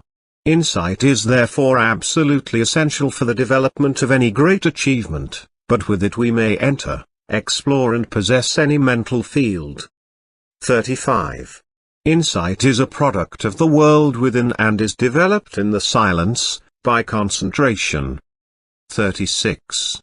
For your exercise this week, concentrate on insight. Take your accustomed position and focus the thought on the fact that to have a knowledge of the creative power of thought does not mean to possess the art of thinking. Let the thought dwell on the fact that knowledge does not apply itself. That our actions are not governed by knowledge, but by custom, precedent and habit. That the only way we can get ourselves to apply knowledge is by a determined conscious effort. Call to mind the fact that knowledge unused passes from the mind, that the value of the information is in the application of the principle. Continue this line of thought until you gain sufficient insight to formulate a definite program for applying this principle to your own particular problem. Think truly, and thy thoughts shall the world's famine feed. Speak truly, and each word of thine shall be a fruitful seed. Live truly, and thy life shall be a great and noble creed. Horatio Bonar. Part 15. Study questions with answers. 141. What determines the degree of harmony which we attain? Our ability to appropriate what we require for our growth from each experience. 142. What do difficulties and obstacles indicate? That they are necessary for our wisdom and spiritual growth. 143. How may these difficulties be avoided? By a conscious understanding of and cooperation with natural laws. 144. What is the principle by which thought manifests itself in form? The law of attraction. 145. How is the necessary material secured by which the growth, development and maturity of the idea take form? The law of love, which is the creative principle of the universe, imparts vitality to the thought, and the law of attraction brings the necessary substance by the law of growth. 146. How are desirable conditions secured? By entertaining desirable thoughts only. 147. How are undesirable conditions brought about? By thinking, discussing and visualizing conditions of lack, limitation, disease, inharmony and discord of every kind. This mental photography of erroneous conceptions is taken up by the subconscious, and the law of attraction will inevitably crystallize it into objective form. That we reap what we sow is scientifically exact. 148. How can we overcome every kind of fear, lack, limitation, poverty and discord? By substituting principle for error. 149.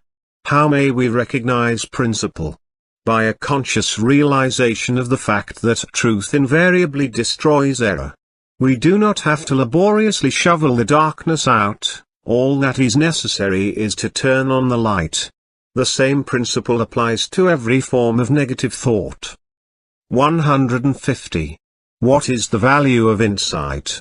It enables us to understand the value of making application of the knowledge which we gain. Many seem to think that knowledge will automatically apply itself, which is by no means true. To every man there openeth a way, and the high soul climbs the highway, and the low soul gropes the low, and in between on the misty flats the rest drift to and fro. But to every man there openeth a highway and a low, and every man decideth the way his soul shall go. Introduction, Part 16. The vibratory activities of the planetary universe are governed by a law of periodicity. Everything that lives has periods of birth, growth, fruitage, and decline. These periods are governed by the septimal law. The law of sevens governs the days of the week, the phases of the moon, the harmonies of sound, light, heat, electricity, magnetism, atomic structure. It governs the life of individuals and of nations, and it dominates the activities of the commercial world. Life is growth, and growth is change. Each 7 years period takes us into a new cycle. The first 7 years is the period of infancy. The next 7 the period of childhood, representing the beginning of individual responsibility. The next 7 represents the period of adolescence. The 4th period marks the attainment of full growth. The 5th period is the constructive period, when men begin to acquire property, possessions, a home and family. The next from 35 to 42, is a period of reactions and changes, and this in turn is followed by a period of reconstruction, adjustment and recuperation, so as to be ready for a new cycle of sevens, beginning with the 50th year. Those familiar with these cycles will not be disturbed when things seem to go wrong. but can apply the principle outlined in these lessons with the full assurance that a higher law will invariably control all other laws, and that through an understanding and conscious operation of spiritual laws, we can convert every seeming difficulty into a blessing. Part 16. 1. Wealth is a product of labor. Capital is an effect, not a cause, a servant, not a master, a means, not an end. 2. The most commonly accepted definition of wealth is that it consists of all useful and agreeable things which possess exchange value. It is this exchange value which is the predominant characteristic of wealth. 3. When we consider the small addition made by wealth to the happiness of the possessor, we find that the true value consists not in its utility but in its exchange. 4. This exchange value makes it a medium for securing the things of real value whereby our ideals may be realized. 5. Wealth should then never be desired as an end, but simply as a means of accomplishing an end. Success is contingent upon a higher ideal than the mere accumulation of riches, and he who aspires to such success must formulate an ideal for which he is willing to strive. 6. With such an ideal in mind, the ways and means can and will be provided, but the mistake must not be made of substituting the means for the end. There must be a definite fixed purpose, an ideal. 7. Prentice Mulford said, "The man of success is the man possessed of the greatest spiritual understanding, and every great fortune comes of superior and truly spiritual power." Unfortunately, there are those who fail to recognize this power. They forget that Andrew Carnegie's mother had to help support the family when they came to America, that Harriman's father was a poor clergyman with a salary of only $200 a year, that Sir Thomas Lipton started with only 25 cents. These men had no other power to depend upon, but it did not fail them. 8. The power to create depends entirely upon spiritual power. There are 3 steps: idealization, visualization and materialization. Every captain of industry depends upon this power exclusively. In an article in Everybody's Magazine, Henry M.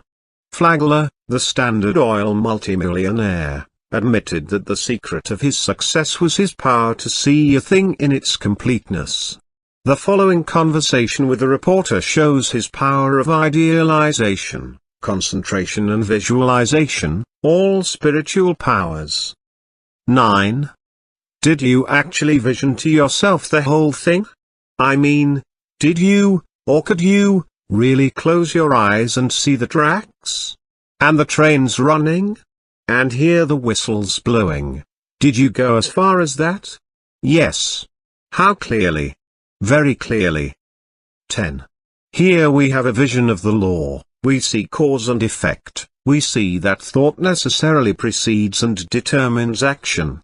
If we are wise, we shall come into a realization of the tremendous fact that no arbitrary condition can exist for a moment, and that human experience is the result of an orderly and harmonious sequence.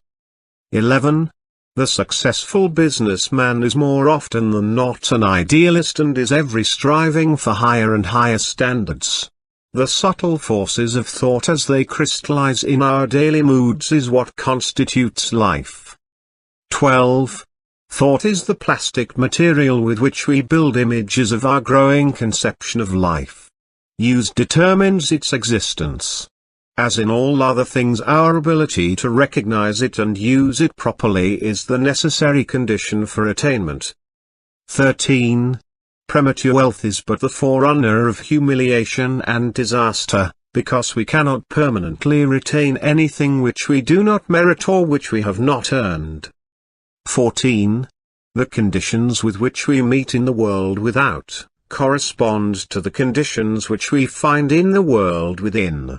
This is brought about by the law of attraction. How then shall we determine what is to enter into the world within? 15.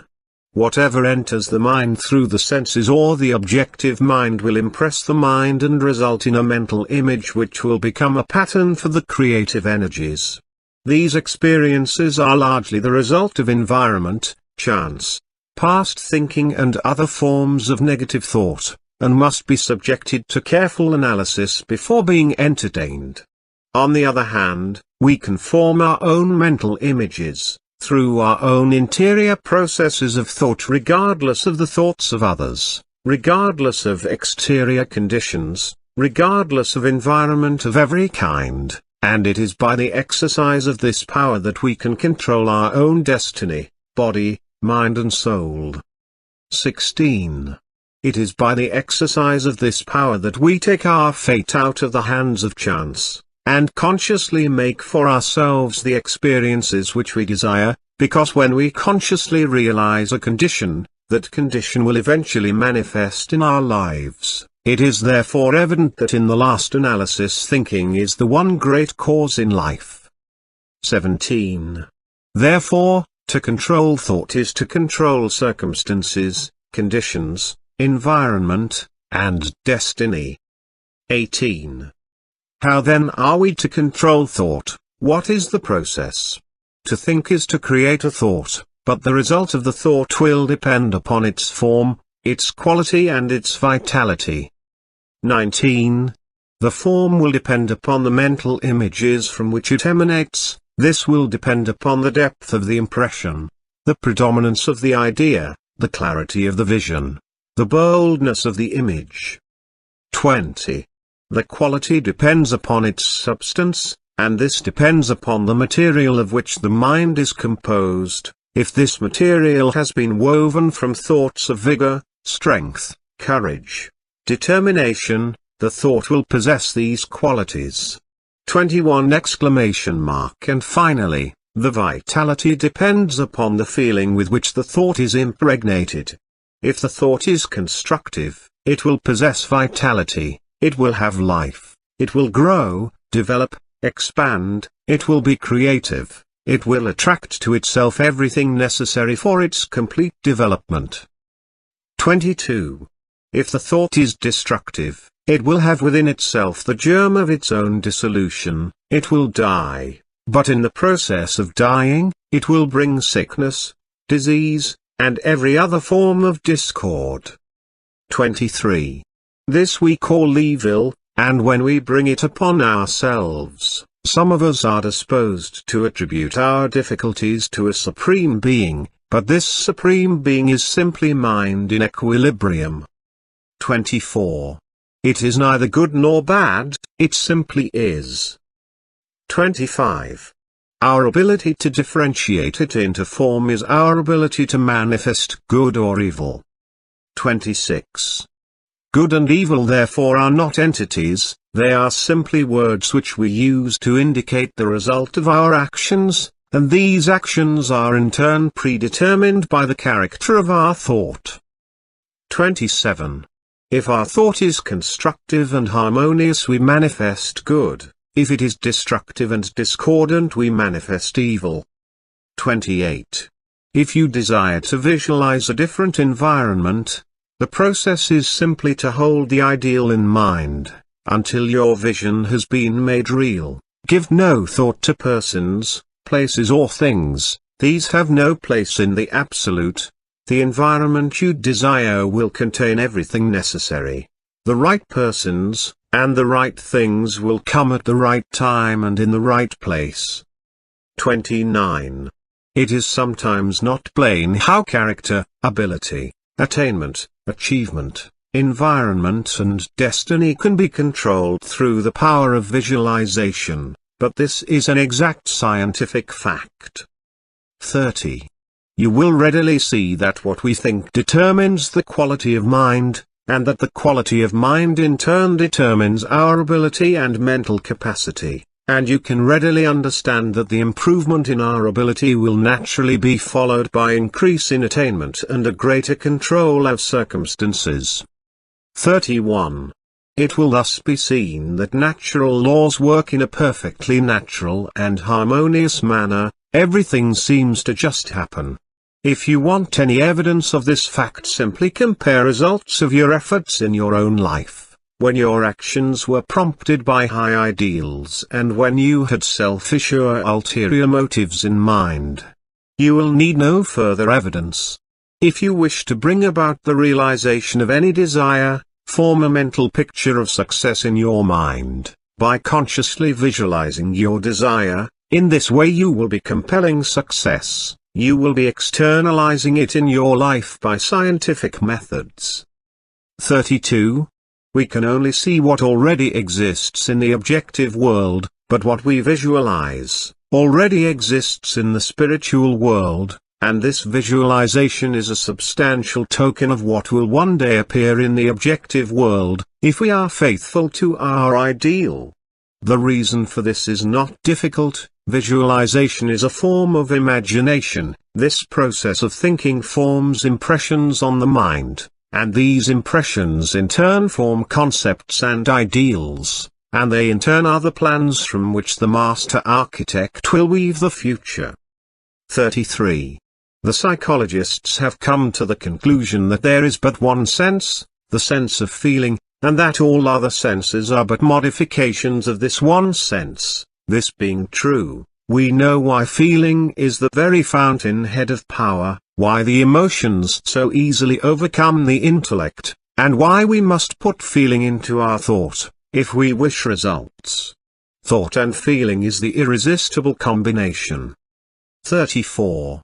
Visualization must, of course, be directed by the will. We are to visualize exactly what we want. We must be careful not to let the imagination run riot. Imagination is a good servant but a poor master, and unless it is controlled it may easily lead us into all kinds of speculations and conclusions which have no basis or foundation of fact whatever. Every kind of plausible opinion is liable to be accepted without any analytical examination, and the inevitable result is mental chaos. 35. We must therefore construct only such mental images as are known to be scientifically true. Subject every idea to a searching analysis and accept nothing which is not scientifically exact. When you do this you will attempt nothing but what you know you can carry out, and success will crown your efforts. This is what businessmen call farsightedness. It is much the same as insight, and is one of the great secrets of success in all important undertakings. 36. For your exercise this week, try to bring yourself to a realization of the important fact that harmony and happiness are states of consciousness and do not depend upon the possession of things. That things are effects and come as a consequence of correct mental states. So that if we desire material possession of any kind, our chief concern should be to acquire the mental attitude which will bring about the result desired. This mental attitude is brought about by a realization of our spiritual nature and our unity with the universal mind which is the substance of all things. This realization will bring about everything which is necessary for our complete enjoyment. This is scientific or correct thinking. When we succeed in bringing about this mental attitude, it is comparatively easy to realize our desire as an already accomplished fact. When we can do this, we shall have found the truth which makes us free from every lack or imitation of any kind. A man might frame and let loose a star, to roll in its orbit, and yet not have done so memorable a thing before God as he who lets a golden-orbed thought to roll through the generations of time. H. W. Beecher. Part 16 Study Questions with Answers. 151. Upon what does wealth depend? Upon an understanding of the creative nature of thought. 152. Upon what does its true value consist? Upon its exchange value. 153. Upon what does success depend? Upon spiritual power. 154. Upon what does this power depend? Upon use. Use determines its existence. 155. How may we take our fate out of the hands of chance? by consciously realizing the conditions which we desire to see manifested in our lives. 156. What then is the great business of life? Thinking. 157. Why is this so? Because thought is spiritual and therefore creative.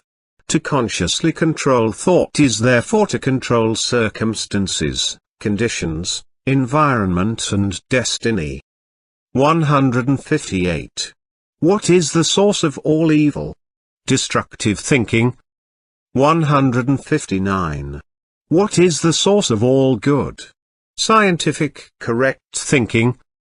160. What is scientific thinking? A recognition of the creative nature of spiritual energy and our ability to control it. The greatest events of an age are its best thoughts. It is the nature of thought to find its way into action. Bhavi. Introduction, Part 17. The kind of deity which a man, consciously or unconsciously, worships, indicates the intellectual status of the worshipper. Ask the Indian of God, and he will describe to you a powerful chieftain of a glorious tribe. Ask the pagan of God, and he will tell you of a god of fire, a god of water, a god of this, that, and the other. Ask the Israelite of God, and he will tell you of the God of Moses, who conceived it expedient to rule by coercive measures, hence, the 10 Commandments. Or of Joshua, who led the Israelites into battle, confiscated property, murdered the prisoners, and laid waste to cities.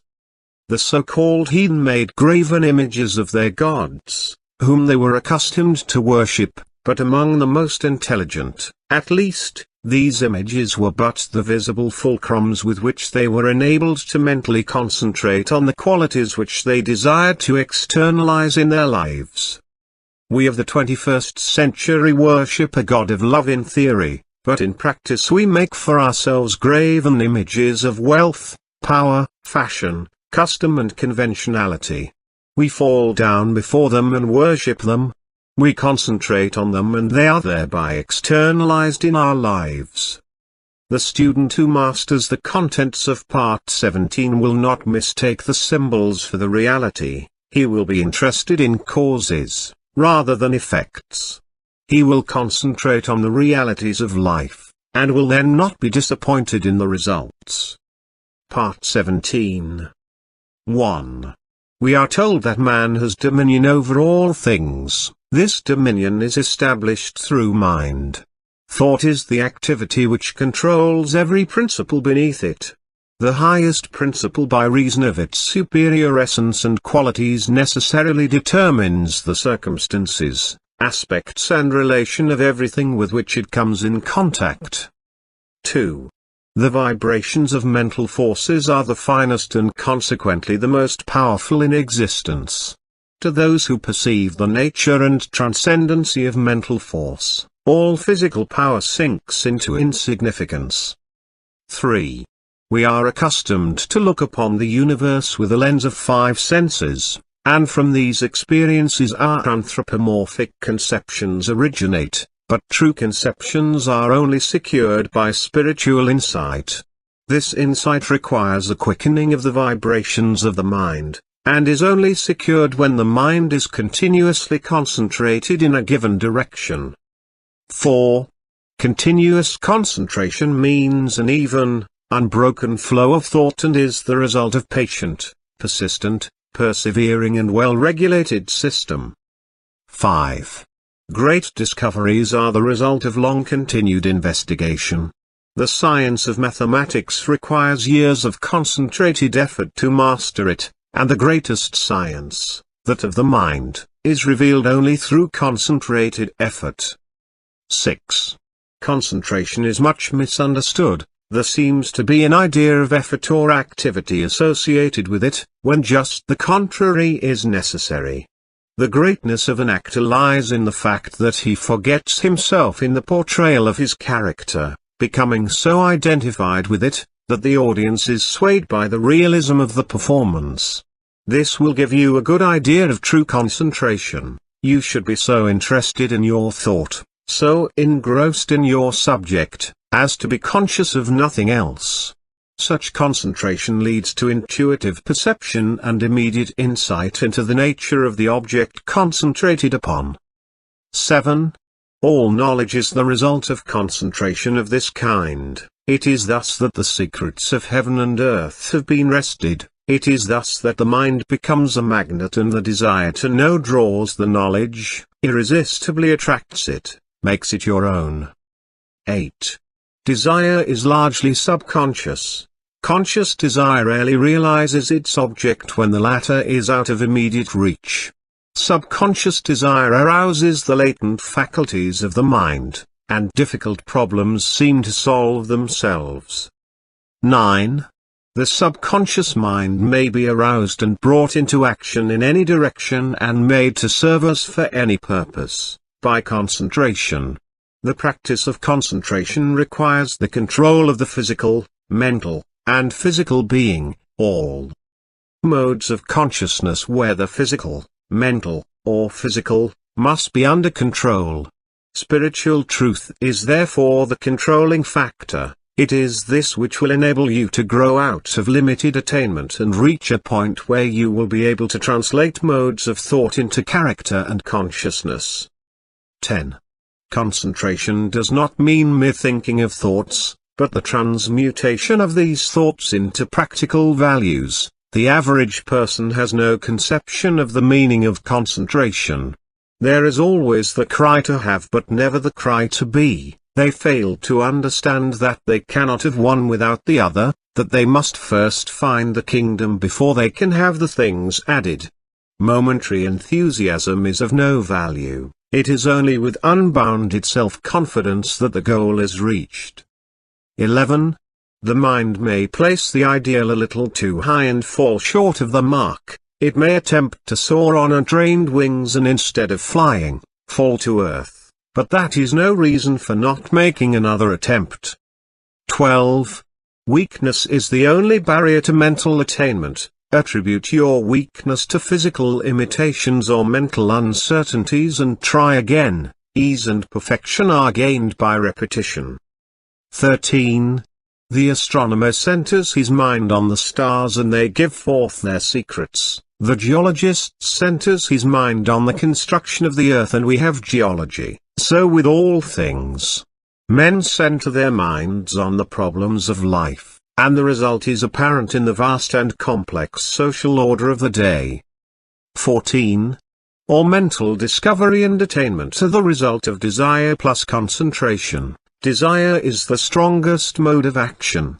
The more persistent the desire, the more authoritative the revelation. Desire added to concentration will wrench any secret from nature. 15. In realizing great thoughts, in experiencing great emotions that correspond with great thoughts, the mind is in a state where it appreciates the value of higher things. 16. The intensity of one moment's earnest concentration and the intense longing to become and to attain may take you further than years of slow normal unforced effort. It will unfasten the prison bars of unbelief, weakness, impotence and self-belittlement, and you will come into a realization of the joy of overcoming. 17. The spirit of initiative and originality is developed through persistence and continuity of mental effort. Business teaches the value of concentration and encourages decision of character. It develops practical insight and quickness of conclusion. The mental element in every commercial pursuit is dominant as the controlling factor, and desire is the predominating force. All commercial relations are the externalization of desire. 18. Many of the sturdy and substantial virtues are developed in commercial employment. The mind is steadied and directed, it becomes efficient. The principal necessity is the strengthening of the mind so that it rises superior to the distractions and wayward impulses of instinctive life and thus successfully overcomes in the conflict between the higher and lower self. 19. All of us are dynamos, but the dynamo of itself is nothing. The mind must work the dynamo, then it is useful and its energy can be definitely concentrated. The mind is an engine whose power is undreamed. Thought is an omni-working power. It is the ruler and creator of all form and all events occurring in form. Physical energy is nothing in comparison with the omnipotence of thought, because thought enables man to harness all other natural power. 20. Vibration is the action of thought. It is vibration which reaches out and attracts the material necessary to construct and build.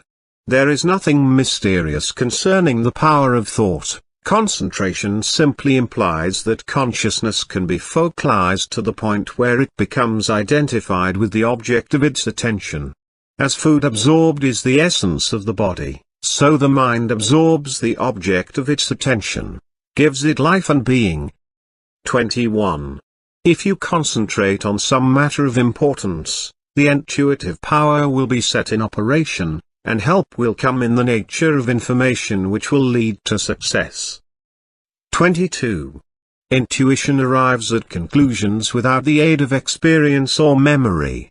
Intuition often solves problems that are beyond the grasp of the reasoning power. Intuition often comes with a suddenness that is startling. It reveals the truth for which we are searching, so directly that it seems to come from a higher power.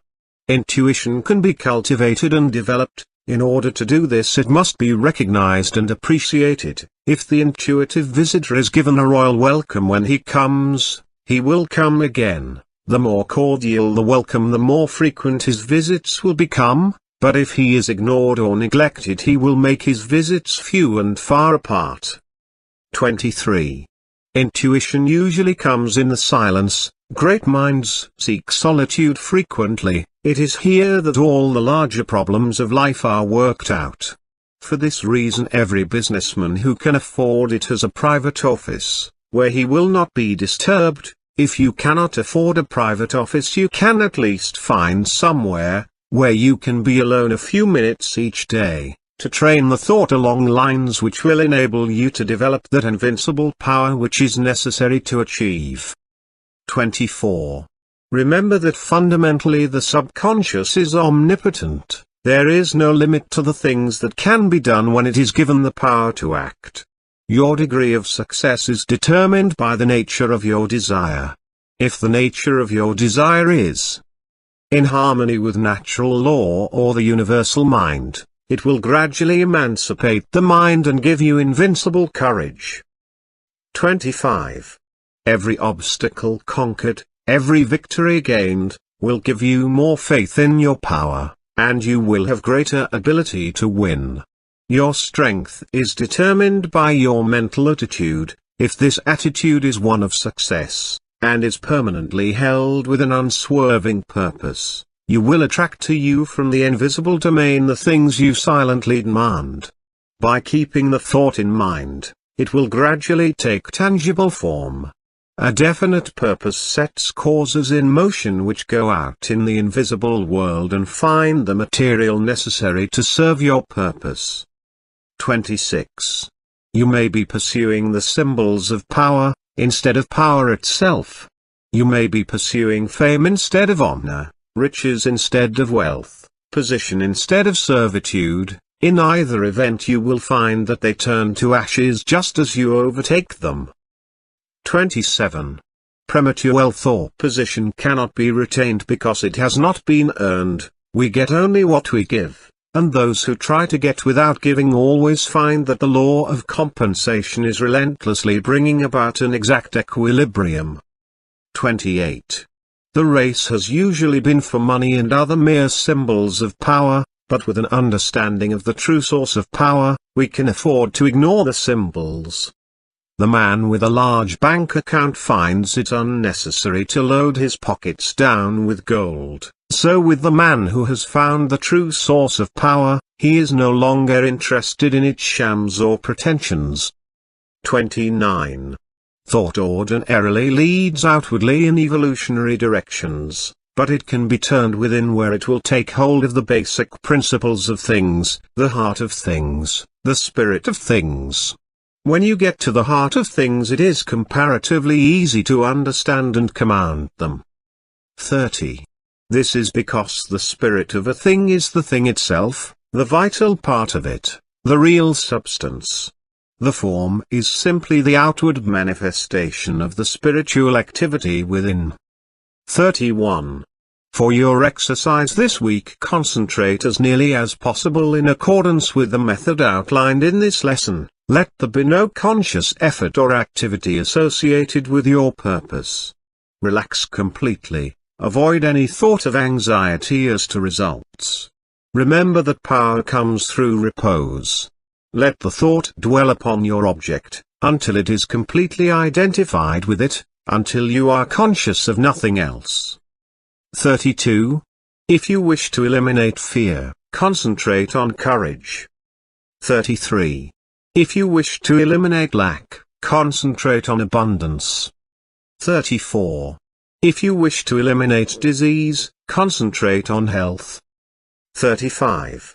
Always concentrate on the ideal as an already existing fact. This is the germ cell, the life principle which goes forth and sets in motion those causes which guide, direct and bring about the necessary relation, which eventually manifest in form.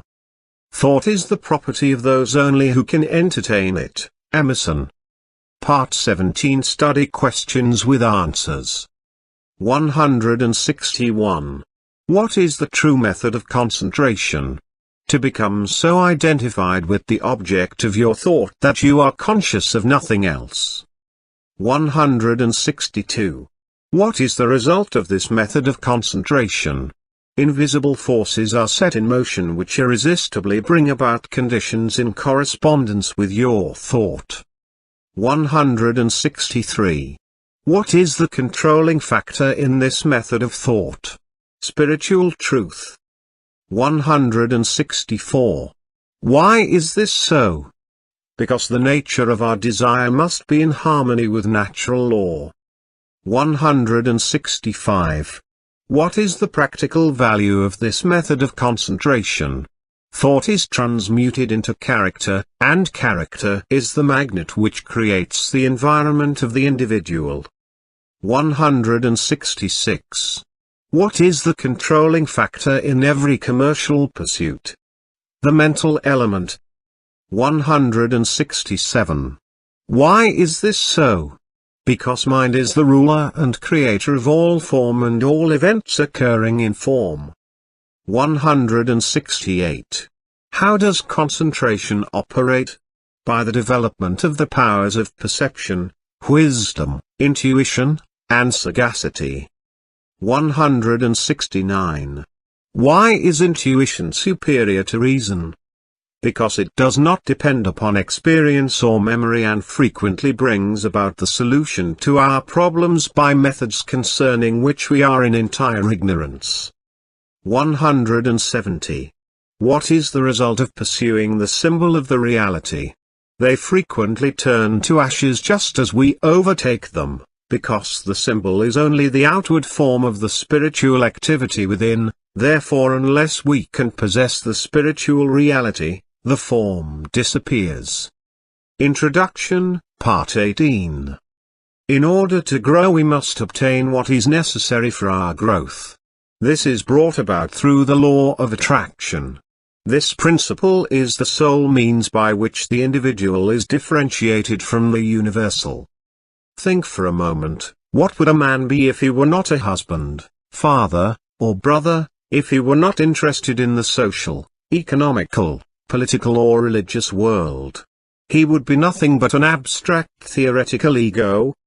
He exists, therefore, only in his relation to the whole, in his relation to other men, in his relation to society. This relation constitutes his environment and in no other way. It is evident, therefore, that the individual is simply the differentiation of the one universal mind which lighteth every man that cometh into the world, and his so-called individuality or personality consists of nothing but the manner in which he relates with the whole. This we call his environment and is brought about by the law of attraction. Part 18. which follows, has something more to say concerning this important law. Part 18. 1. There is a change in the thought of the world. This change is silently transpiring in our midst, and is more important than any which the world has undergone since the downfall of paganism. 2. These present revolution in the opinions of all classes of men, the highest and most cultured of men as well as those of the laboring class, stands unparalleled in the history of the world. 3. Science has of late made such vast discoveries, has revealed such an infinity of resources, has unveiled such enormous possibilities and such unsuspected forces, that scientific men more and more hesitate to affirm certain theories as established and beyond doubt or to deny other theories as absurd or impossible. 4.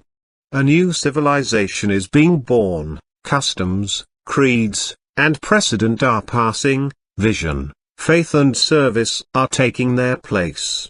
The fetters of tradition are being melted off from humanity, and as the impurities of materialism are being consumed, thought is being liberated and truth is rising full-robed before an astonished multitude. 5. The whole world is on the eve of a new consciousness, a new power, and a new realization within the self. 6. Physical science has resolved matter into molecules, molecules into atoms, atoms into energy, and it has remained for Mr. J. A. Fleming, in an address before the Royal Institution, to resolve this energy into mind. He says, in its ultimate essence, energy may be incomprehensible by us except as an exhibition of the direct operation of that which we call mind or will. 7! In this mind is the indwelling and ultimate. It is immanent in matter as in spirit.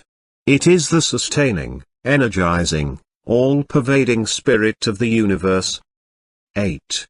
Every living thing must be sustained by this omnipotent intelligence, and we find the difference in individual lives to be largely measured by the degree of this intelligence, which they manifest. It is greater intelligence that places the animal in a higher scale of being than the plant, the man higher than the animal, and we find that this increased intelligence is again indicated by the power of the individual to control modes of action and thus to consciously adjust himself to his environment. 9. It is this adjustment that occupies the attention of the greatest minds, and this adjustment consists in nothing else than the recognition of an existing order in the universal mind, for it is well known that this mind will obey us precisely in proportion as we first obey it. 10. It is the recognition of natural laws that has enabled us to annihilate time and space, to soar in the air and to make iron float. And the greater the degree of intelligence, the greater will be our recognition of these natural laws and the greater will be the power we can possess. 11. It is the recognition of the self as an individualization of this universal intelligence that enables the individual to control those forms of intelligence which have not yet reached this level of self-recognition. They do not know that this universal intelligence permeates all things ready to be called into action. They do not know that it is responsive to every demand, and they are therefore in bondage to the law of their own being. 12. Thought is creative and the principle on which the law is based is sound and legitimate and is inherent in the nature of things, but this creative power does not originate in the individual, but in the universal, which is the source and foundation of all energy and substance. The individual is simply the channel for the distribution of this energy. 13. The individual is simply the means by which the universal produces the various combinations which result in the formation of phenomena, which depends upon the law of vibration, whereby various rates of rapidity of motion in the primary substance form new substances only in certain exact numerical ratios. 14. Thought is the invisible link by which the individual comes into communication with the universal, the finite with the infinite, the seen with the unseen. Thought is the magic by which the human is transformed into a being who thinks and knows and feels and acts. 15.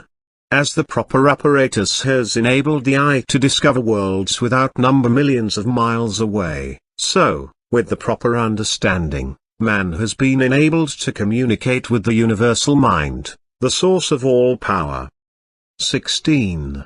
The understanding which is usually developed is about as valuable as a VCR without a videotape. In fact, it is usually nothing more than a belief, which means nothing at all. The savages of the Cannibal Islands believe something, but that proves nothing.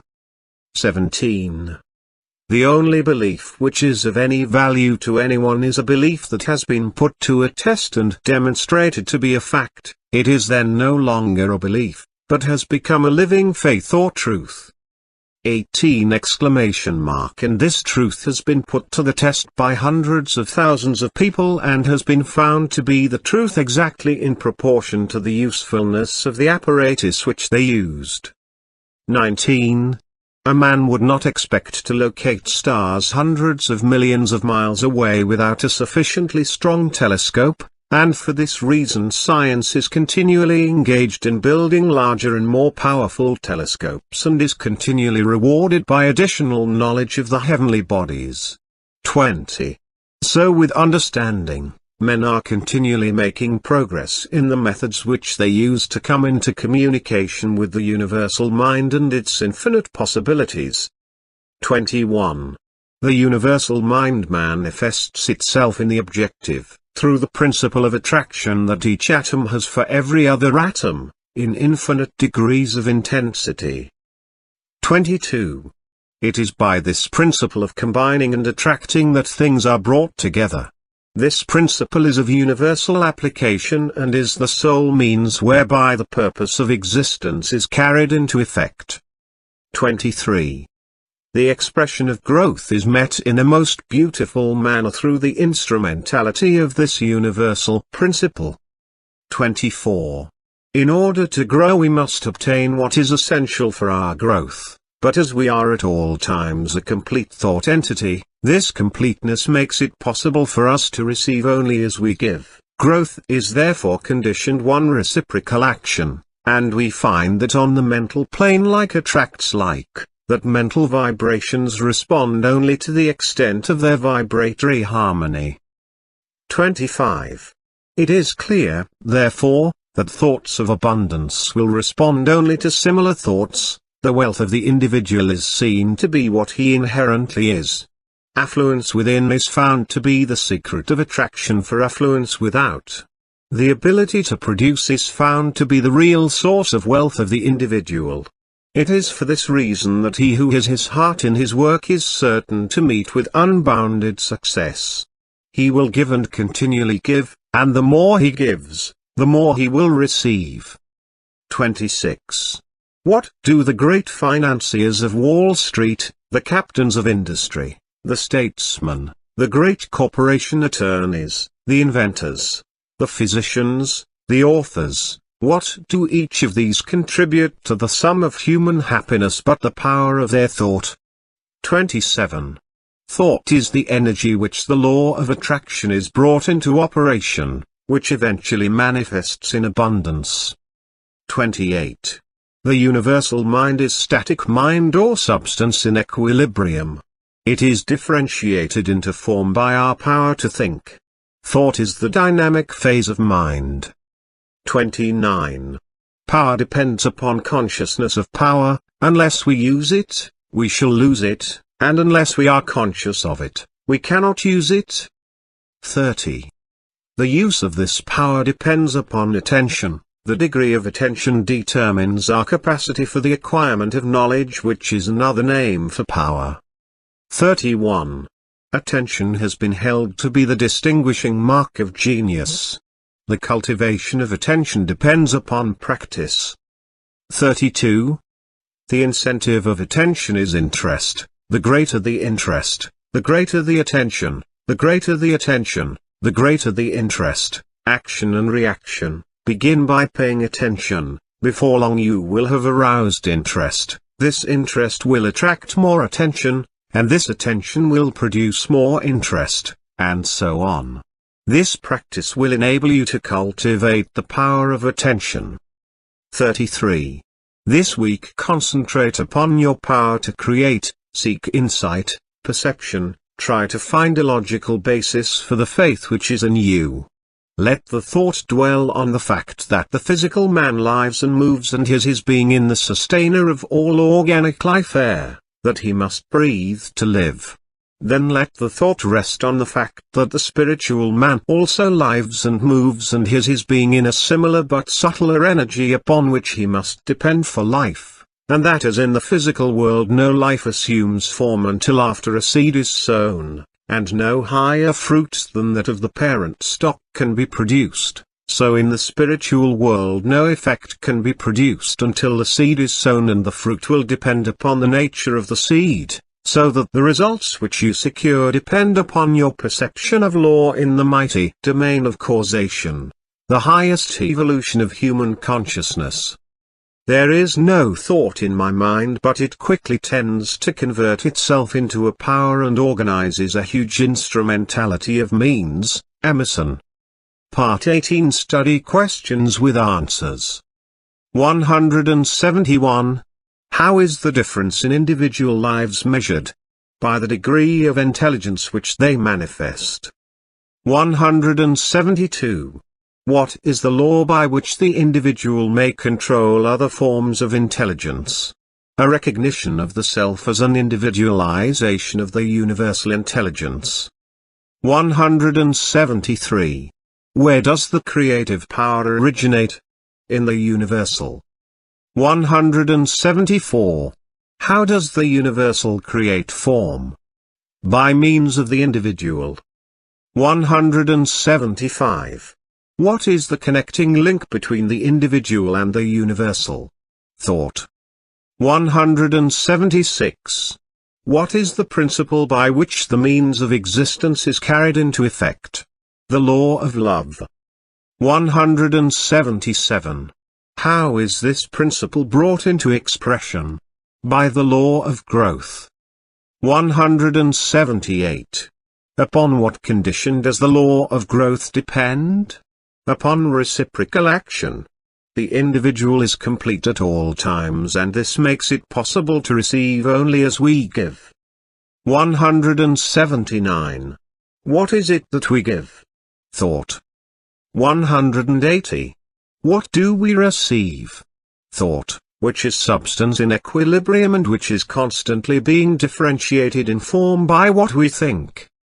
Introduction, Part 19. Fear is a powerful form of thought. It paralyzes the nerve centers, thus affecting the circulation of the blood. This, in turn, paralyzes the muscular system, so that fear affects the entire being, body, brain and nerve, physical, mental, and muscular. Of course, the way to overcome fear is to become conscious of power. What is this mysterious vital force which we call power? We do not know, but then, neither do we know what electricity is.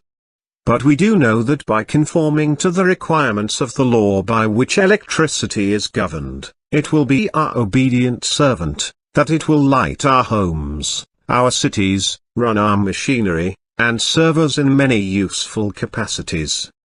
And so it is with vital force. Although we do not know what it is, and possibly may never know, we do know that it is a primary force which manifests through living bodies, and that by complying with the laws and principles by which it is governed, we can open ourselves to a more abundant inflow of this vital energy, and thus express the highest possible degree of mental, moral, and spiritual efficiency. This part tells of a very simple way of developing this vital force. If you put into practice the information outlined in this lesson, you will soon develop the sense of power which has ever been the distinguishing mark of genius. Part 19. 1. The search for truth is no longer a haphazard adventure, but it is a systematic process, and is logical in its operation. Every kind of experience is given a voice in shaping its decision. 2. In seeking the truth we are seeking ultimate cause. We know that every human experience is an effect. Then if we may ascertain the cause, and if we shall find that this cause is one which we can consciously control, the effect or the experience will be within our control also. 3. Human experience will then no longer be the football of fate. A man will not be the child of fortune, but destiny. Fate and fortune will be controlled as readily as a captain controls his ship, or an engineer his train. 4. All things are finally resolvable into the same element, and as they are thus translatable, one into the other, they must ever be in relation and may never be in opposition to one another. 5. In the physical world there are innumerable contrasts, and these may for convenience sake, be designated by distinctive names. There are sizes, colors, shades or ends to all things. There is a North Pole, and a South Pole, an inside and an outside, a seen and an unseen, but these expressions merely serve to place extremes in contrast. 6. They are names given to two different parts of one quantity. The two extremes are relative, they are not separate entities, but are two parts or aspects of the whole. 7. In the mental world we find the same law. We speak of knowledge and ignorance, but ignorance is but a lack of knowledge and is therefore found to be simply a word to express the absence of knowledge. It has no principle in itself. 8. In the moral world we again find the same law. We speak of good and evil, but good is a reality, something tangible, while evil is found to be simply a negative condition, the absence of good.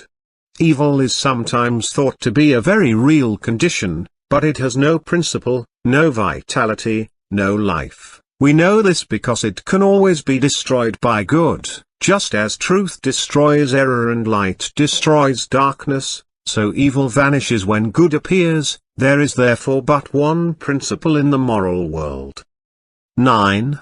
We find exactly the same law obtaining in the spiritual world. We speak of mind and matter as two separate entities, but clearer insight makes it evident that there is but one operative principle, and that is mind. 10. Mind is the real and the eternal. Matter is forever changing. We know that in the eons of time 100 years is but as a day. If we stand in any large city and let the eye rest on the innumerable large and magnificent buildings, the vast array of modern automobiles, cellular telephones, the electric lights, and all the other conveniences of modern civilization, we may remember that not one of them was there just over a century ago. And if we could stand on the same spot in 100 years from now, in all probability we should find that but few of them remained. 11. In the animal kingdom we find the same law of change.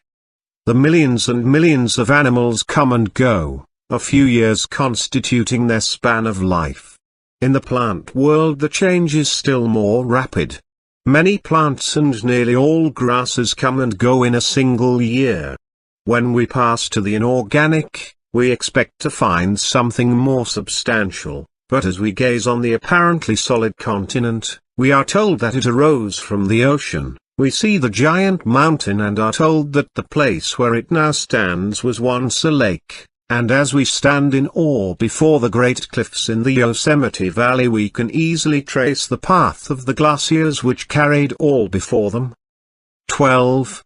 We are in the presence of continual change, and we know that this change is but the evolution of the universal mind, the grand process whereby all things are continually being created anew, and we come to know that matter is but a form which mind takes and is therefore simply a condition. Matter has no principle, mind is the only principle. 13. We have then come to know that mind is the only principle which is operative in the physical, mental, moral and spiritual world. 14. We also know that this mind is static, mind at rest, We also know that the ability of the individual to think is his ability to act upon the universal mind and convert it into dynamic mind, or mind in motion. 15. In order to do this, fuel must be applied in the form of food, for man cannot think without eating, and so we find that even a spiritual activity such as thinking cannot be converted into sources of pleasure and profit except by making use of material means. 16.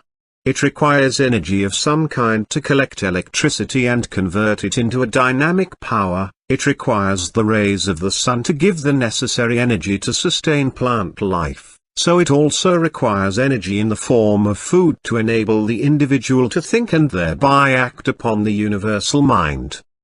17.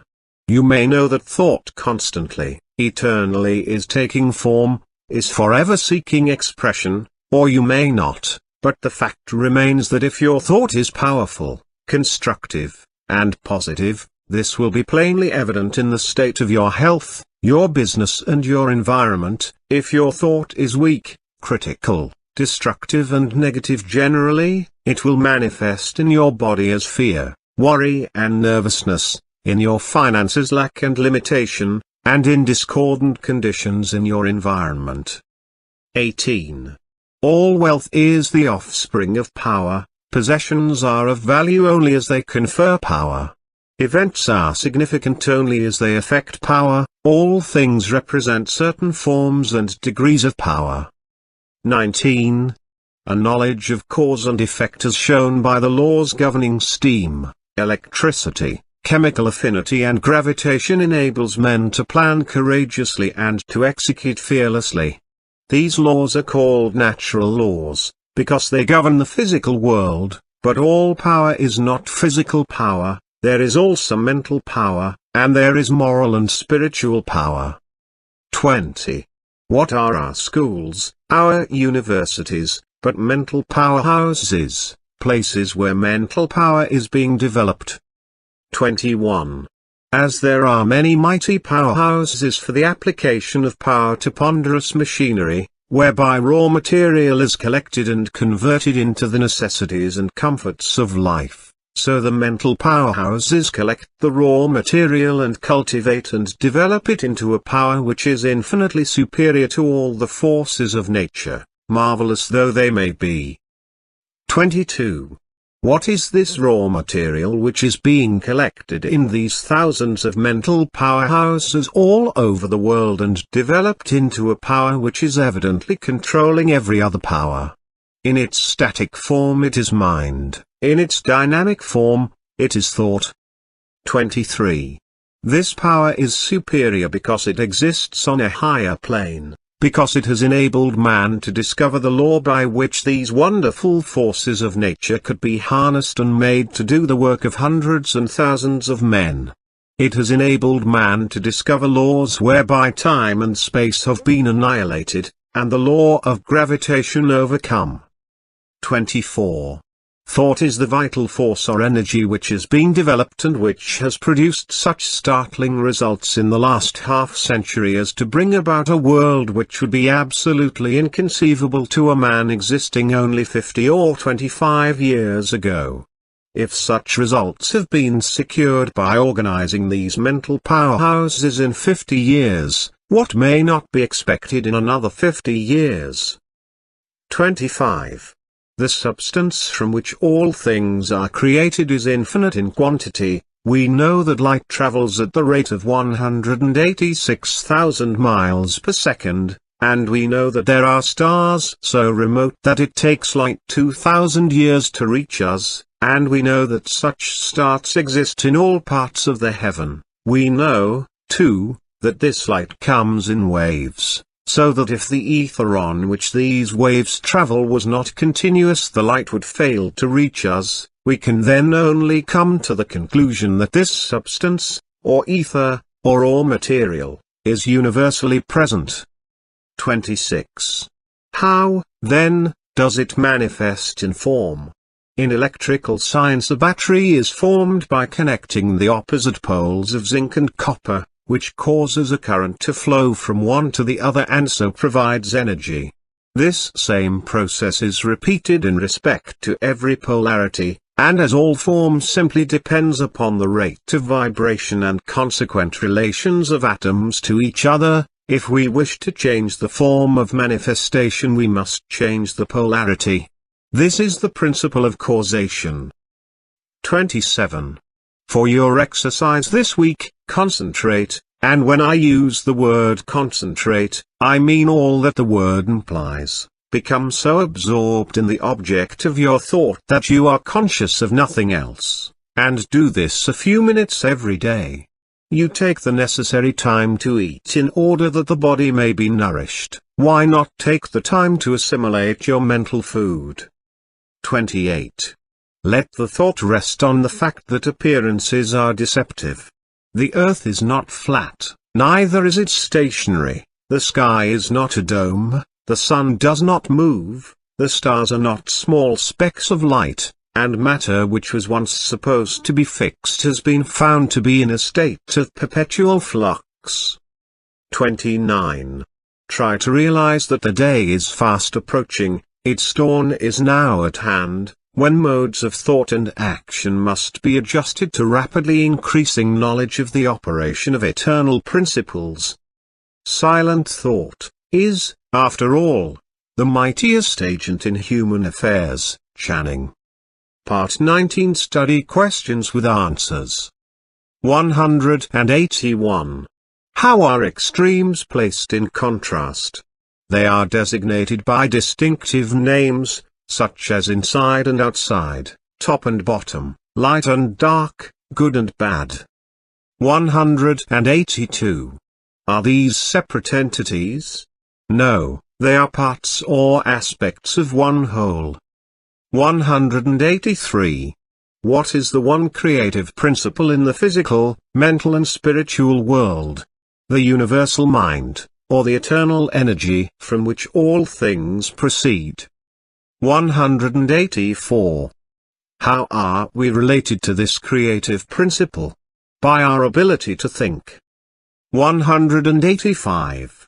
How does this creative principle become operative? Thought is the seed, which results in action and action results in form. 186. Upon what does form depend? Upon the rate of vibration. 187. How may the rate of vibration be changed? By mental action. 188. Upon what does mental action depend? Upon polarity, action and reaction, between the individual and the universal. 189. Does the creative energy originate in the individual or the universal? In the universal, but the universal can manifest only through the individual. 190. Why is the individual necessary? Because the universal is static, and requires energy to start it in motion. This is furnished by food which is converted into energy, which in turn enables the individual to think. When the individual stops eating, he stops thinking, then he no longer acts upon the universal. There is consequently no longer any action or reaction. The universal is then only pure mind in static form, mind at rest. Introduction, Part 20. For many years there has been an endless discussion as to the origin of evil. Theologians have told us that God is love, and that God is omnipresent. If this be true, there is no place where God is not. Where, then, is evil, Satan and hell? Let us see. God is spirit. Spirit is the creative principle of the universe. Man is made in the image and likeness of God. Man is therefore a spiritual being. The only activity which spirit possesses is the power to think. Thinking is therefore a creative process. All form is therefore the result of the thinking process. The destruction of form must also be a result of the thinking process. Factitious representations of form are the result of the creative power of thought, as in hypnotism. Apparent representation of form are the result of the creative power of thought, as in spiritualism. invention, organization and constructive work of all kinds are the result of the creative power of thought, as in concentration. When the creative power of thought is manifested for the benefit of humanity, we call the result good. When the creative power of thought is manifested in a destructive or evil manner, we call the result evil. This indicates the origin of both good and evil. They are simply words which have been coined in order to indicate the nature of the result of the thinking or creative process. Thought necessarily precedes and predetermines action. Action precedes and predetermines condition. Part 20 will throw more light upon this important subject. Part 20. 1. The spirit of a thing is that thing, it is necessarily fixed, changeless and eternal. The spirit of you is, you. Without the spirit you would be nothing. It becomes active through your recognition of it and its possibilities. 2.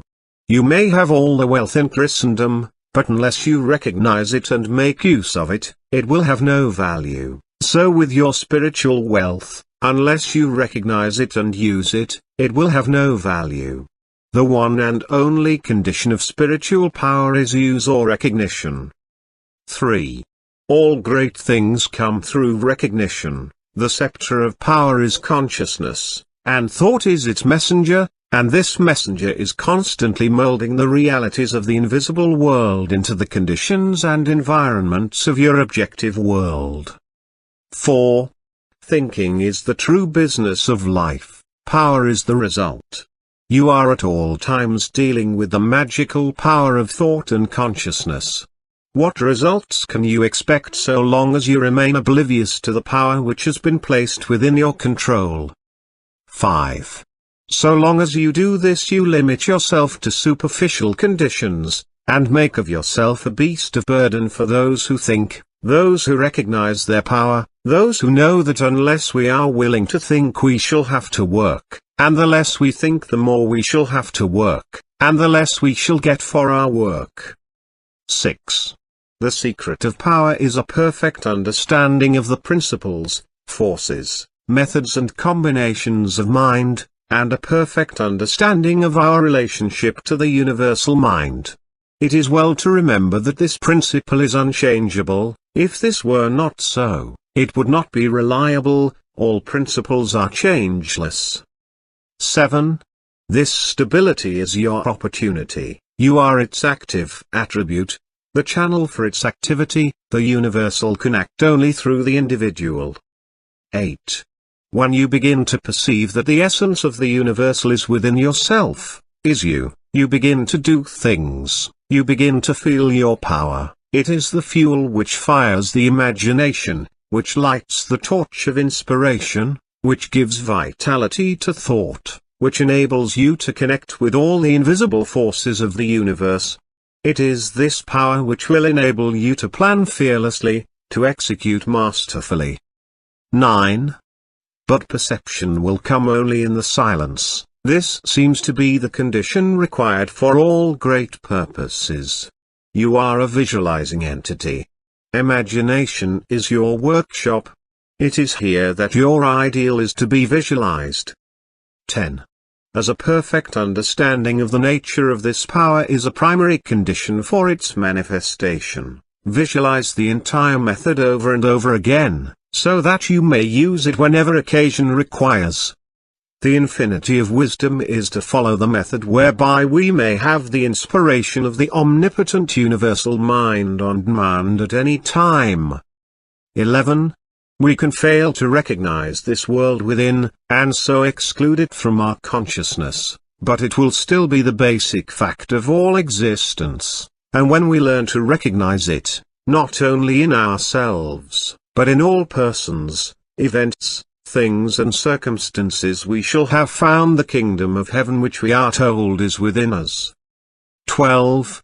Our failures are a result of the operation of exactly the same principle. The principle is unchangeable, its operation is exact, there is no deviation. If we think lack, limitation, discord, we shall find their fruits on every hand. If we think poverty, unhappiness or disease, the thought messengers will carry the summons as readily as any other kind of thought, and the result will be just as certain. If we fear a coming calamity, we shall be able to say with Job, "The thing I feared has come upon me." If we think unkindly or ignorantly, we shall thus attract to ourselves the results of our ignorance. 13.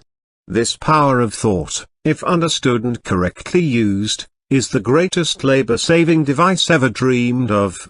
But if not understood or improperly used, the result will in all probability be disastrous. As we have already seen, by the help of this power you can confidently undertake things that are seemingly impossible, because this power is the secret of all inspiration, all genius. 14. To become inspired means to get out of the beaten path, out of the rut, because extraordinary results require extraordinary means.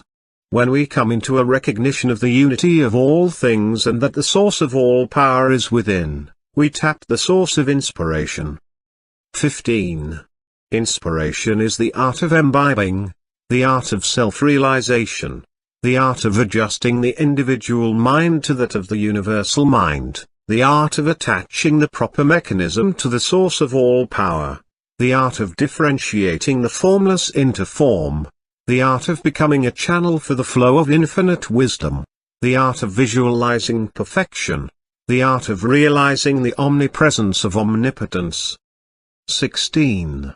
An understanding and appreciation of the fact that the infinite power is omnipresent and is therefore in the infinitely small as well as the infinitely large will enable us to absorb its essence. A further understanding of the fact that this power is spirit and therefore indivisible will enable us to appreciate its presence at all points at the same time.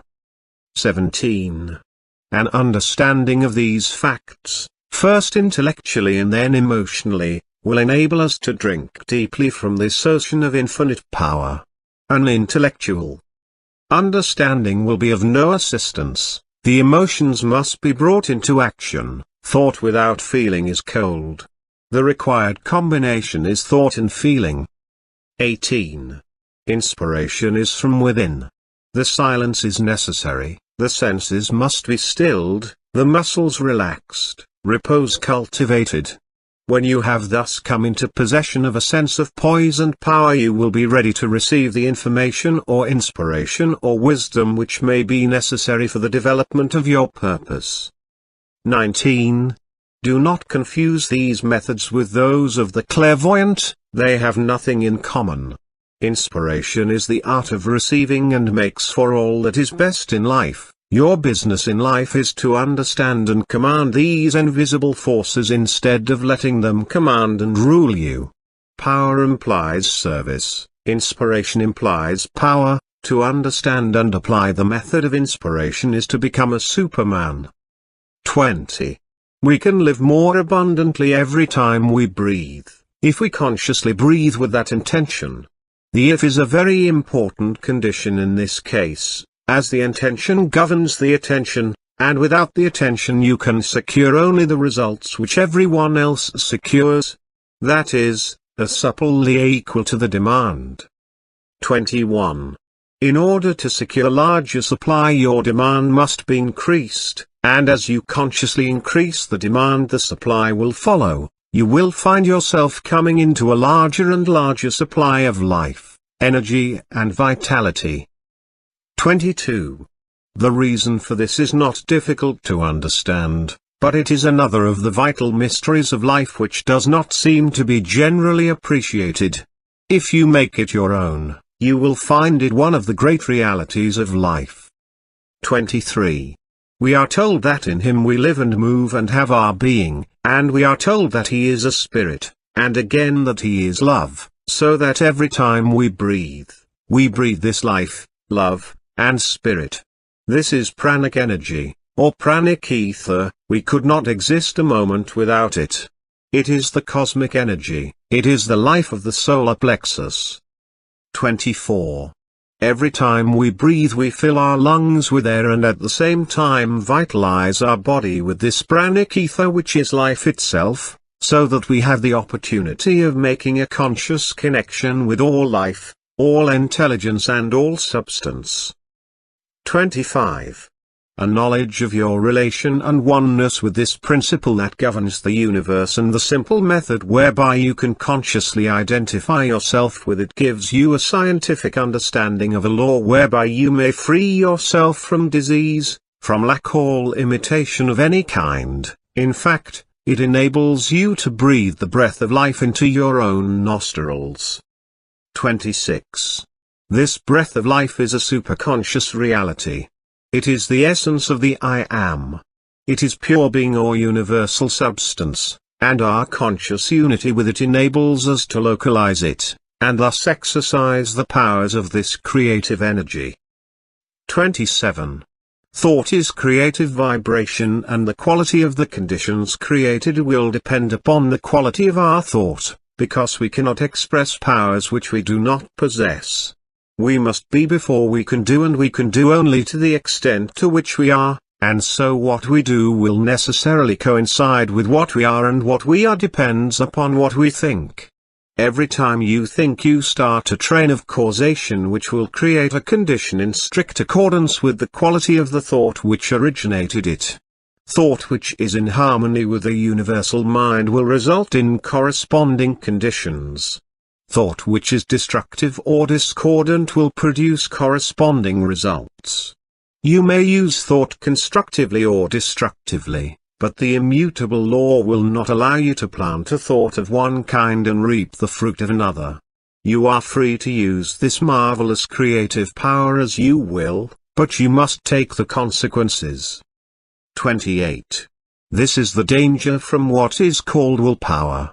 There are those who seem to think that by force of will they can coerce this law, that they can sow seed of one kind and by willpower make it bear fruit of another, but the fundamental principle of creative power is in the universal, and therefore the idea of forcing a compliance with our wishes by the power of the individual will is an inverted conception which may appear to succeed for a while but is eventually doomed to failure, because it antagonizes the very power which it is seeking to use.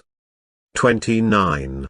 It is the individual attempting to coerce the universal, the finite in conflict with the infinite. Our permanent well-being will be best conserved by a conscious cooperation with the continuous forward movement of the great whole. 30. For your exercise this week, go into the silence and concentrate on the fact that in Him we live and move and have our being is literally and scientifically exact. That you are because He is, that if He is omnipresent He must be in you. That if He is all in all you must be in Him. That He is Spirit and you are made in His image and likeness, and that the only difference between His Spirit and your spirit is one of degree, that a part must be the same in kind and quality as the whole. When you can realize this clearly you will have found the secret of the creative power of thought, you will have found the origin of both good and evil, you will have found the secret of the wonderful power of concentration, you will have found the key to the solution of every problem whether physical, financial, or environmental. The power to think consecutively and deeply and clearly is an avowed and deadly enemy to mistakes and blunders, superstitions, unscientific theories, irrational beliefs, unbridled enthusiasm, fanaticism. Haddock. Part 20 Study questions with answers. 191. Upon what condition does power depend? Upon recognition and use. 192. What is recognition? Consciousness. 193. How do we become conscious of power? By thinking. 194. What then is the true business of life? Correct scientific thinking. 195. What is correct scientific thinking?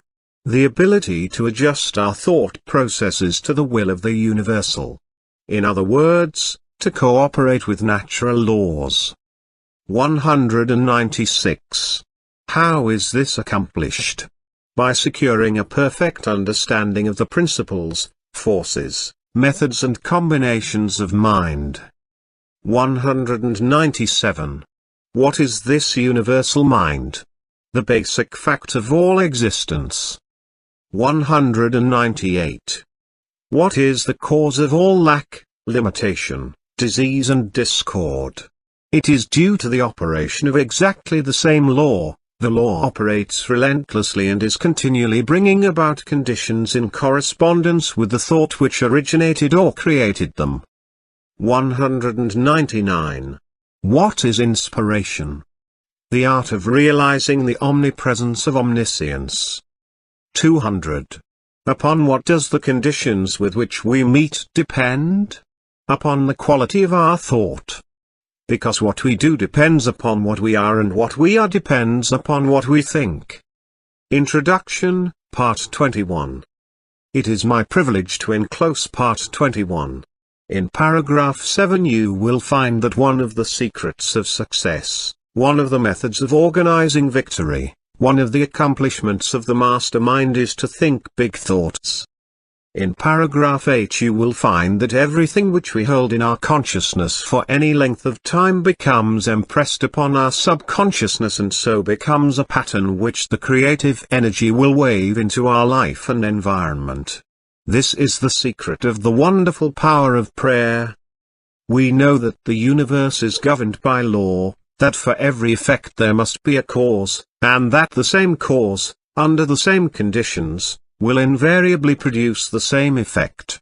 Consequently, if prayer has ever been answered, it will always be answered, if the proper conditions are complied with.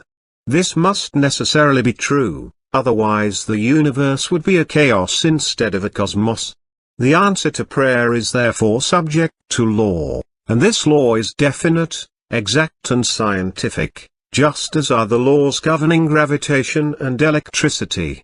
An understanding of this law takes the foundation of Christianity out of the realm of superstition and credulity and places it upon the firm rock of scientific understanding. But, unfortunately, there are comparatively few persons who know how to pray. They understand that there are laws governing electricity, mathematics, and chemistry, but, for some inexplicable reason, it never seems to occur to them that there are also spiritual laws, and that these laws are also definite, scientific, exact, and operate with immutable precision. Part 21. 1. The real secret of power is consciousness of power. The universal mind is unconditional, therefore, the more conscious we become of our unity with this mind, the less conscious we shall become of conditions and limitations, and as we become emancipated or freed from conditions we come into a realization of the unconditional. We have become free. 2. As soon as we become conscious of the inexhaustible power in the world within, we begin to draw on this power and apply and develop the greater possibilities which this discernment has realized, because whatever we become conscious of, is invariably manifested in the objective world, is brought forth into tangible expression. 3. This is because the infinite mind, which is the source from which all things proceed, is one and indivisible, and each individual is a channel whereby this eternal energy is being manifested. Our ability to think is our ability to act upon this universal substance, and what we think is what is created or produced in the objective world. 4. The result of this discovery is nothing less than marvelous, and means that mind is extraordinary in quality, limitless in quantity, and contains possibilities without number. To become conscious of this power is to become a live wire. It has the same effect as placing an ordinary wire in contact with a wire that is charged. The universal is the live wire. It carries power sufficient to meet every situation which may arise in the life of every individual. When the individual mind touches the universal mind, it receives all the power it requires. This is the world within. All science recognizes the reality of this world, and all power is contingent upon our recognition of this world. 5.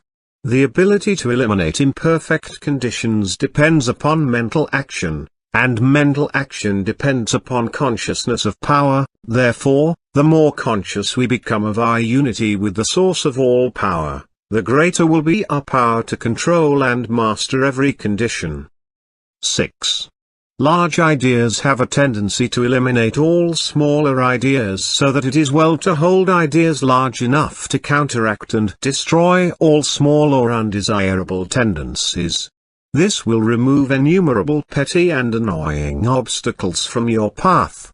You also become conscious of a larger world of thought, thereby increasing your mental capacity as well as placing yourself in position to accomplish something of value. 7. This is one of the secrets of success, one of the methods of organizing victory, one of the accomplishments of the mastermind. He thinks big thoughts. The creative energies of mind find no more difficulty in handling large situations than small ones. Mind is just as much present in the infinitely large as in the infinitely small. 8.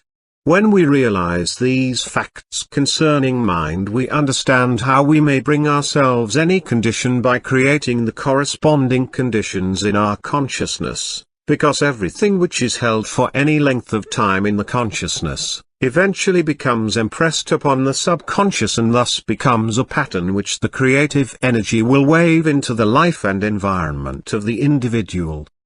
9. In this way conditions are produced, and we find that our lives are simply the reflection of our predominant thoughts, our mental attitude. We see then that the science of correct thinking is the one science, that it includes all other sciences. 10. From this science we learn that every thought creates an impression on the brain, that these impressions create mental tendencies, and these tendencies create character, ability and purpose, and that the combined action of character, ability and purpose determines the experiences with which we shall meet in life. 11. These experiences come to us through the law of attraction. Through the action of this law we meet in the world without the experiences which correspond to our world within. 12. The predominant thought or the mental attitude is the magnet, and the law is that like attracts like. Consequently the mental attitude will invariably attract such conditions as correspond to its nature. 13. This mental attitude is our personality and is composed of the thoughts which we have been creating in our own mind. Therefore, if we wish a change in conditions, all that is necessary is to change our thought. This will in turn change our mental attitude, which will in turn change our personality, which will in turn change the persons, things and conditions, or the experiences with which we meet in life. 14. It is, however, no easy matter to change the mental attitude, but by persistent effort it may be accomplished. The mental attitude is patterned after the mental pictures which have been photographed on the brain. If you do not like the pictures, destroy the negatives and create new pictures. This is the art of visualization. 15. As soon as you have done this you will begin to attract new things, and the new things will correspond to the new pictures. To do this, impress on the mind a perfect picture of the desire which you wish to have objectified and continue to hold the picture in mind until results are obtained. 16. If the desire is one which requires determination, ability, talent, courage, power or any other spiritual power, these are necessary essentials for your picture. Build them in. They are the vital part of the picture. They are the feeling which combines with thought and creates the irresistible magnetic power which draws the things you require to you. They give your picture life, and life means growth, and as soon as it begins to grow, the result is practically assured. 17. Do not hesitate to aspire to the highest possible attainments in anything you may undertake, for the mind forces are ever ready to lend themselves to a purposeful will in the effort to crystallize its highest aspirations into acts, accomplishments, and events. An illustration of how these mind forces operate is suggested by the method in which all our habits are formed. We do a thing, then do it again, and again, and again, until it becomes easy and perhaps almost automatic, and the same rule applies in breaking any and all bad habits. We stop doing a thing, and then avoid it again, and again until we are entirely free from it, and if we do fail now and then, we should by no means lose hope, for the law is absolute and invincible and gives us credit for every effort and every success, even though our efforts and successes are perhaps intermittent. 18. There is no limit to what this law can do for you. Dare to believe in your own idea. Remember that nature is plastic to the ideal. Think of the ideal as an already accomplished fact. 19. The real battle of life is one of ideas. It is being fought out by the few against the many. On the one side is the constructive and creative thought, on the other side the destructive and negative thought. The creative thought is dominated by an ideal, the passive thought is dominated by appearances. On both sides are men of science, men of letters, and men of affairs. 20. On the creative side are men who spend their time in laboratories, or over microscopes and telescopes, side by side with the men who dominate the commercial, political, and scientific world. On the negative side are men who spend their time investigating law and precedent, men who mistake theology for religion, statesmen who mistake might for right, and all the millions who seem to prefer precedent to progress, who are eternally looking backward instead of forward, who see only the world without, but know nothing of the world within. 21.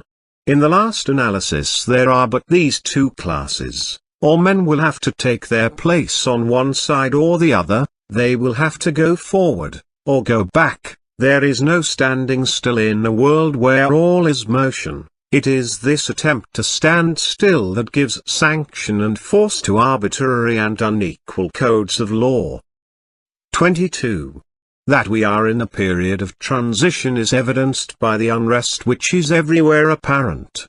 The complaint of humanity is as a roll of heaven's artillery, commencing with low and threatening notes and increasing until the sound is sent from cloud to cloud, and the lightning splits the air and earth. 23. The sentries who patrol the most advanced outposts of the industrial, political, and religious world are calling anxiously to each other. What of the night? The danger and insecurity of the position they occupy and attempt to hold is becoming more apparent every hour. The dawn of a new era necessarily declares that the existing order of things cannot much longer be. 24. The issue between the old regime and the new, the crux of the social problem, is entirely a question of conviction in the minds of the people as to the nature of the universe. When they realize that the transcendent force of spirit or mind of the cosmos is within each individual, it will be possible to frame laws that shall consider the liberties and rights of the many instead of the privileges of the few. 25. As long as the people regard the cosmic power as a power non-human and alien to humanity, so long will it be comparatively easy for a supposed privileged class to rule by divine right in spite of every protest of social sentiment. The real interest of democracy is therefore to exalt, emancipate and recognize the divinity of the human spirit. To recognize that all power is from within. That no human being has any more power than any other human being, except such as may willingly be delegated to him. The old regime would have us believe that the law was superior to the lawmakers. Herein is the gist of the social crime of every form of privilege and personal inequality, the institutionalizing of the fatalistic doctrine of divine election. 26. The divine mind is the universal mind. It makes no exceptions, it plays no favorites, it does not act through sheer caprice or from anger, jealousy or wrath. Neither can it be flattered, cajoled or moved by sympathy or petition to supply man with some need which he thinks necessary for his happiness or even his existence. The divine mind makes no exceptions in favor any individual, but when the individual understands and realizes his unity with the universal principle, he will appear to be favored because he will have found the source of all health, all wealth, and all power. 27. For your exercise this week, concentrate on the truth. Try to realize that the truth shall make you free, that is, nothing can permanently stand in the way of your perfect success when you learn to apply the scientifically correct thought methods and principles. Realize that you are externalizing in your environment your inherent soul potencies. Realize that the silence offers an ever-available and almost unlimited opportunity for awakening the highest conception of truth. Try to comprehend that omnipotence itself is absolute silence, all else is change, activity, limitation. Silent thought concentration is therefore the true method of reaching, awakening, and then expressing the wonderful potential power of the world within.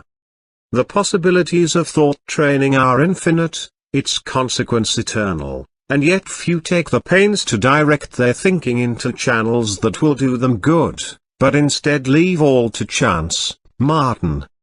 Part 21 Study Questions with Answers. 201. What is the real secret of power?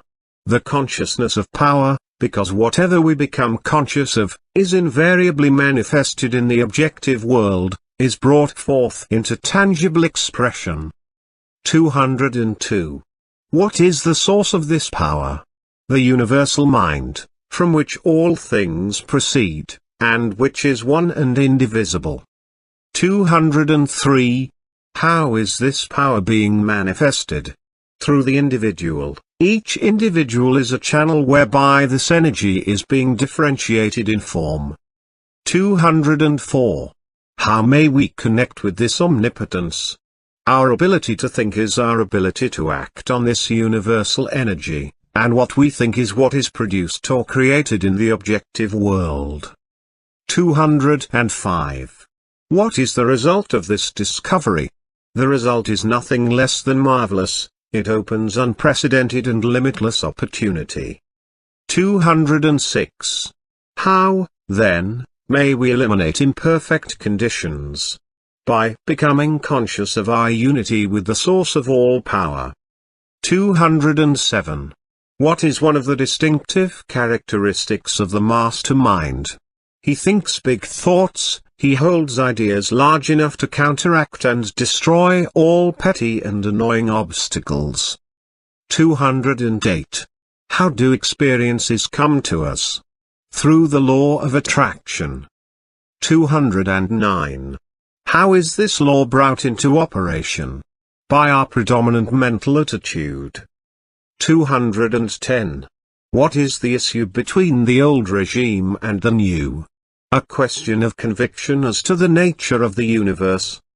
The old regime is trying to cling to the fatalistic doctrine of divine election. The new regime recognizes the divinity of the individual, the democracy of humanity. Introduction, Part 22. In Part 22 you will find that thoughts are spiritual seeds, which, when planted in the subconscious mind, have a tendency to sprout and grow, but unfortunately the fruit is frequently not to our liking. The various forms of inflammation, paralysis, nervousness and diseased conditions generally, are the manifestation of fear, worry, care, anxiety, jealousy, hatred and similar thought. The life processes are carried on by two distinct methods. First, the taking up and making use of nutritive material necessary for constructing cells. Second, breaking down and excreting the waste material. All life is based upon these constructive and destructive activities, and as food, water and air are the only requisites necessary for the construction of cells, it would seem that the problem of prolonging life indefinitely would not be a very difficult one. However strange it may seem, It is the second or destructive activity that is, with rare exception, the cause of all disease. The waste material accumulates and saturates the tissues, which causes autointoxication. This may be partial or general. In the first case the disturbance will be local, in the second place it will affect the whole system. The problem, then, before us in the healing of disease is to increase the inflow and distribution of vital energy throughout the system, and this can only be done by eliminating thoughts of fear, worry, care, anxiety, jealousy, hatred, and every other destructive thought, which tend to tear down and destroy the nerves and glands which control the excretion and elimination of poisonous and waste matter. Nourishing foods and strengthening tonics cannot bestow life, because these are but secondary manifestations to life. The primary manifestation of life and how you may get in touch with it is explained in the part which I have the privilege of enclosing herewith. Part 22. 1. Knowledge is of priceless value, because by applying knowledge we can make our future what we wish it to be. When we realize that our present character, our present environment, our present ability, our present physical condition are all the result of past methods of thinking, we shall begin to have some conception of the value of knowledge. 2. If the state of our health is not all that could be desired, let us examine our method of thinking. Let us remember that every thought produces an impression on the mind. Every impression is a seed which will sink into the subconscious and form a tendency. The tendency will be to attract other similar thoughts, and before we know it we shall have a crop which must be harvested. 3. If these thoughts contain disease germs, the harvest will be sickness, decay, weakness, and failure. The question is, what are we thinking? What are we creating? What is the harvest to be? 4. If there is any physical condition which it is necessary to change, the law governing visualization will be found effective. Make a mental image of physical perfection, hold it in the mind until it is absorbed by the consciousness. Many have eliminated chronic ailments in a few weeks by this method, and thousands have overcome and destroyed all manner of ordinary physical disturbances by this method in a few days. Sometimes in a few minutes. 5. It is through the law of vibration that the mind exercises this control over the body. We know that every mental action is a vibration, and we know that all form is simply a mode of motion, a rate of vibration. Therefore, any given vibration immediately modifies every atom in the body. Every life cell is affected and an entire chemical change is made in every group of life cells. 6. Everything in the universe is what it is by virtue of its rate of vibration. Change the rate of vibration and you change the nature, quality and form. The vast panorama of nature, both visible and invisible, is being constantly changed by simply changing the rate of vibration. And as thought is a vibration, we can also exercise this power. We can change the vibration and thus produce any condition which we desire to manifest in our bodies. 7. We are all using this power every minute. The trouble is most of us are using it unconsciously and thus producing undesirable results. The problem is to use it intelligently and produce only desirable results. This should not be difficult, because we all have had sufficient experience to know what produces pleasant vibration in the body, and we also know the causes which produce the unpleasant and disagreeable sensations. 8. All that is necessary is to consult our own experience. When our thought has been uplifted, progressive, constructive, courageous, noble, kind or in any other way desirable, we have set in motion vibrations which brought about certain results. When our thought has been filled with envy, hatred, jealousy, criticism or any of the other 1001 forms of discord, certain vibrations were set in motion which brought about certain other results of a different nature, and each of these rates of vibration, if kept up, crystallized in form. In the first case the result was mental, moral and physical health, and in the second case discord, inharmony and disease. 9. We can understand, then, something of the power which the mind possesses over the body. 10. The objective mind has certain effects on the body which are readily recognized. Someone says something to you which strikes you as ludicrous and you laugh, possibly until your whole body shakes, which shows that thought has control over the muscles of your body, or someone says something which excites your sympathy and your eyes fill with tears, which shows that thought controls the glands of your body, or someone says something which makes you angry and the blood mounts to your cheek, which shows that thought controls the circulation of your blood. But as these experiences are all the results of the action of your objective mind over the body, the results are of a temporary nature, they soon pass away and leave the situation as it was before. 11. Let us see how the action of the subconscious mind over the body differs. You receive a wound, thousands of cells being the work of healing at once. In a few days or a few weeks the work is complete. You may even break a bone. No surgeon on earth can weld the parts together. I am not referring to the insertion of rods or other devices to strengthen or replace bones. He may set the bone for you, and the subjective mind will immediately begin the process of welding the parts together, and in a short time the bone is as solid as it ever was. You may swallow poison. The subjective mind will immediately discover the danger and make violent efforts to eliminate it. You may become infected with a dangerous germ. The subjective will at once commence to build a wall around the infected area and destroy the infection by absorbing it in the white blood corpuscles which it supplies for the purpose. 12.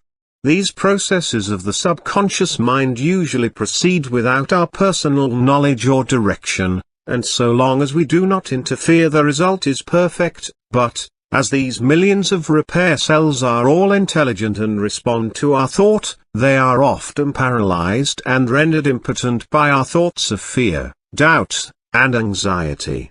They are like an army of workmen, ready to start an important piece of work, but every time they get started on the undertaking a strike is called, or plans changed, until they finally get discouraged and give up. 13. The way to health is founded on the law of vibration, which is the basis of all science, and this law is brought into operation by the mind, the world within. It is a matter of individual effort and practice. Our world of power is within. If we are wise we shall not waste time and effort in trying to deal with effects as we find them in the world without, which is only an external, a reflection. 14. We shall always find the cause in the world within. By changing the cause, we change the effect. 15. Every cell in your body is intelligent and will respond to your direction. The cells are all creators and will create the exact pattern which you give them. 16. Therefore, when perfect images are placed before the subjective, the creative energies will build a perfect body. 17. Brain cells are constructed in the same way. The quality of the brain is governed by the state of mind, or mental attitude, so that if undesirable mental attitudes are conveyed to the subjective they will in turn be transferred to the body. We can therefore readily see that if we wish the body to manifest health, strength and vitality, this must be the predominant thought. 18. We know then that every element of the human body is the result of a rate of vibration. 19. We know that mental action is a rate of vibration. 20. We know that a higher rate of vibration governs, modifies, controls, changes, or destroys a lower rate of vibration. 21. We know that the rate of vibration is governed by the character of brain cells, and finally. 22. We know how to create these brain cells, therefore. 23. We know how to make any physical change in the body we desire, and having secured a working knowledge of the power of mind to this extent, we have come to know that there is practically no limitation which can be placed upon our ability to place ourselves in harmony with natural law, which is omnipotent. 24.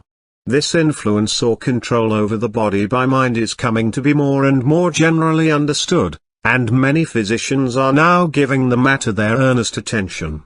Dr. Albert T. Schofield, who has written several important books on the subject, say, the subject of mental therapeutics is still ignored in medical works generally. In our physiologies no references is made to the central controlling power that rules the body for its good, and the power of the mind over the body is seldom spoken of. 25. No doubt many physicians treat nervous diseases of functional origin wisely and well, but what we contend is that the knowledge they display was taught at no school, was learned from no book, but it is intuitive and empirical. 26. This is not as it should be. The power of mental therapeutics should be the subject of careful, special and scientific teaching in every medical school. We might pursue the subject of maltreatment, or want of treatment, further in detail and describe the disastrous results of neglected cases, but the task is an invidious one. 27. There can be no doubt that few patients are aware how much they can do for themselves. What the patient can do for himself, the forces he can set in motion are as yet unknown. We are inclined to believe that they are far greater than most imagine, and will undoubtedly be used more and more. Mental therapeutics may be directed by the patient himself to calming the mind in excitement, by arousing feelings of joy, hope, faith, and love, by suggesting motives for exertion, by regular mental work, by diverting the thoughts from the malady. 28. For your exercise this week, concentrate on Tennyson's beautiful lines. Speak to him, thou, for he hears, and spirit with spirit can meet, closer is he than breathing, and nearer than hands and feet. Then try to realize that when you do speak to him you are in touch with omnipotence. 29. This realization and recognition of this omnipresent power will quickly destroy any and every form of sickness or suffering and substitute harmony and perfection. Then remember, there are those who seem to think that sickness and suffering are sent by God. If so, every physician, every surgeon and every Red Cross nurse is defying the will of God, and hospitals and sanitariums are places of rebellion instead of houses of mercy.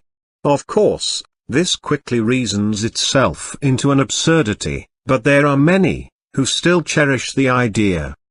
30. Then let the thought rest on the fact that until recently theology has been trying to teach an impossible creator, one who created beings capable of sinning and then allowed them to be eternally punished for such sins. Of course, the necessary outcome of such extraordinary ignorance was to create fear instead of love, and so, after 2,000 years of this kind of propaganda, theology is now busily engaged in apologizing for Christendom. 31.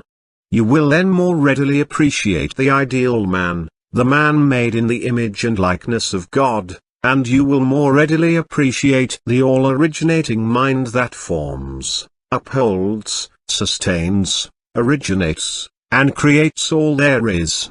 All are but parts of one stupendous whole, whose body nature is, and God the soul. Opportunity follows perception, action follows inspiration, growth follows knowledge, eminence follows progress. Always the spiritual first, then the transformation into the infinite and illimitable possibilities of achievement. Part 22 Study Questions with Answers. 211. How may sickness be eliminated? By placing ourselves in harmony with natural law, which is omnipotent. 212. What is the process? A realization that man is a spiritual being and that this spirit must necessarily be perfect. 213. What is the result? A conscious recognition of this perfection, first intellectually, then emotionally, brings about a manifestation of this perfection. 214. Why is this so? Because thought is spiritual and therefore creative and correlates with its object and brings it into manifestation. 215. What natural law is brought into operation? The law of vibration. 216. Why does this govern? Because a higher rate of vibration governs, modifies, controls, changes, or destroys a lower rate of vibration. 217. Is this system of mental therapeutics generally recognized? Yes, there are literally millions of people in this country who make use of it in one form or another, and obviously many more worldwide. 218. What is the result of this system of thought? For the first time in the world's history, every man's highest reasoning faculty can be satisfied by a demonstrable truth which is now fast flooding the world. 219. Is this system applicable to other forms of supply? It will meet every human requirement or necessity. 220. Is this system scientific or religious? Both. True science and true religion are twin sisters, where one goes, the other necessarily follows. Introduction, Part 23. In the part which I have the honor to transmit here with you will find that money weaves itself into the entire fabric of our very existence, that the law of success is service, that we get what we give, and for this reason we should consider it a great privilege to be able to give. We have found that thought is the creative activity behind every constructive enterprise. We can therefore give nothing of more practical value than our thought. Creative thought requires attention, and the power of attention is, as we have found, the weapon of the Superman. Attention develops concentration, and concentration develops spiritual power, and spiritual power is the mightiest force in existence. This is the science which embraces all sciences. It is the art which, above all arts, is relevant to human life. In the mastery of this science and this art there is opportunity for unending progression. Perfection in this is not acquired in 6 days, nor in 6 weeks, nor in 6 months. It is the labor of life. Not to go forward is to go backward. It is inevitable that the entertainment of positive, constructive and unselfish thoughts should have a far-reaching effect for good. Compensation is the keynote of the universe.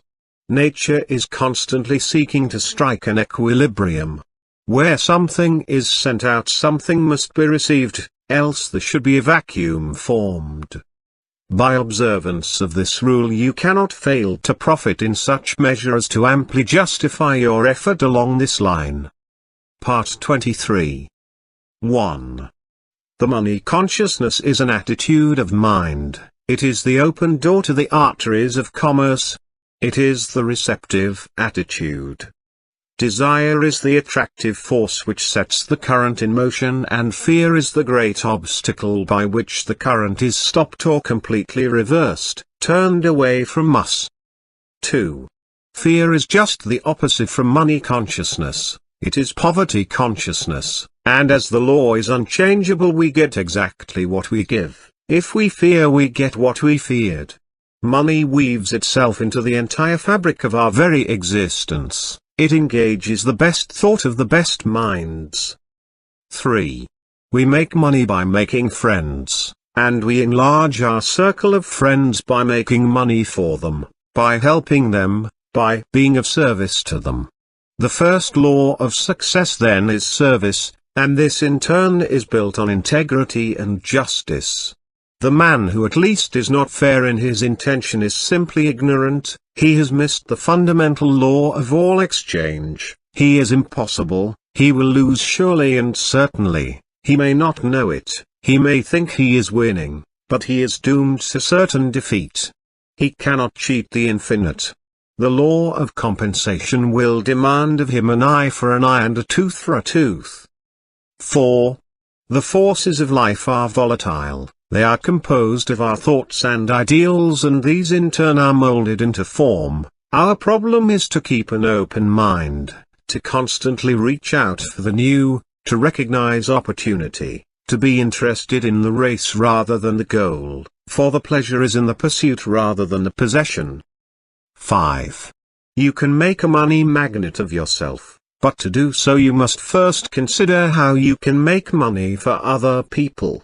If you have the necessary insight to perceive and utilize opportunities and favorable conditions and recognize values, you can put yourself in position to take advantage of them, but your greatest success will come as you are enabled to assist others.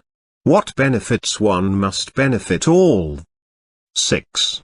A generous thought is filled with strength and vitality. A selfish thought contains the germs of dissolution, it will disintegrate and pass away. Great financiers are simply channels for the distribution of wealth. Enormous amounts come and go, but it would be as dangerous to stop the outgo as the income. Both ends must remain open, and so our greatest success will come as we recognize that it is just as essential to give as to get. 7. If we recognize the omnipotent power that is the source of all supply, we will adjust our consciousness to this supply in such a way that it will constantly attract all that is necessary to itself, and we shall find that the more we give, the more we get. Giving in this sense implies service. The banker gives his money, the merchant gives his goods, the author gives his thought, the workman gives his skill. All have something to give, but the more they can give, the more they get, and the more they get, the more they are enabled to give. 8. The financier gets much because he gives much, he thinks. He is seldom a man that lets anyone else do his thinking for him. He wants to know how results are to be secured. You must show him, when you can do this he will furnish the means by which hundreds or thousands may profit, and in proportion as they are successful will he be successful. Morgan, Rockefeller, Carnegie and others did not get rich because they lost money for other people, on the contrary, it is because they made money for other people that they became the wealthiest men in the wealthiest country on the globe. 9. The average person is entirely innocent of any deep thinking, he accepts the ideas of others, and repeats them, in very much the same way as a parrot. This is readily seen when we understand the method which is used to form public opinion, and this docile attitude on the part of a large majority who seem perfectly willing to let a few persons do all their thinking for them is what enables a few men in a great many countries to usurp all the avenues of power and hold the millions in subjection. Creative thinking requires attention. 10. The power of attention is called concentration. This power is directed by the will. For this reason we must refuse to concentrate or think of anything except the things we desire. Many are constantly concentrating upon sorrow, loss and discord of every kind. As thought is creative, it necessarily follows that this concentration inevitably leads to more loss, more sorrow and more discord. How could it be otherwise? On the other hand, when we meet with success, gain, or any other desirable condition, we naturally concentrate upon the effects of these things and thereby create more, and so it follows that much leads to more. 11. How an understanding of this principle can be utilized in the business world is well told by an associate of mine. 12. Spirit, whatever else it may or may not be, must be considered as the essence of consciousness, the substance of mind, the reality underlying thought. And as all ideas are phases of the activity of consciousness, mind or thought, it follows that in spirit, and in it alone, is to be found the ultimate fact, the real thing, or idea. 13. This being admitted, does it not seem reasonable to hold that a true understanding of spirit, and its laws of manifestation, would be about the most practical thing that a practical person can hope to find? Does it not seem certain that if the practical men of the world could but realize this fact, they would fall all over themselves in getting to the place in which they might obtain such knowledge of spiritual things and laws? These men are not fools. They need only to grasp this fundamental fact in order to move in the direction of that which is the essence of all achievement. 14. Let me give you a concrete example. I know a man in Chicago whom I had always considered to be quite materialistic. He had made several successes in life, and also several failures. The last time I had a talk with him he was practically down and out, as compared with his former business condition. It looked as if he had indeed reached the end of his rope, for he was well advanced into the stage of middle age, and new ideas came more slowly, and less frequently to him than in former years. 16. He said to me, in substance, I know that all things that work out in business are the result of thought. Any fool knows that. Just now, I seem to be short on thoughts and good ideas. But, if this all-mind teaching is correct, it should be possible for the individual to attain a direct connection with infinite mind, and in infinite mind there must be the possibility of all kinds of good ideas which a man of my courage and experience could put to practical use in the business world, and make a big success thereof. It looks good to me, and I am going to look into it. 17. This was several years ago. The other day I heard of this man again. Talking to a friend, I said, "What has come of our old friend X? Has he ever gotten on his feet again?" The friend looked at me in amazement. "Why," said he, "don't you know about X's great success?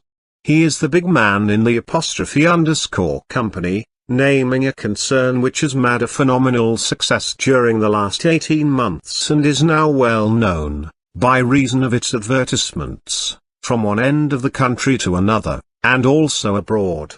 He is the man who supplied the big idea for that concern.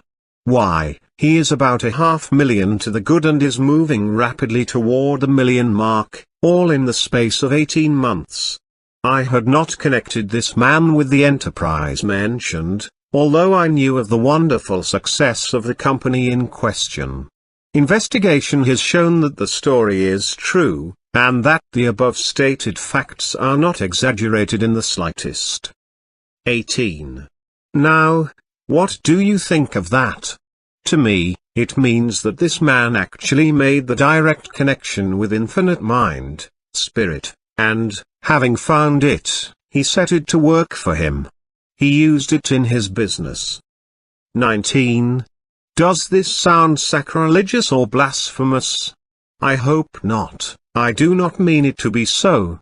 Take away the implication of personality, or magnified human nature, from the conception of the infinite, and you have left the conception of an infinite presence power, the quintessence of which is consciousness, in fact, at the last, spirit. As this man, also, at the last, must be considered as a manifestation of spirit, there is nothing sacrilegious in the idea that he, being spirit, should so harmonize himself with his origin and source that he would be able to manifest at least a minor degree of its power. All of us do this, more or less, when we use our minds in the direction of creative thought. This man did more, he went about it in an intensely practical manner. 20. I have not consulted him about his method of procedure, though I intend doing so at the first opportunity, but, he not only drew upon the infinite supply for the ideas which he needed, and which formed the seed of his success, but that he also used the creative power of thought in building up for himself an idealistic pattern of that which he hoped to manifest in material form, adding thereto, changing, improving its detail, from time to time, proceeding from the general outline to the finished detail. I judge this to be the facts of the case, not alone from my recollection of the conversation a few years ago, but also because I have found the same thing to be true in the cases of other prominent men who have made similar manifestation of creative thought. 21. Those who may shrink from this idea of employing the infinite power to aid one in his work in the material world, should remember that if the infinite objected in the least to such a procedure, the thing could never happen. The infinite is quite able to take care of itself. 22. Spirituality is quite practical, very practical, intensely practical.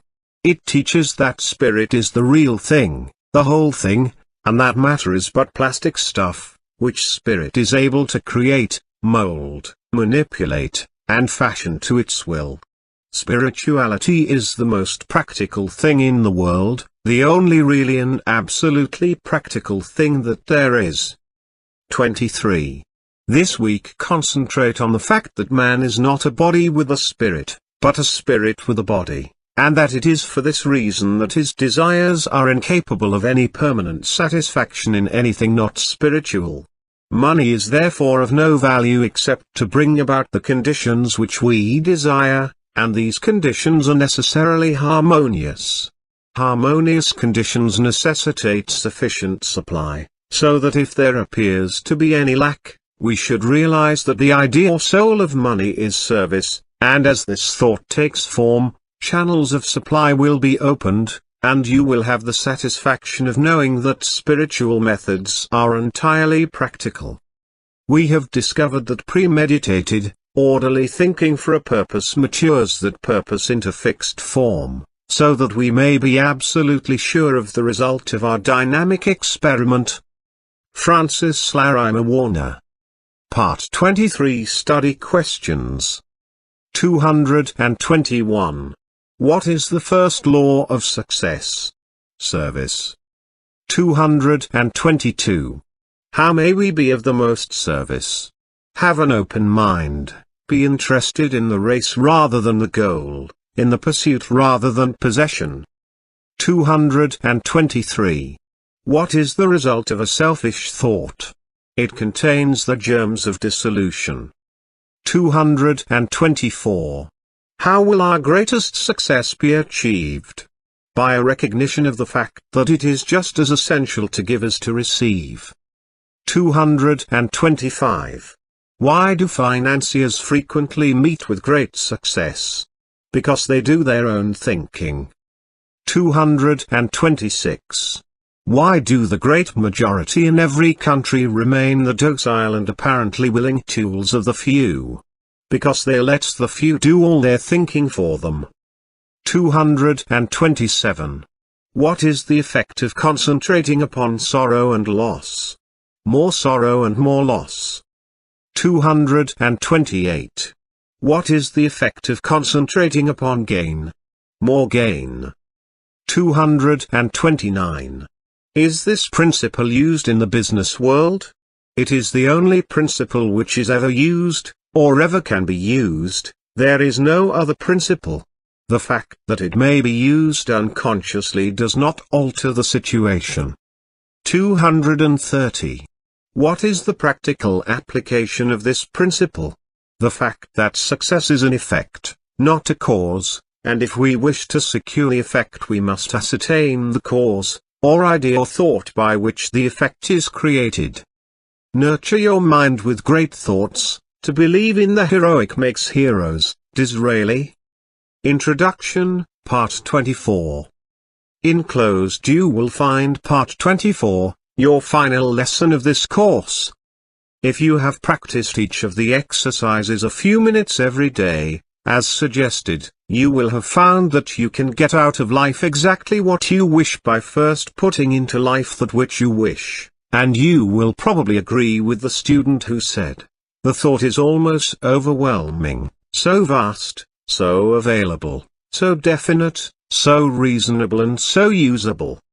The fruit of this knowledge is, as it were, a gift of the gods. It is the truth that makes men free, not only free from every lack and limitation, but free from sorrow, worry and care. And, is it not wonderful to realize that this law is no respecter of persons, that it makes no difference what your habit of thought may be? The way has been prepared. If you are inclined to be religious, the greatest religious teacher the world has ever known made the way so plain that all may follow. If your mental bias is toward physical science, the law will operate with mathematical certainty. If you are inclined to be philosophical, Plato or Emerson may be your teacher, but in either case, you may reach degrees of power to which it is impossible to assign any limit. An understanding of this principle, I believe, is the secret for which the ancient alchemists vainly sought, because it explains how gold in the mind may be transmuted into gold in the heart and in the hand. Part 24. 1. When the scientists first put the sun in the center of the solar system and sent the Earth spinning around it, there was immense surprise and consternation. The whole idea was self-evidently false. Nothing was more certain than the movement of the sun across the sky, and anyone could see it descend behind the western hills and sink into the sea. Scholars raged and scientists rejected the idea as absurd. Yet the evidence has finally carried conviction in the minds of all. 2. We speak of a bell as a sounding body, yet we know that all the bell can do is to produce vibrations in the air. When these vibrations come at the rate of 16 per second, they cause a sound to be heard in the mind. It is also possible for the mind to hear vibrations up to the rate of 38,000 vibrations per second.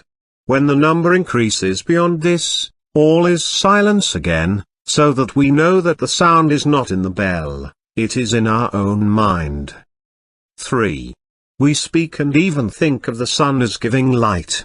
Yet we know it is simply giving forth energy which produces vibrations in the ether at the rate of 400 trillion a second, causing what are termed light waves, so that we know that we call light is simply a form of energy and that the only light there is the sensation caused in the mind by the motion of the waves. When the number increases, the light changes in color, each change in color being caused by shorter and more rapid vibrations, so that although we speak of the rose as being red, the grass as being green, or the sky as being blue, we know that the colors exist only in our minds, and are the sensations experienced by us as the result of the vibrations of light waves. When the vibrations are reduced below 400 trillion a second, they no longer affect us as light, but we experience the sensation of heat. It is evident, therefore, that we cannot depend upon the evidence of the senses for our information concerning the realities of things. If we did, we should believe that the sun moved, that the world was flat instead of round, that the stars were bits of light instead of vast suns. 4. The whole range then of the theory and practice of any system of metaphysics consists in knowing the truth concerning yourself and the world in which you live. In knowing that in order to express harmony, you must think harmony, in order to express health you must think health, and in order to express abundance you must think abundance. To do this you must reverse the evidence of the senses. 5. When you come to know that every form of disease, sickness, lack and limitation are simply the result of wrong thinking, you will have come to know the truth which shall make you free. You will see how mountains may be removed.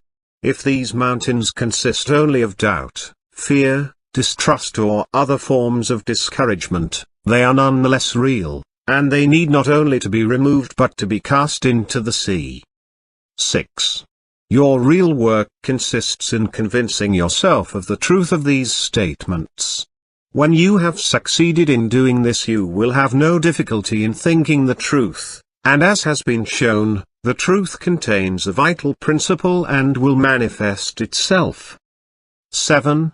Those who heal diseases by mental methods have come to know this truth, they demonstrate it in their lives and the lives of others daily. They know that life, health and abundance are omnipresent, filling all space, and they know that those who allow disease or lack of any kind to manifest, have as yet not come into an understanding of this great law. 8. As all conditions are thought creations and therefore entirely mental, disease and lack are simply mental conditions in which the person fails to perceive the truth. As soon as the error is removed, the condition is removed. 9. The method for removing this error is to go into the silence and know the truth. As all mind is one mind, you can do this for yourself or anyone else.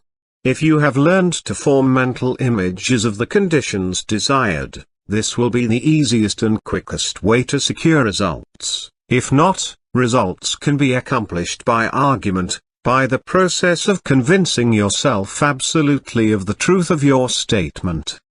10.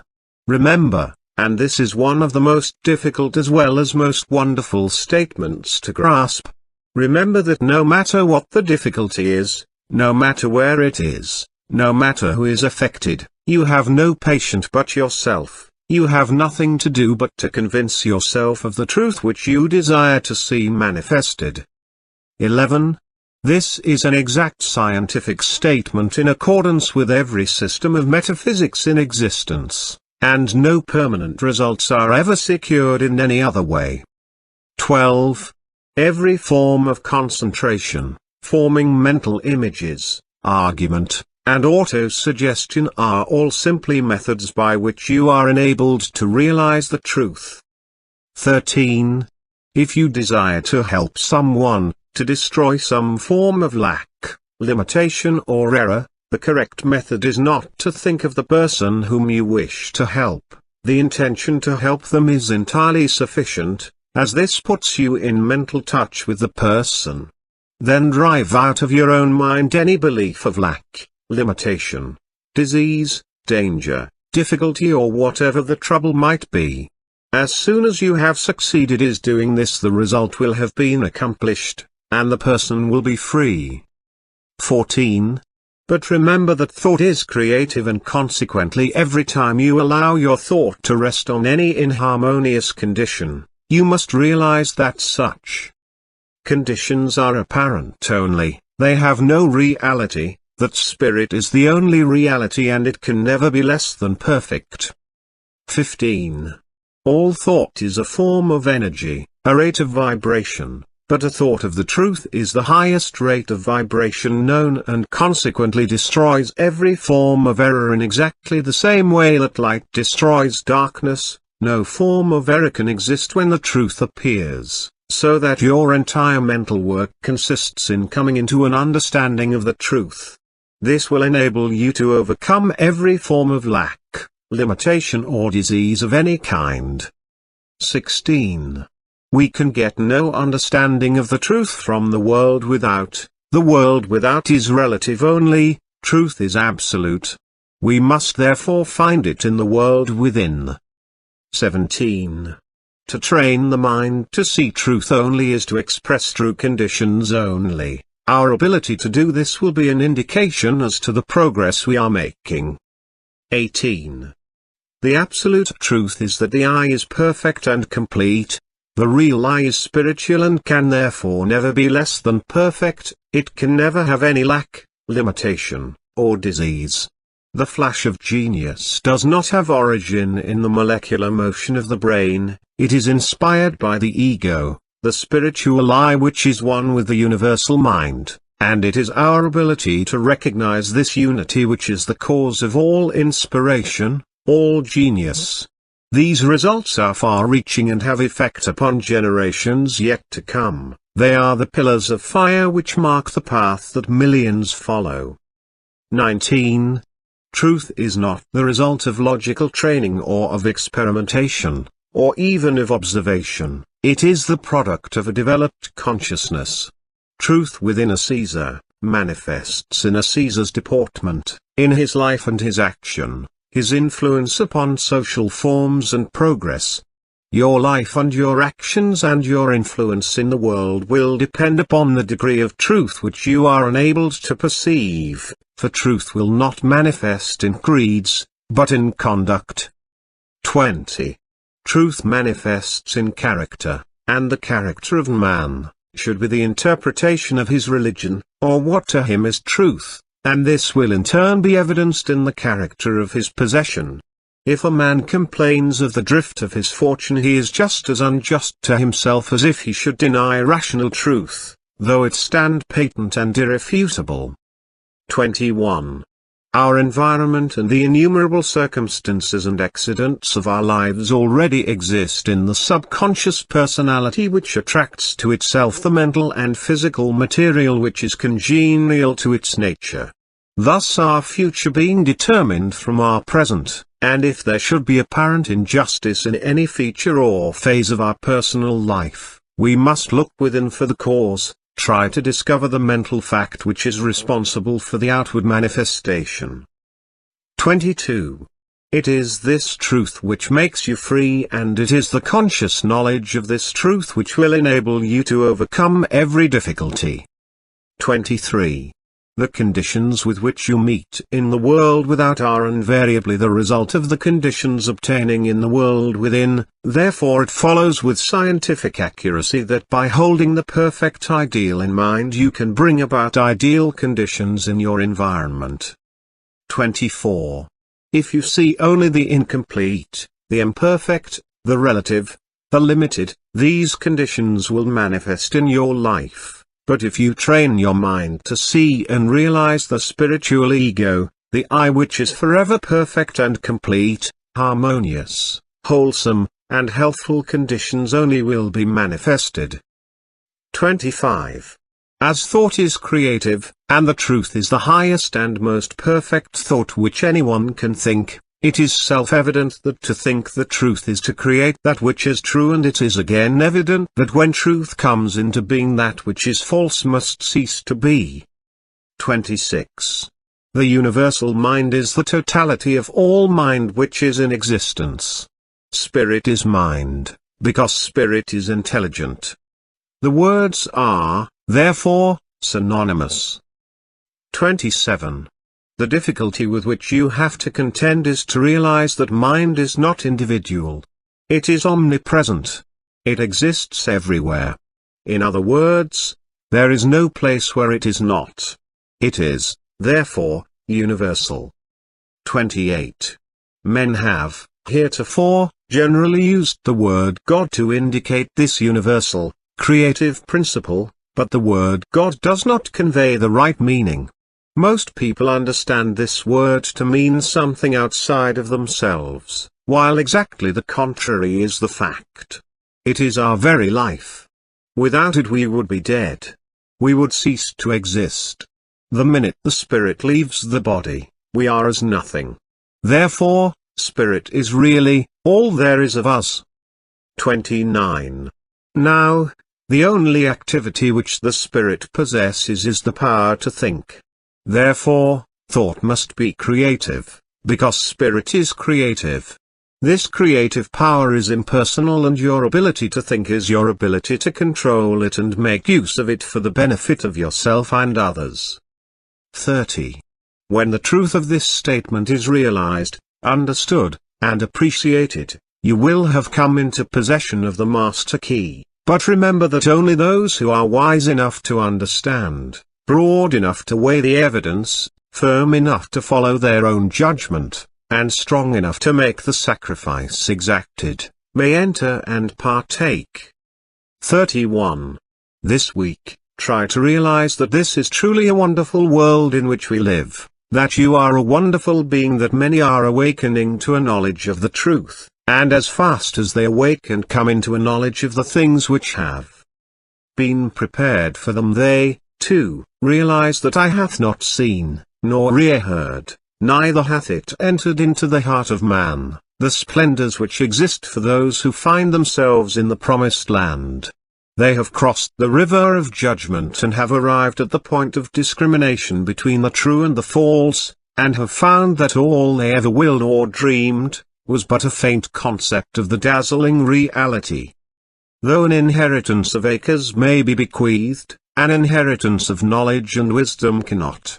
The wealthy man may pay others for doing his work for him, but it is impossible to get his thinking done for him by another or to purchase any kind of self-culture.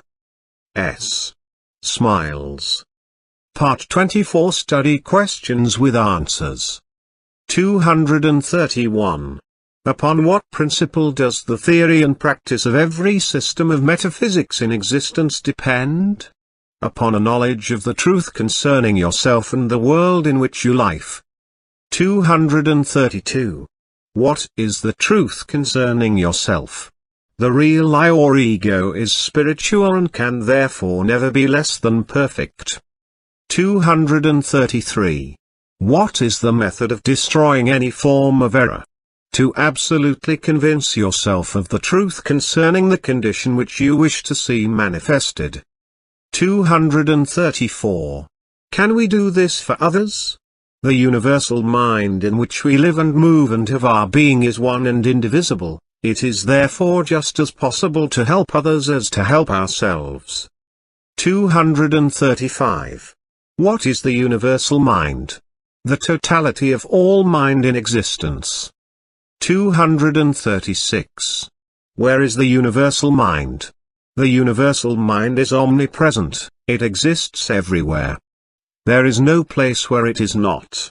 It is therefore within us. It is the world within. It is our spirit, our life.